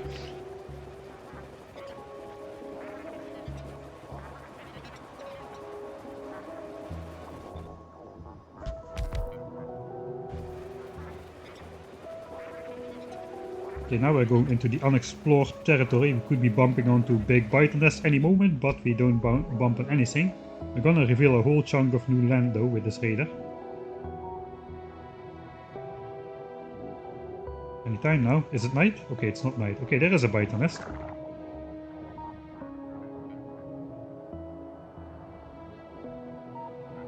Getting some buffering. Oh yeah, I see. We already got some buffering apparently. The small micro drops. Hello Max.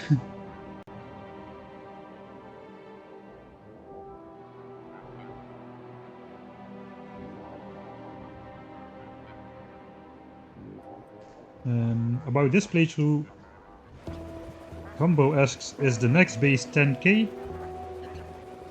Okay, now I'm also getting lag on my screen here.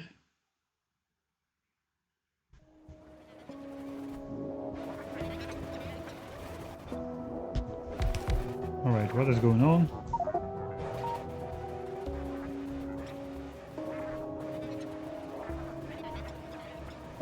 It looks like probably Windows is doing some stuff in the background or something.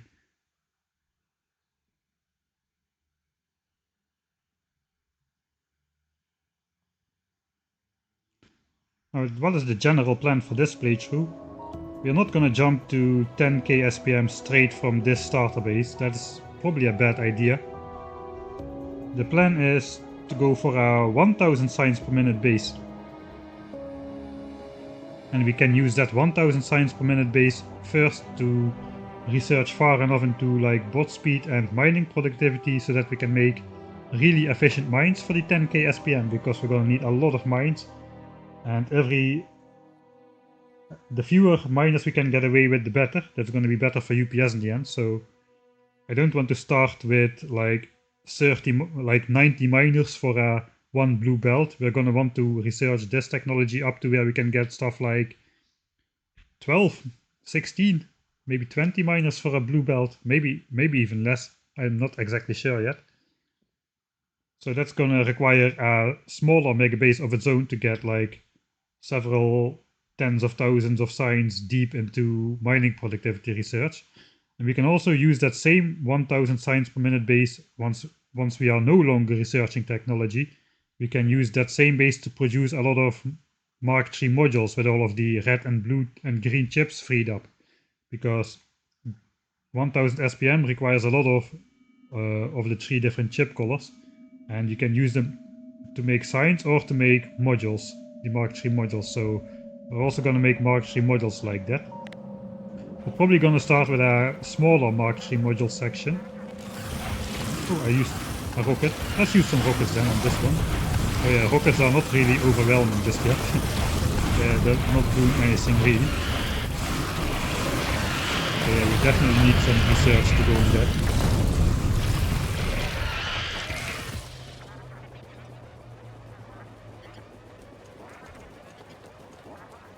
I think it's just Windows fault or something. Why is my game is stuttering again? So I'm not... Yeah, I'm still at 60 FPS.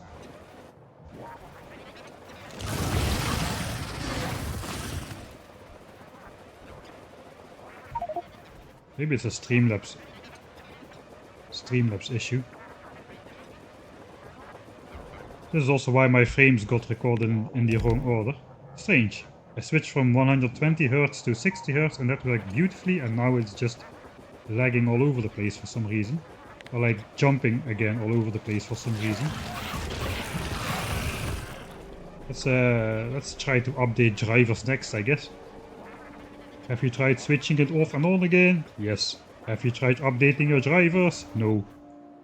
Okay, that's the next step in the tech hotline 101. Why not a remote controlled Spidertron to do this? Because the bots are not fast enough to keep Spider. I would need to manually control him anyway, so we may as well just walk around ourselves.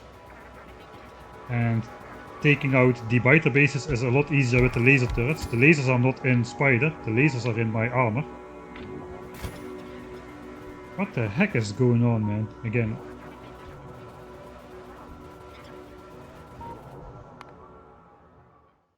I'm just gonna go ahead and restart the Factorio real quick. Maybe that helps. Anyway, there's apparently a commercial break. Have you tried sacrificing a goat? That may be the best advice.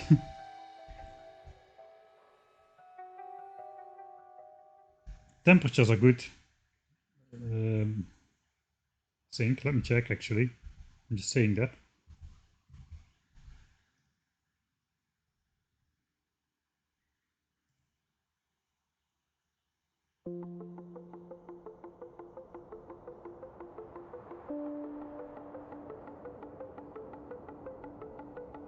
Basically I'm under 50% everything.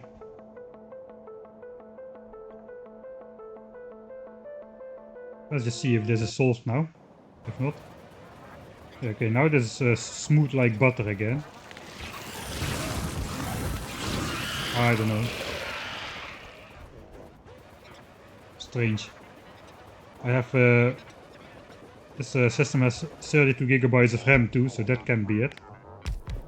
Not for a base this size. No way. Alright, if it happens again, restart looks like.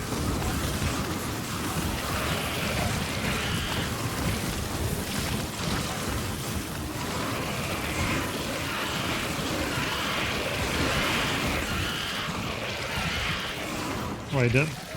Some background process, yeah, I've thought of that as well, but okay, it's happening again, it seems.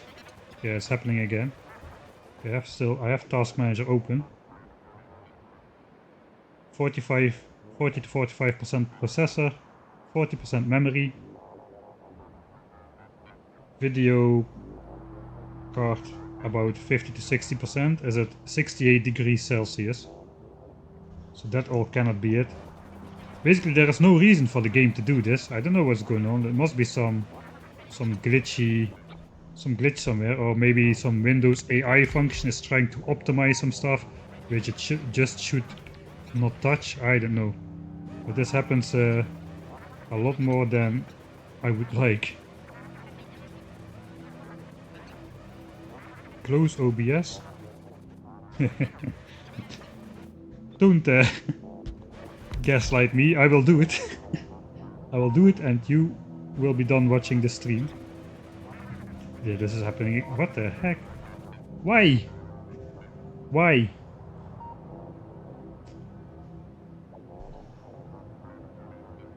There even... Okay, wait. There even was a setting, I say now, which prioritizes the system for gaming and streaming, which I enabled. Maybe I should just switch it off and not have a priority.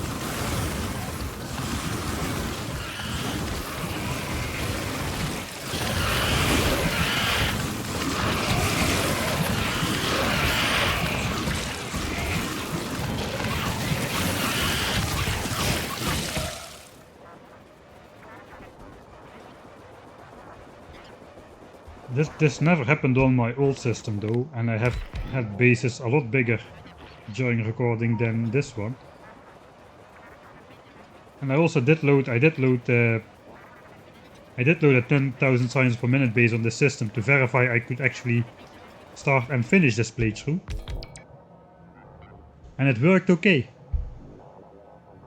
Of course it didn't work at 60 UPS at 10,000 SPM while streaming. But still. Okay, the entire pollution cloud is easily visible now. We kinda missed a nest over here, but the rest, we don't have any biters in expansion range right now. This is too far away. Biters can maximum expand 7 chunks away, so that's this distance. So they already need 2 expansion steps to get into my pollution cloud, except for this nest over here. Looks like there's another expansion over here, which is not yet on the map, so this is a bit cheaty. Anyway, we're gonna encounter those guys.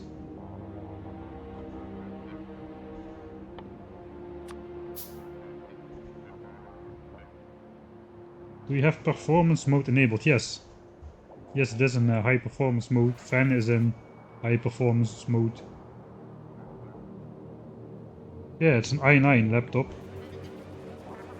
I upgraded from like i7 with 16 gigs of RAM to this one, which is... Let's go take out that byte base, which is the i9 with 32 gigs of RAM.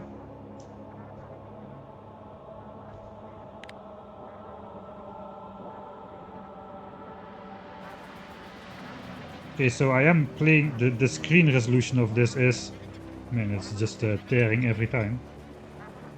The screen resolution is 3200 by something, by 2000 I think. So perhaps I should just try loading Factorio in lower resolution, maybe that would help. That also would get rid of those black borders on the sides.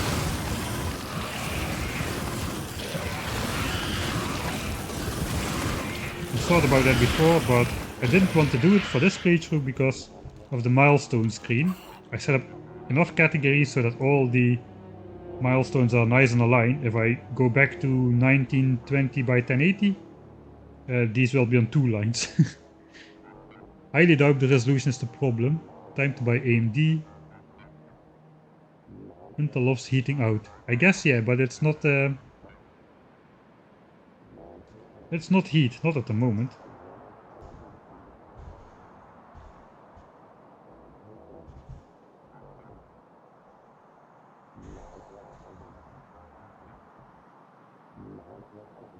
Maybe this heat.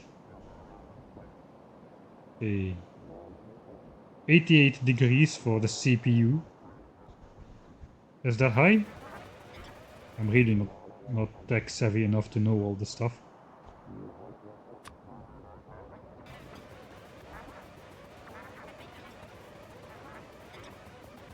Okay, yeah, so the thing is these let me check.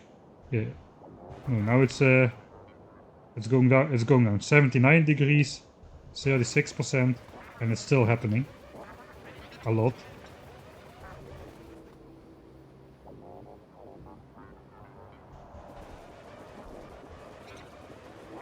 Maybe...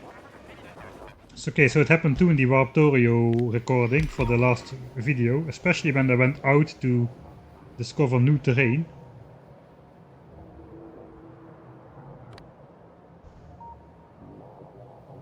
Frame cycle 18. Flip on. Flip on is using a lot. Up to 48 maximum, apparently. There was some setting which you could do with flip on. Let's make a save first. There was a setting which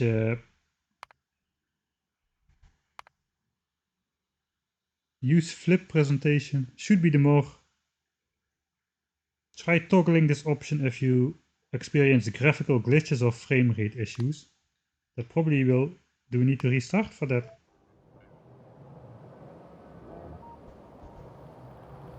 Alright, flip on should be more...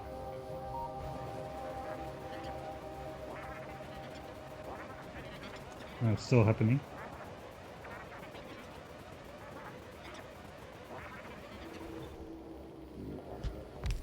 No, flip on now is down to... Okay, it goes up and down a bit. Okay, I'm walking straight past all biter expansions. Right, flip on, you will have to wait.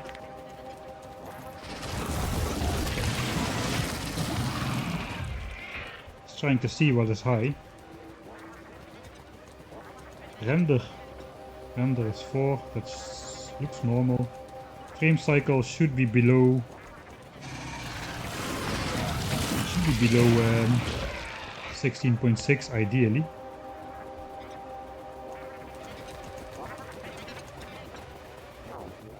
Yeah, like this, 60 UPS, 16.666 frame cycle. Sleep 10, alright. Sleep is good.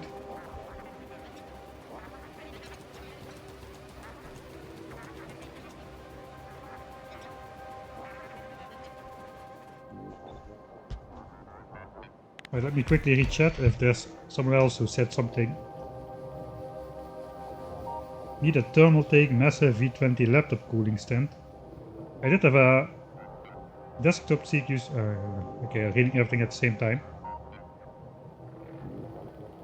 Throttling for sure. Okay, I should get a cooling platform then. I did have one, but it didn't do much. It was not a great one, I guess. It had a very silent fan. It's probably not what you want in a cooling platform. You want like a ventilator.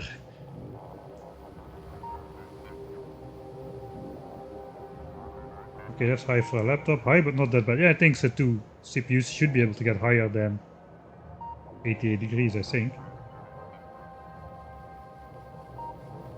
On the upper end. It is laptop, yeah, laptop. Cap should be 105. It's really high if you aren't using 100%. I'll try maybe get a better cooling platform, maybe that helps. I have a... My laptop is not sitting on my lap. It's just sitting on a... It has a wooden surface, it's resting on a wooden surface.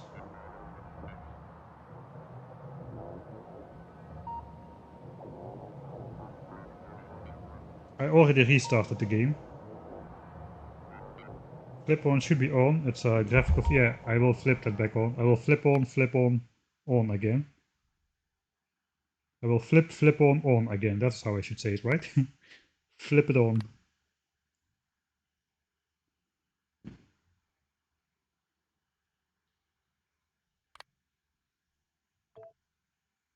Alright. I did half the color bitrate. Let's see if that does something. No.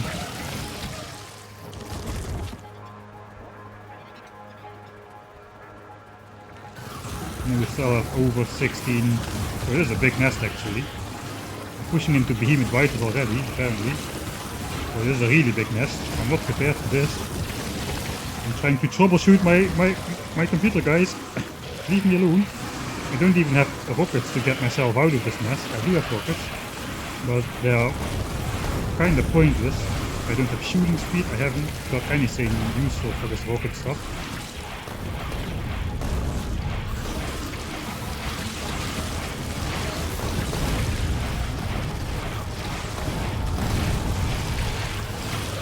I don't exactly know how much K.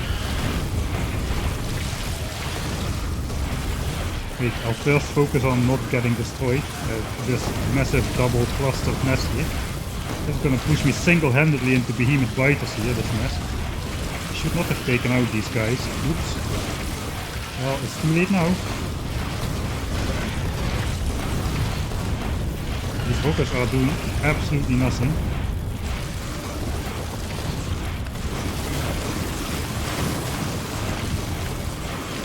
Oh, I'm streaming now from an apartment. with normal power and that kind of stuff. Normal internet.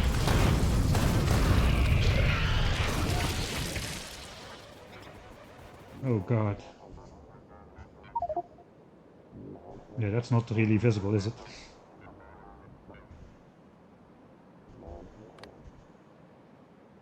%85% spawner kills, 12% pollution, 3% time by now.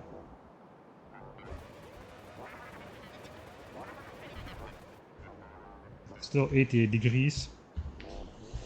Oh.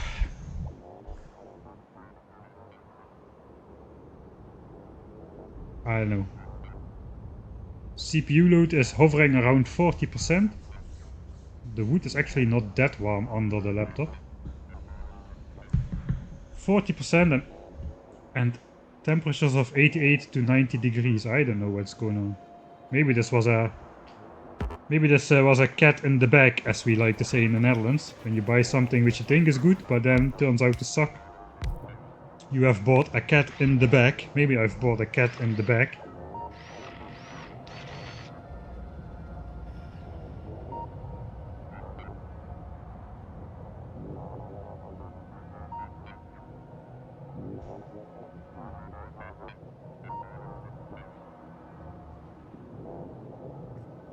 Maybe Microsoft is doing weird stuff in the background. But it should show up on the processes tab then. Streamlabs uses most, then Factorio. Then I could close Firefox. I have the stream. Let's close Firefox. I have the Twitch chat on Firefox on stream, but I also have it on my phone. At least I can see when I can have the control board for the stream. I'll just close Firefox for now and see if that helps. But really, come on, that shouldn't be the case. I just have Streamlabs, Factorio, and like one tab open on Firefox. My old laptop did it, why doesn't this one do it?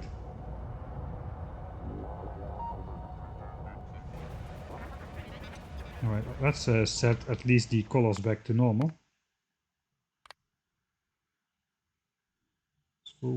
Smoke, clouds, decoratives. I don't know. I don't feel I should be worrying about this with this setup now. Okay, actually, what loop are we going on actually? Just keep doing this. We have completed 5 loops.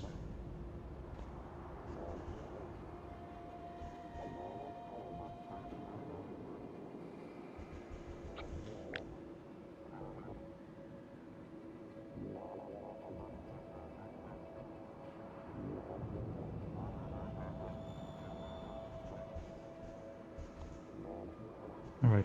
I think what I should do is actually, let's try not to push into behemoth bite. That was a mistake. I should not have taken out that mass man. That was a giant amount of biters. Let's just try to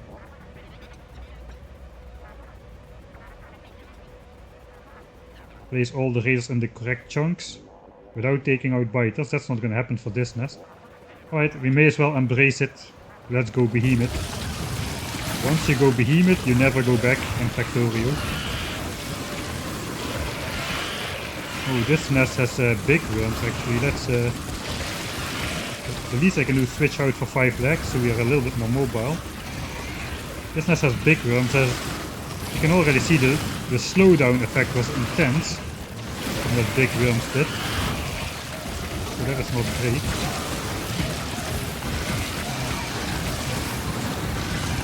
Oh man, I really should be getting some damage upgrades.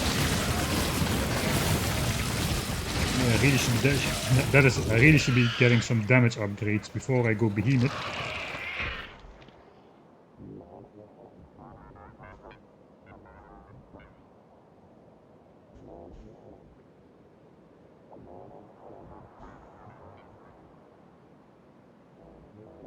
They tried taking it out of performance and back on balanced. That actually may be good.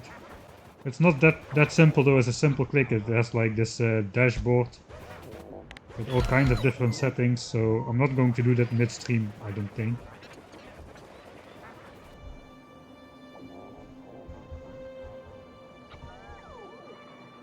Okay, just trying to keep this just trying to keep the square. Hello Fluffy Discord.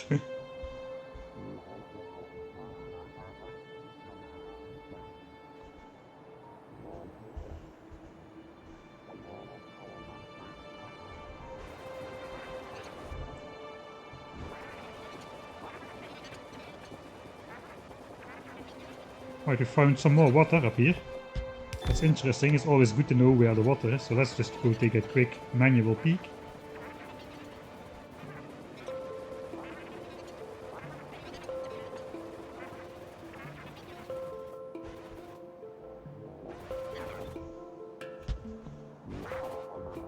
Right, I get that Windows waiting symbol on my mouse. It does appear then that Windows is doing some stuff in the background perhaps as well. Right, I did close Firefox though. The rest I cannot close, so this is the minimum stuff to have open.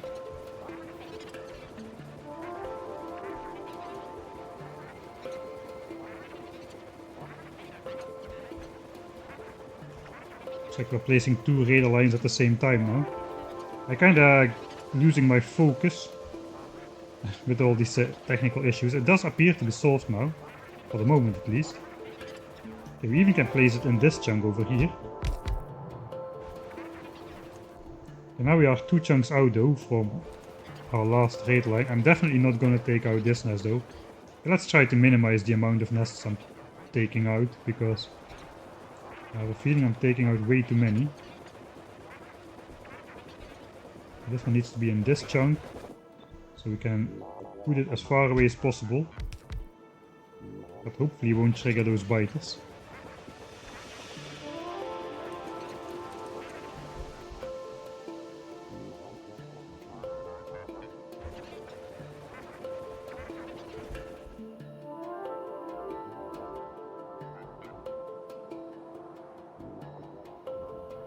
This performance mode shoots itself in the foot by trying to go for more performance, and then the cooling system cannot keep up. That does sound plausible as well. Okay, let me make another save before I crash my game. Okay, let's see.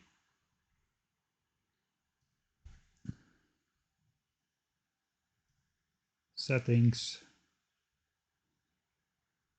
Okay, I'll keep the fan. The fan has a separate prestige, prestige. The fan has a separate high performance mode, so I'll keep the fan on high performance. So that is only about cooling, I guess. And no AI stuff. Fuck off with your AI stuff. I should not say that on stream, that will.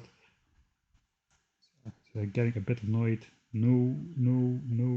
This, no. I don't want all your crappy settings. No.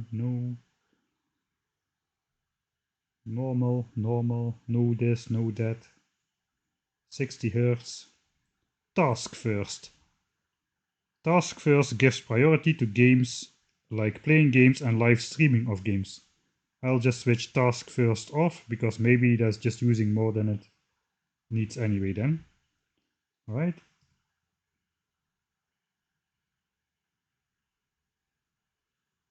And then just the Windows Energy stuff. How is that set now?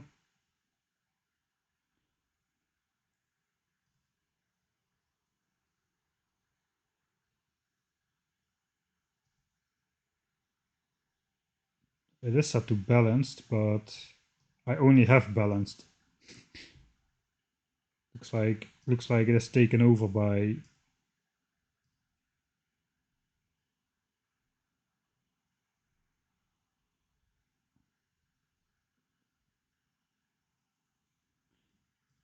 Looks like I don't really have a lot of settings to control that. I just have the video card settings, but it should be using the video card to play the game, not like the inbuilt one.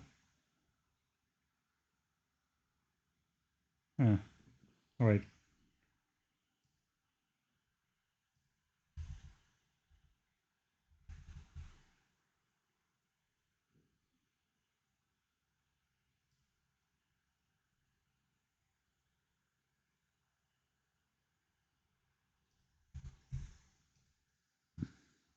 Troubleshooting on stream. Always a nice moment.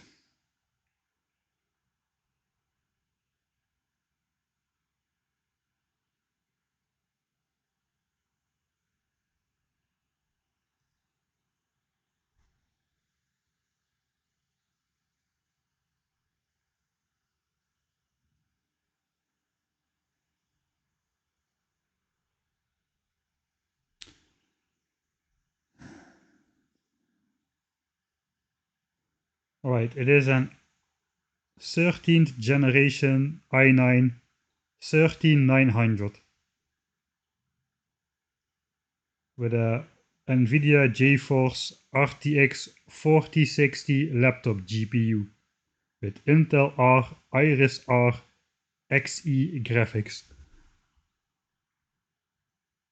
32 gigabytes of RAM. I have enough hard disk free.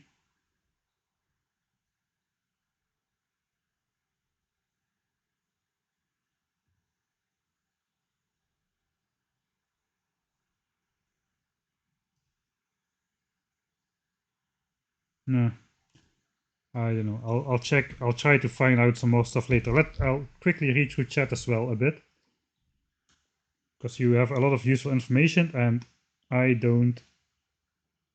I missed a lot. Right-click Factorio on Task Manager and set priority to above average. That is dangerous for the stream though. Because if anything else, the stream should be above average.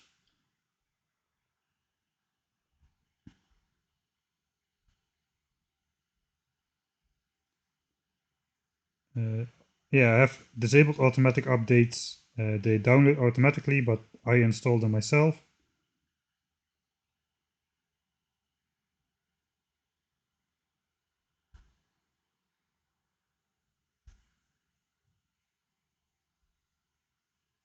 Looks fine now. Bitcoin miner virus. No, that would probably put the processor at high and the GPU at high intensity all of the time. I did not overclock anything. I wouldn't even know how to do it. A lot of IT guys in chat. Well, it's Factorio.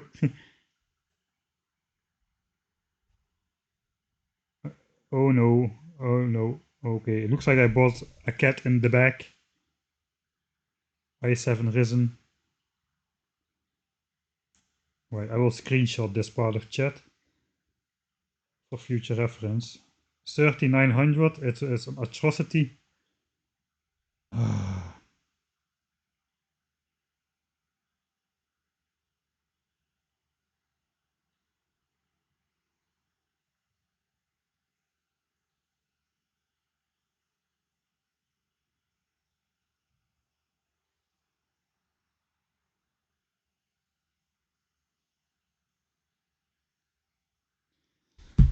I think it's too late to return it.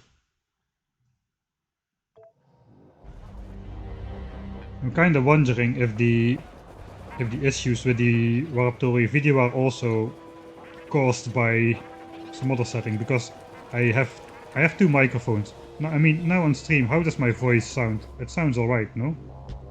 If you have also watched the Warptorio videos, is the audio of my voice worse in my videos than now on stream? Because I kinda have the idea that it is, and I'm using the same microphone on the same settings.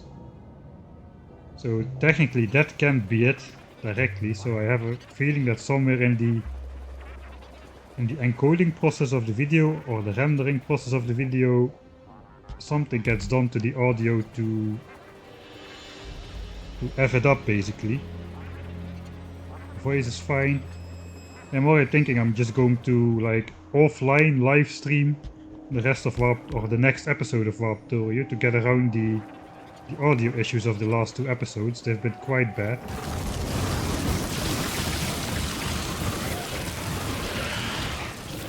The Warptorio voice was muffled a lot, but still usable.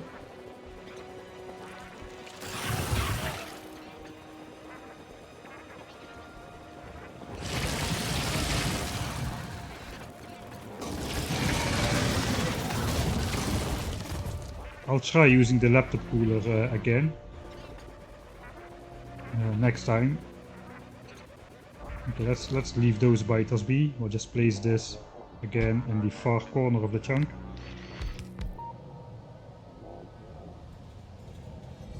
You can set max CPU power. Okay, but CPU power already was like 40%. Hey, expansion, active expansion going on here. Not on my watch. So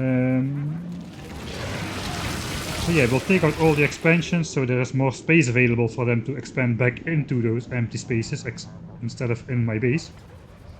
But we'll leave the bigger nests alone to not needlessly push up evolution too much.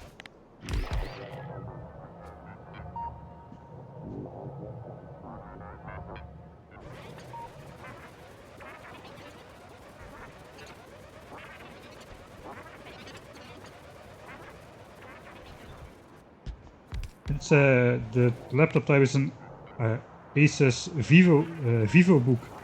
Actually, my last laptop also was an Asus VivoBook with the i7 16 gig thing, and that worked pretty well. I didn't have any issues at all, other than just being limited by processor speed and stuff for video editing.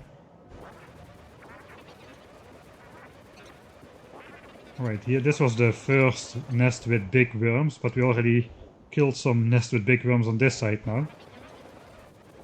Alright, we're one chunk off the ideal chunk. I guess we'll just place it here. We'll not go with landfill on the water just yet, since landfill cannot be removed anymore. Make sure these raiders may be just temporary.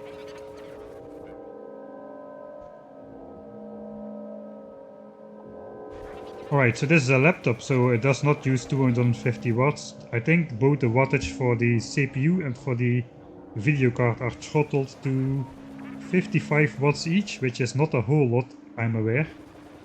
But my old laptop also had a similar power draw, and like I said there, everything worked fine.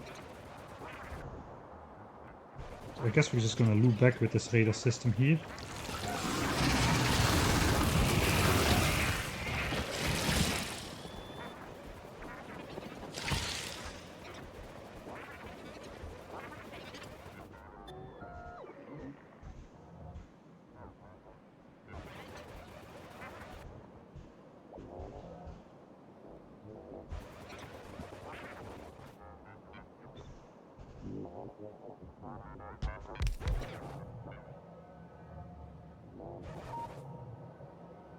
No, that's not true. I had before the i7 I had an i5, and that was definitely a lot slower. When I'm doing the video editing, everything goes a lot smoother with this one for sure than with the compared to the last one.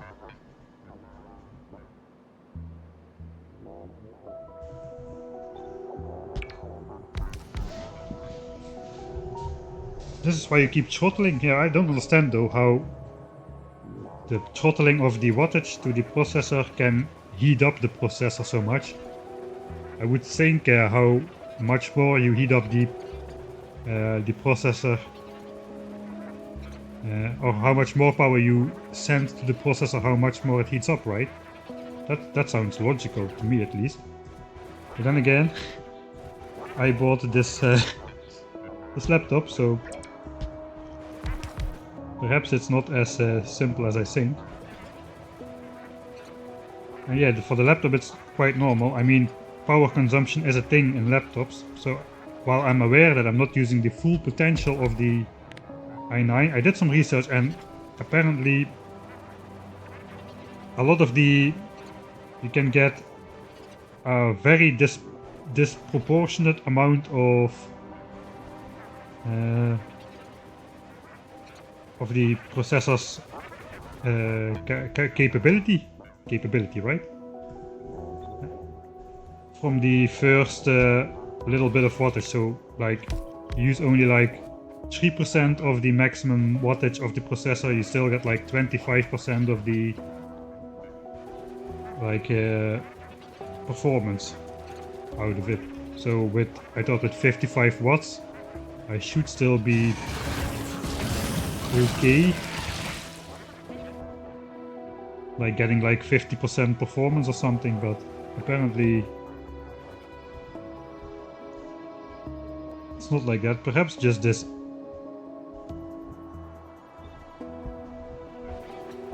I don't know.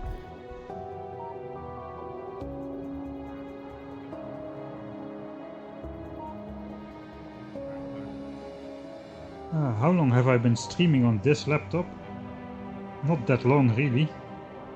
When I was in the van, streaming from the van, I still had my old rig.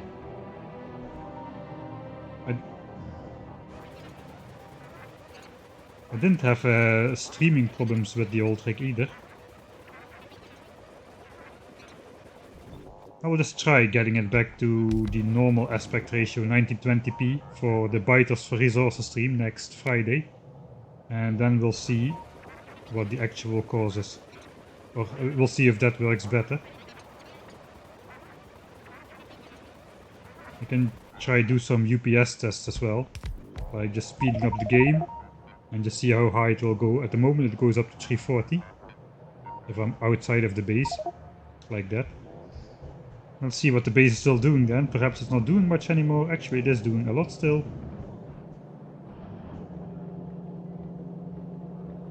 Alright, we are no longer using all the green circuits, so I guess we're just gonna do that then.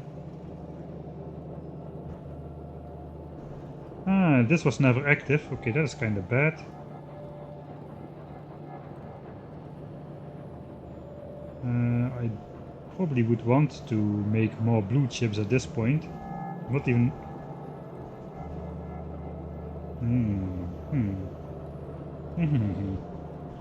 maybe it's alright. I don't need like stashes of blue chips right the moment I get back there. The next stage is going to be mostly Mark 1 modules anyway, just a couple of Mark 3s, so that's all going to be good. I think maybe we can just start researching something again. Let's start researching some damage upgrades for the and shooting speed upgrades. Those are cheap technologies, don't even require blue signs. Let's first do something that does require yellow signs, like damage.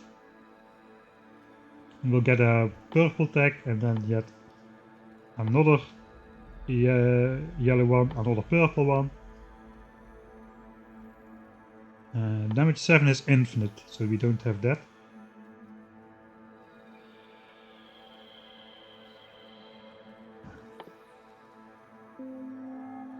I guess we do explosive damage, then a neutral one, then more explosive damage. Okay, something like that. The base will start up again, consuming at least some signs.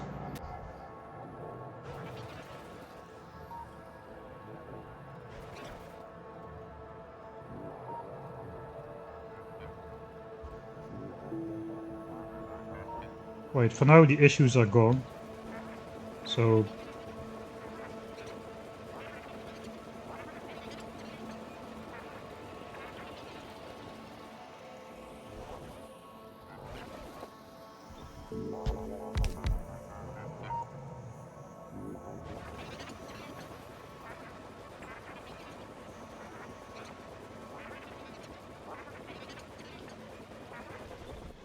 right, that was 2 lines of turrets on the north, raiders on the north side. We started with 1 line over here, so I guess we just go 2 wide, two raiders wide all the way down to the other side, and then we'll call it for the raiders.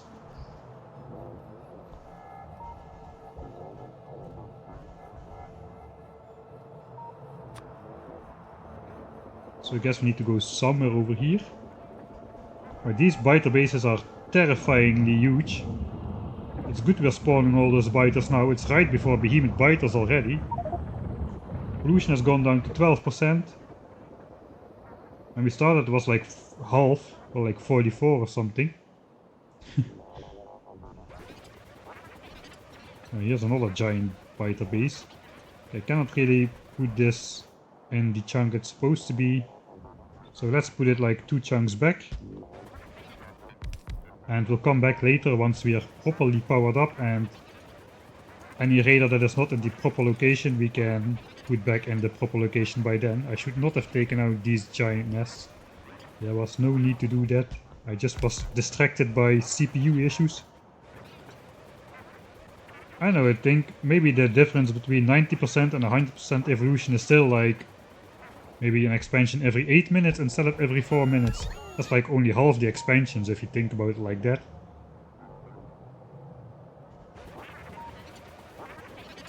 Also, it's kind of dangerous to take down those giant, and time intensive as well, to take down the giant bases with the suboptimal laser turrets and stuff. But here's another water source.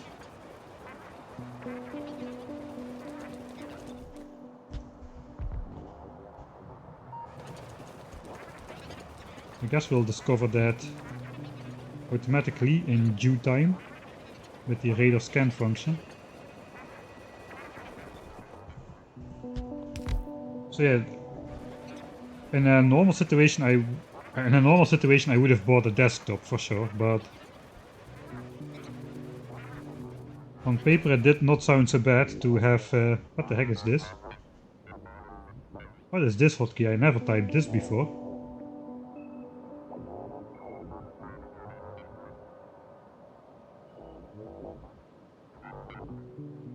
How the heck did they open this key? That's interesting. I want to know that.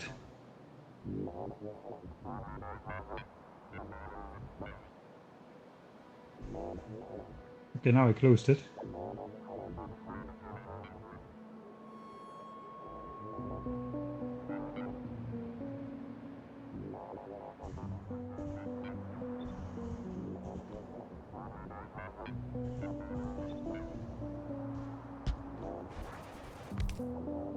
Yeah, it was a weird debugger. I never had that Windows before. I know you have the debug options and stuff like that. Sorry about that.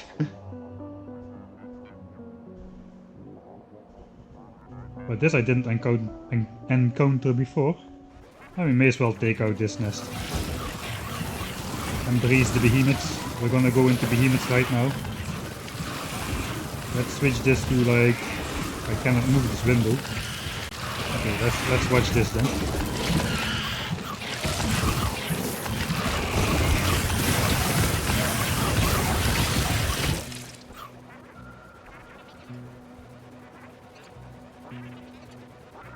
Right, so in a normal situation I would have bought a desktop, that's for sure. For laptop options, since I spent sometimes extended amounts of time in the van, I have solar panels on there, but like no other form of power generation except for driving around. So to recharge the batteries, so the solar panels should be able to keep up with my power usage, which is why I went for this sort of hybrid with partial i9 power and still a modest power usage. So I would be using the most I would be having like the base i9 power, which then got throttled, but since the best performance of the most percentage of performance seems to come from the first few percent of maximum power draw of a processor, it seemed like a good idea.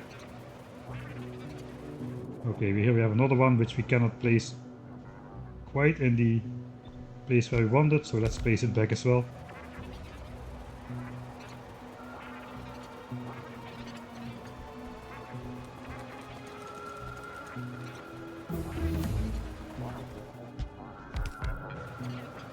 Alright, so we're secretly researching towards rocket silo now. If you didn't notice, productivity module 3, speed module 3, we're getting there.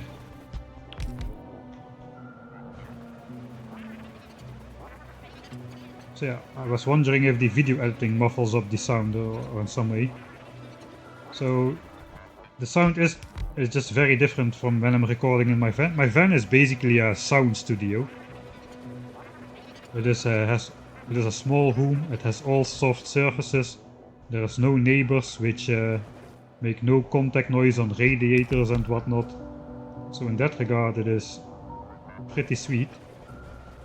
We should go too wide actually.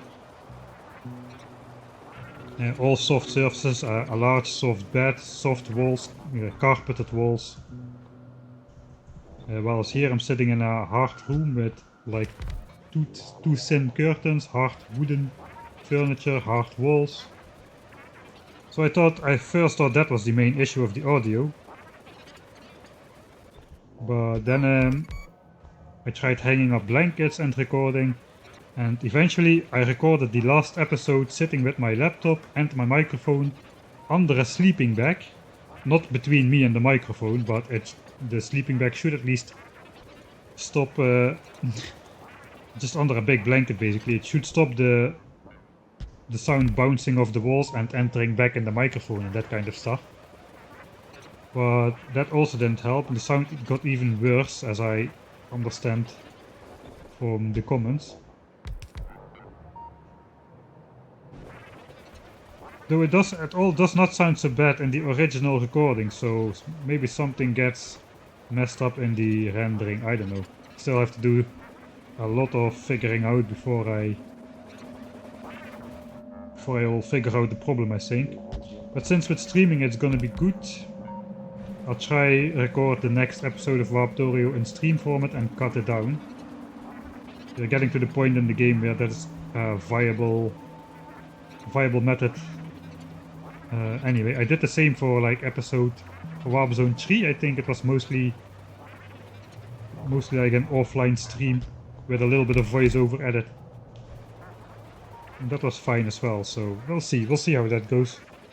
Now I can try to figure out the real problem in the off time.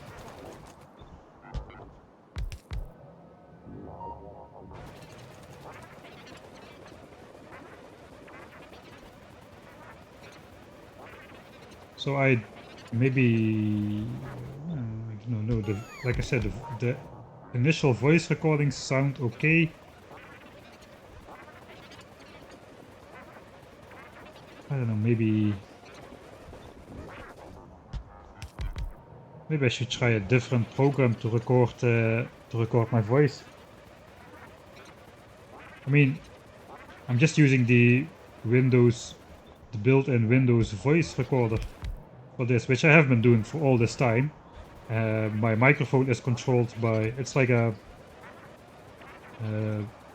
like one of these Blue Yeti models, and it's controlled by LG Hub. All the settings, you can fine-tune them there, and that has worked fine. I've been doing that since the Ultimate Death World Challenge, which has been recorded on the same microphone, and that all was fine. So I don't know. But this Windows 11 came with another set of, came with a different program, like I guess the evolved version of voice recorder, which is again more crappy than voice recorder was. It was nice and compact. It didn't clutter up my entire screen, which is why I used it in the first place. Perhaps I'll switch to... okay, I'm gonna take the time to read that.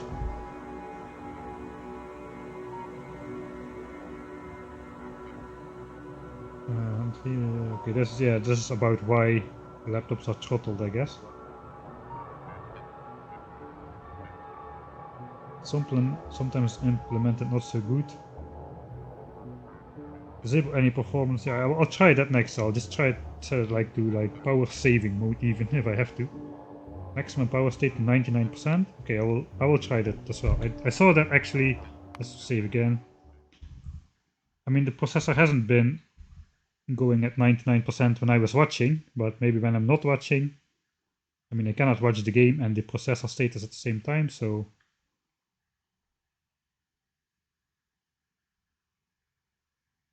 Let me see energy settings again.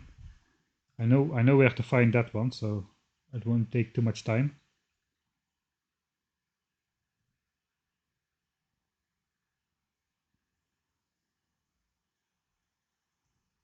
Maximum is set to 100. If I set it to 99, it should be better. So let's set it to 99 then.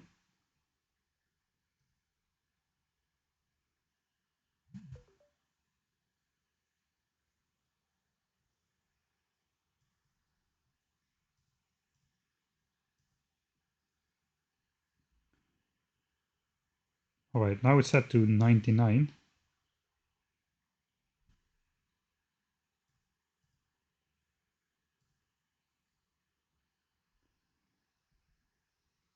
Alright, one sec, I have to take a call.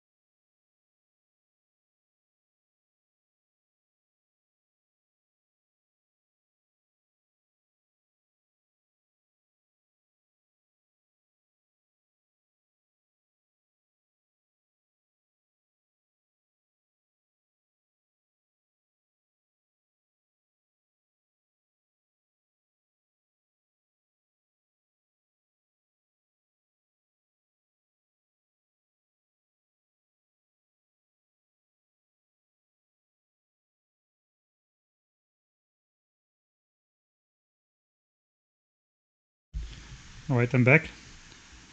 While the game is paused and everything is paused, my processor is at 90 degrees on 34%. Yeah, okay.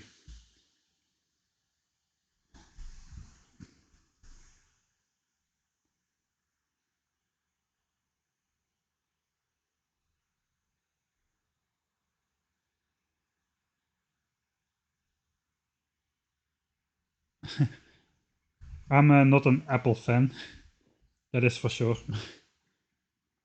I really dislike Apple's attitude towards repairing their devices and making everything as replace only as possible, and giving their pricing strategy, let's call it strategy. I do not want to get involved with them.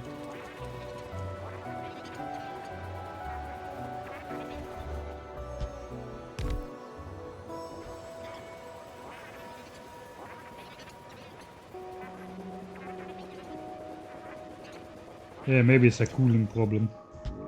That was the limiting factor on my old laptop as well.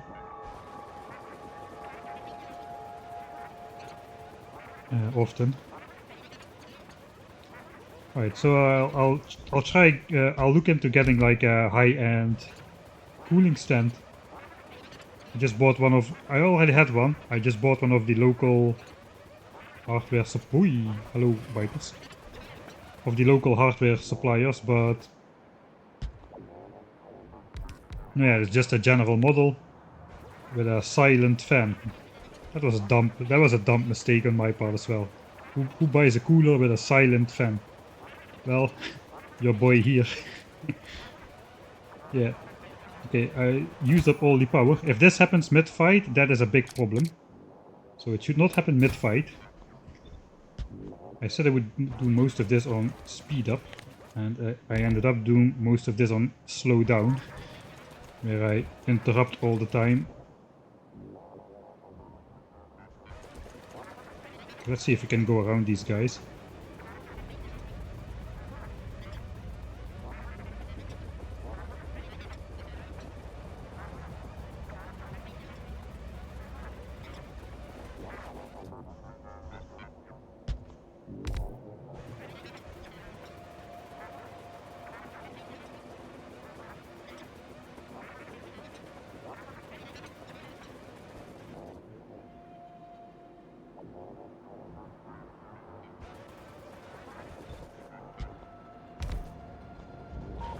I'll make sure I can test it out before I actually am committed to buying and keeping it.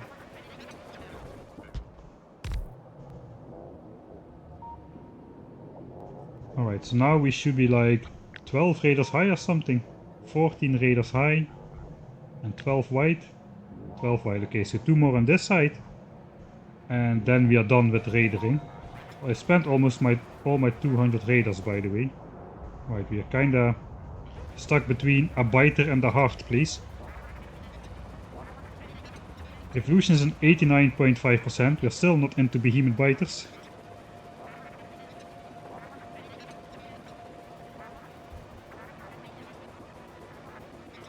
Yeah, it's a laptop. I guess the cooler could still be installed incorrectly as a manufacturer's error or something.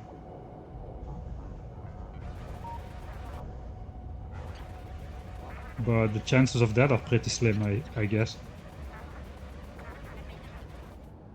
Yeah, thanks, my boy. Do that. That will be a lot easier to find back the information than another water ball. Those are so interesting every time.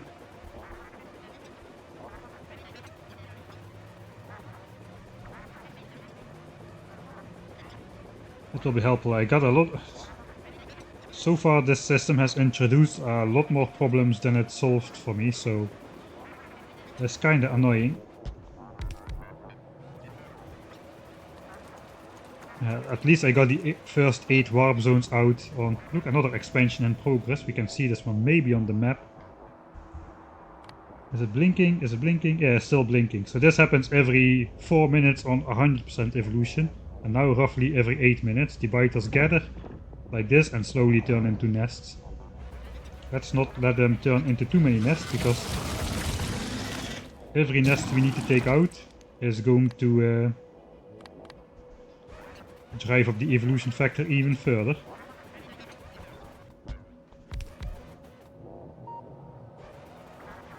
Yeah, unfortunately that is true, just stuff with design errors gets solved anyway. Making stuff as good as it can be hardly happens anywhere in the world anymore. Maybe only in Japan it still happens regularly. Making stuff as good as it can be. Okay, we're never going to be able to place that over there, so let's place it over here.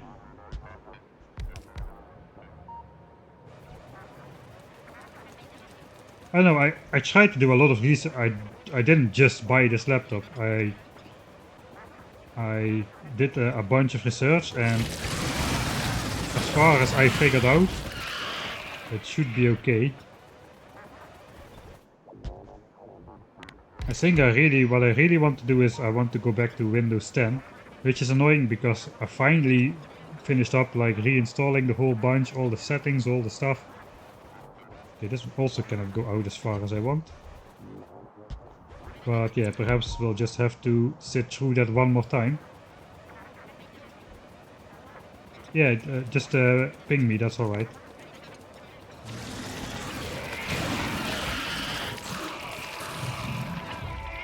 Oh, sorry about this technical stuff. This part of the playthrough probably was a whole lot less interesting to watch. Anyway, how interesting can it be placing 200 raiders on the map? I don't know, but... Let's actually set the evolution to 4 digits, since we're getting in the end stages now.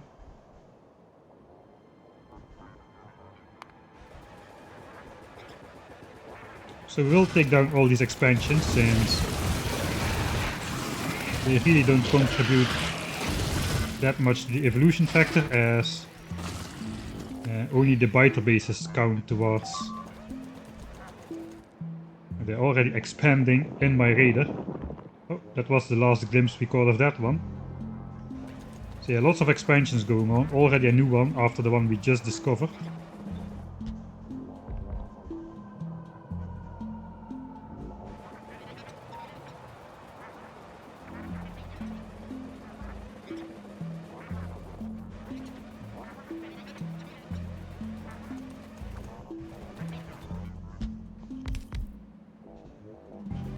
Am I gonna eliminate every biter on the map in this playthrough?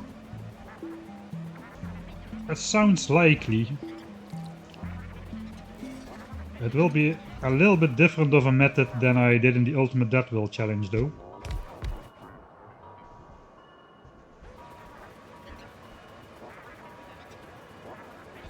Because most of all, yeah, 10k SPM, UPS issues, better if biters don't exist.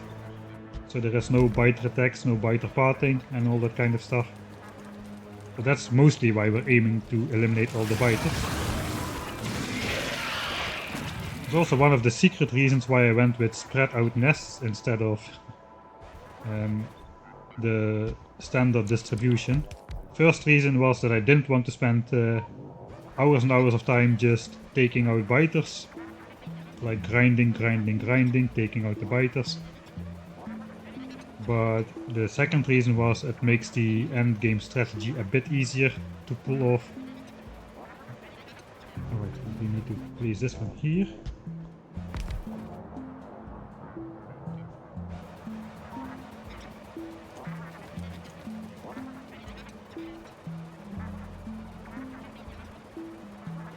Okay, we kinda almost are up to the water now.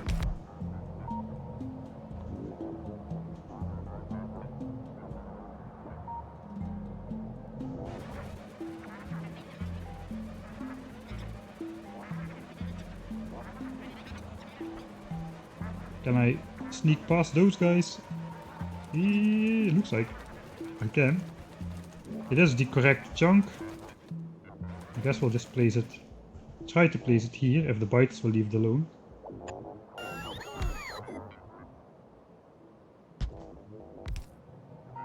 Okay, let's just try to sneak back next to the water line. This looks very funny. Alright, it worked. They didn't see me. Oh, it's just a shadow moving across.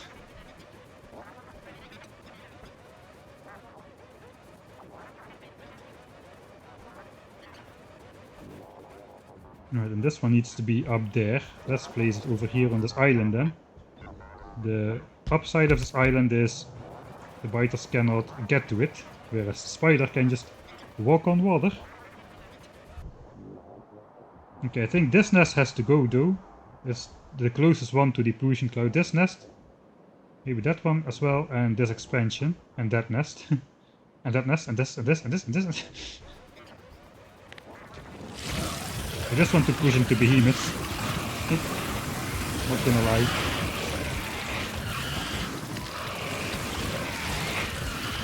There's the stream cutting out again. Now I cannot check because I closed the browser with the stream dashboard. Right, spider battery is full, so let's switch back to the full combat outfit of 5 legs. We'll take out a couple more nests. Okay, we're at 89.97, so the next biter base we take out is definitely going to trigger behemoths. Maybe not this tiny expansion here, which will just take out.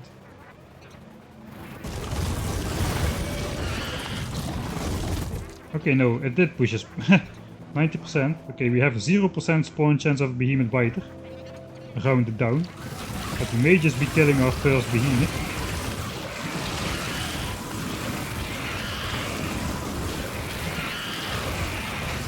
Okay, I see a green guy. There he is, the first behemoth biter. Let's check out how much laser power this guy takes to kill.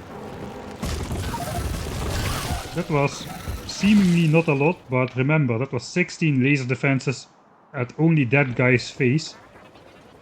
First behemoth biter kill though. Nice. Alright, we're gonna ignore that raider which got taken out. It's gonna happen multiple times that raiders get taken out, so we may as well get used to it. Alright.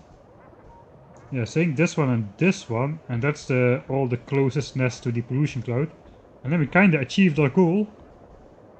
Our goal of lighting up the entire area as far as we could with almost 200 raiders.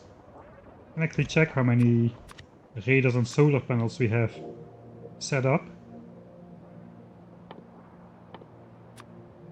If we just do this, 185 solar panels. Oh, 186, because this one is not counted, because it's not visible anymore.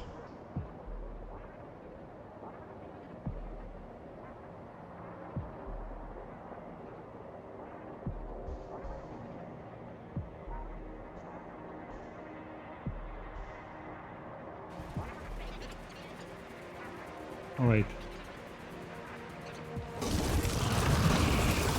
I guess we are kinda nearing the end of the stream too. I was supposed to have a dinner break 2 hours ago, but plans changed. The dinner will be arriving shortly together with the wife. I was gonna make a break and then continue, but since I've been streaming already for almost 6 hours now, I think. There's the behemoth again. The bad thing is expansions can have behemoth worms now as well, so perhaps I should not have pushed into behemoth biters just yet.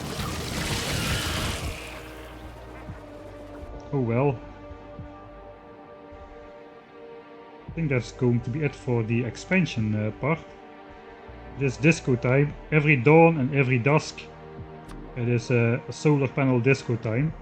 I won't leave these solar panels up forever, because I have from hearsay that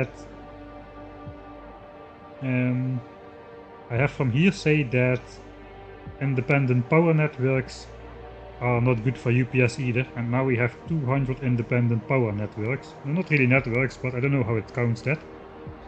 It's not an issue, it's not going to be an issue yet. It's also not going to be an issue for 1000 SPM, but once we get to the 10,000 SPM and game updates start to be a limiting factor, At that point we are going to optimize UPS, we're going to deconstruct all these individual solar networks and probably also deconstruct the nuclear reactor by that time, which we will have. Eventually we will switch to solar because that's the most UPS friendly. We're gonna start off with nuclear because nuclear is a lot easier and cheaper to build a lot of, and also a lot cooler. Come on guys, nuclear power is a lot cooler to set up and to look at than like blobs of solar panel more big than the size of the current explored map, which we are gonna have eventually, but not quite just yet. Is there an export of the milestone anywhere? No, actually.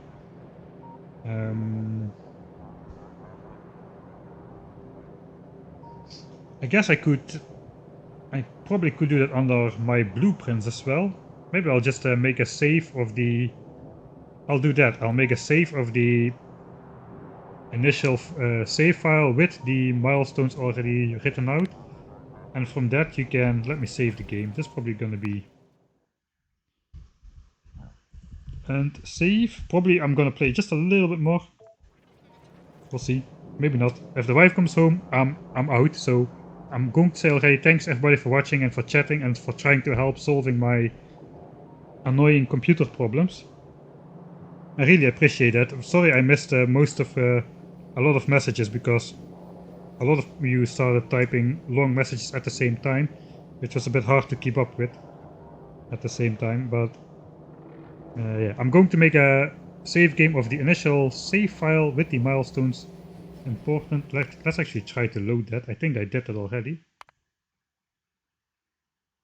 No. Okay. Then you can either play this map for yourselves with the milestones. Okay, let me just... That's probably... Don't worry, the stream's still up. It is a black screen probably at the moment. I have somewhere this...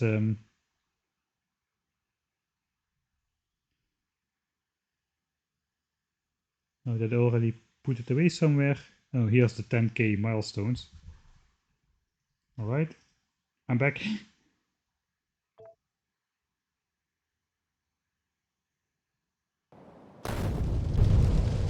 Alright, we get milestones, import milestones.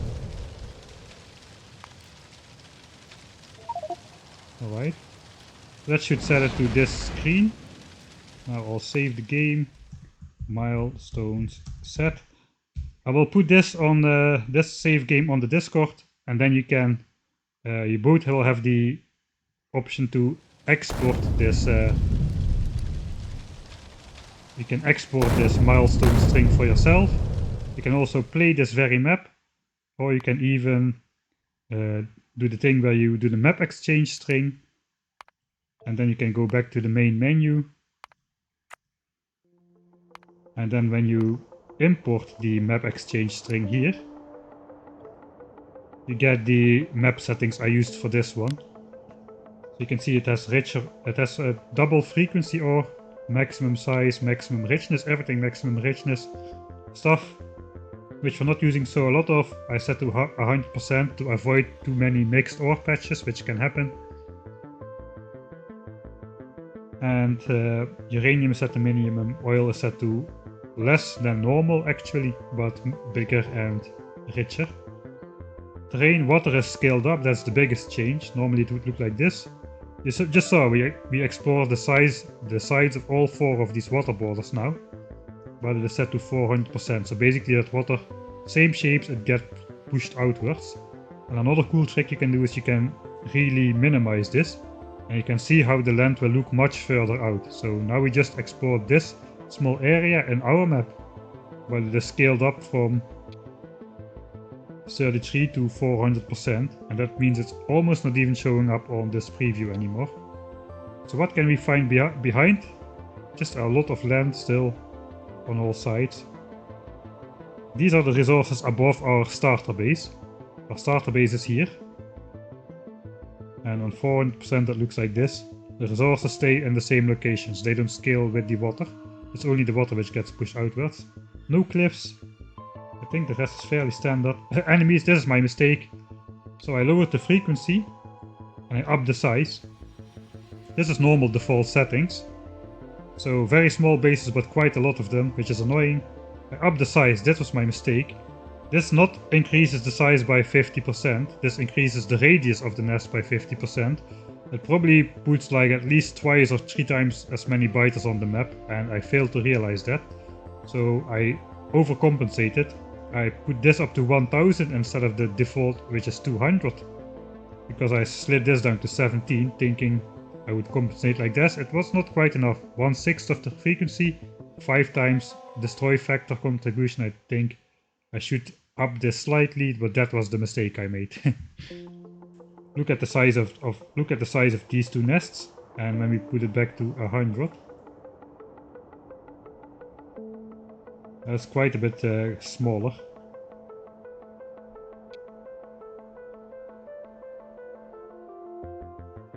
Definitely not 50% more biters. Alright. Let me get this one. Huge empire already showing. So yeah, I'll put that save game up on Discord. And yeah, then you can access the map, the settings, and the exchange string for the milestones as well. Plus anything else you would possibly want to get from the map. Right, we are back in the base. Let's just have a quick check of what kind of stuff we have to work with for next time. I probably should have enabled the creation of more robot frames. That's a slow process. You have 2000 bots ready to be made and deported. We could have had 6000, I guess. Okay, we do have a full 500 furnaces, so we can start building outposts. That is nice. This is, I guess, normal. This is filled up. All of this is backed up because we have not been using science much. Blue chips, we've got half a chest again, so that is nice. We are using all our green chips again, so that is positive as well. Red chips, yeah, we basically still have exactly what we started with. Half a chest. Now we can set the output priority to neutral again, maybe. I'm not sure what we're gonna be doing next. Let's keep the output priority on the boss until I change my mind. If we're gonna apply the next stage of the blueprint, everything gets reset to default again anyway. Right, so this is all the same. I think the belts are ready. The belts are ready. So we have like 9000 red belts to be deployed, which is good because this was approximately 8500 red belts, which were needed. 16,000 green chips, that is filled up. Right, that is quite decent as well then. All of this is still working, steel is filling back up. We basically used all of our steel before. Actually, no, we still have only one chest, so that's alright though. We're using purple science again as well. So yeah, that's the highest time to get the necessary upgrades in this base to make it a true 63 science per minute base, because as of this moment, as soon as we start the research, obviously the base is not keeping up because we don't have the resources to do it. But let me make the end game save. Again. Once we get stage 8 in here,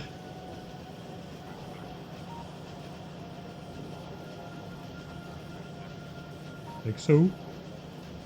A lot is red because everything is assembly machine Mark III. I'm just gonna paste it just to show off that the beacons appear. And these beacons, now everything will be pretty finely tuned to make 63 science per minute, plus an additional overflow of resources which you can use to prepare for expanding to a 1000 science per minute base. So that is why this blue chip setup is so big. You definitely don't need to feed this amount of blue chips, but you have the option to do so. If you are not researching but you want to make a lot of Mark III modules, you can use the two full red belts of green chips to make to turn into modules with the help of these productivity module speed beacon setups, so the base remains flexible after attaining its 63 signs per minute goal. This also means everything has been reset to default, all the output priorities. Ah no, it has not, because... Aha! Okay, that automatically switched on as well then. Anyway, we already made a save. This is now connected. The stuff to make the rocket and the accumulators. So, yeah. Anyway, that's going to be it for this stream. Next time, we are going to finish up the full extent of the self-balancing starter base with a green chip outpost and a steel outpost. Probably fairly close by. We already have almost 40 of these shiny green rocks. The nuclear power plant still has 76 fuel cells out of the 120 it started with. Still using barely any of the power. Alright. So sorry for the sudden leaving, but yeah, this is gonna be it for this stream. I'm not gonna have an outro screen like I normally have. Just going to thank you all for watching and chatting and helping me out with my technical noob stuff. And yeah, thanks a lot everybody, and I will see you all next time.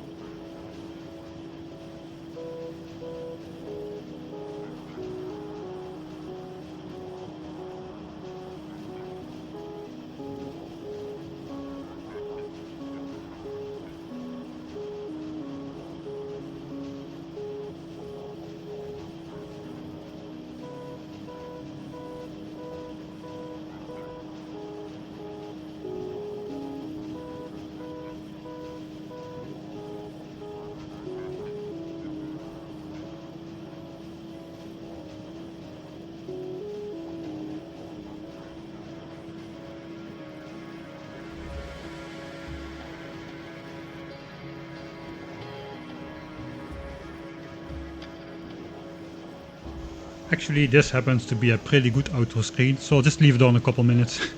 So yeah, thanks everybody. See you next time.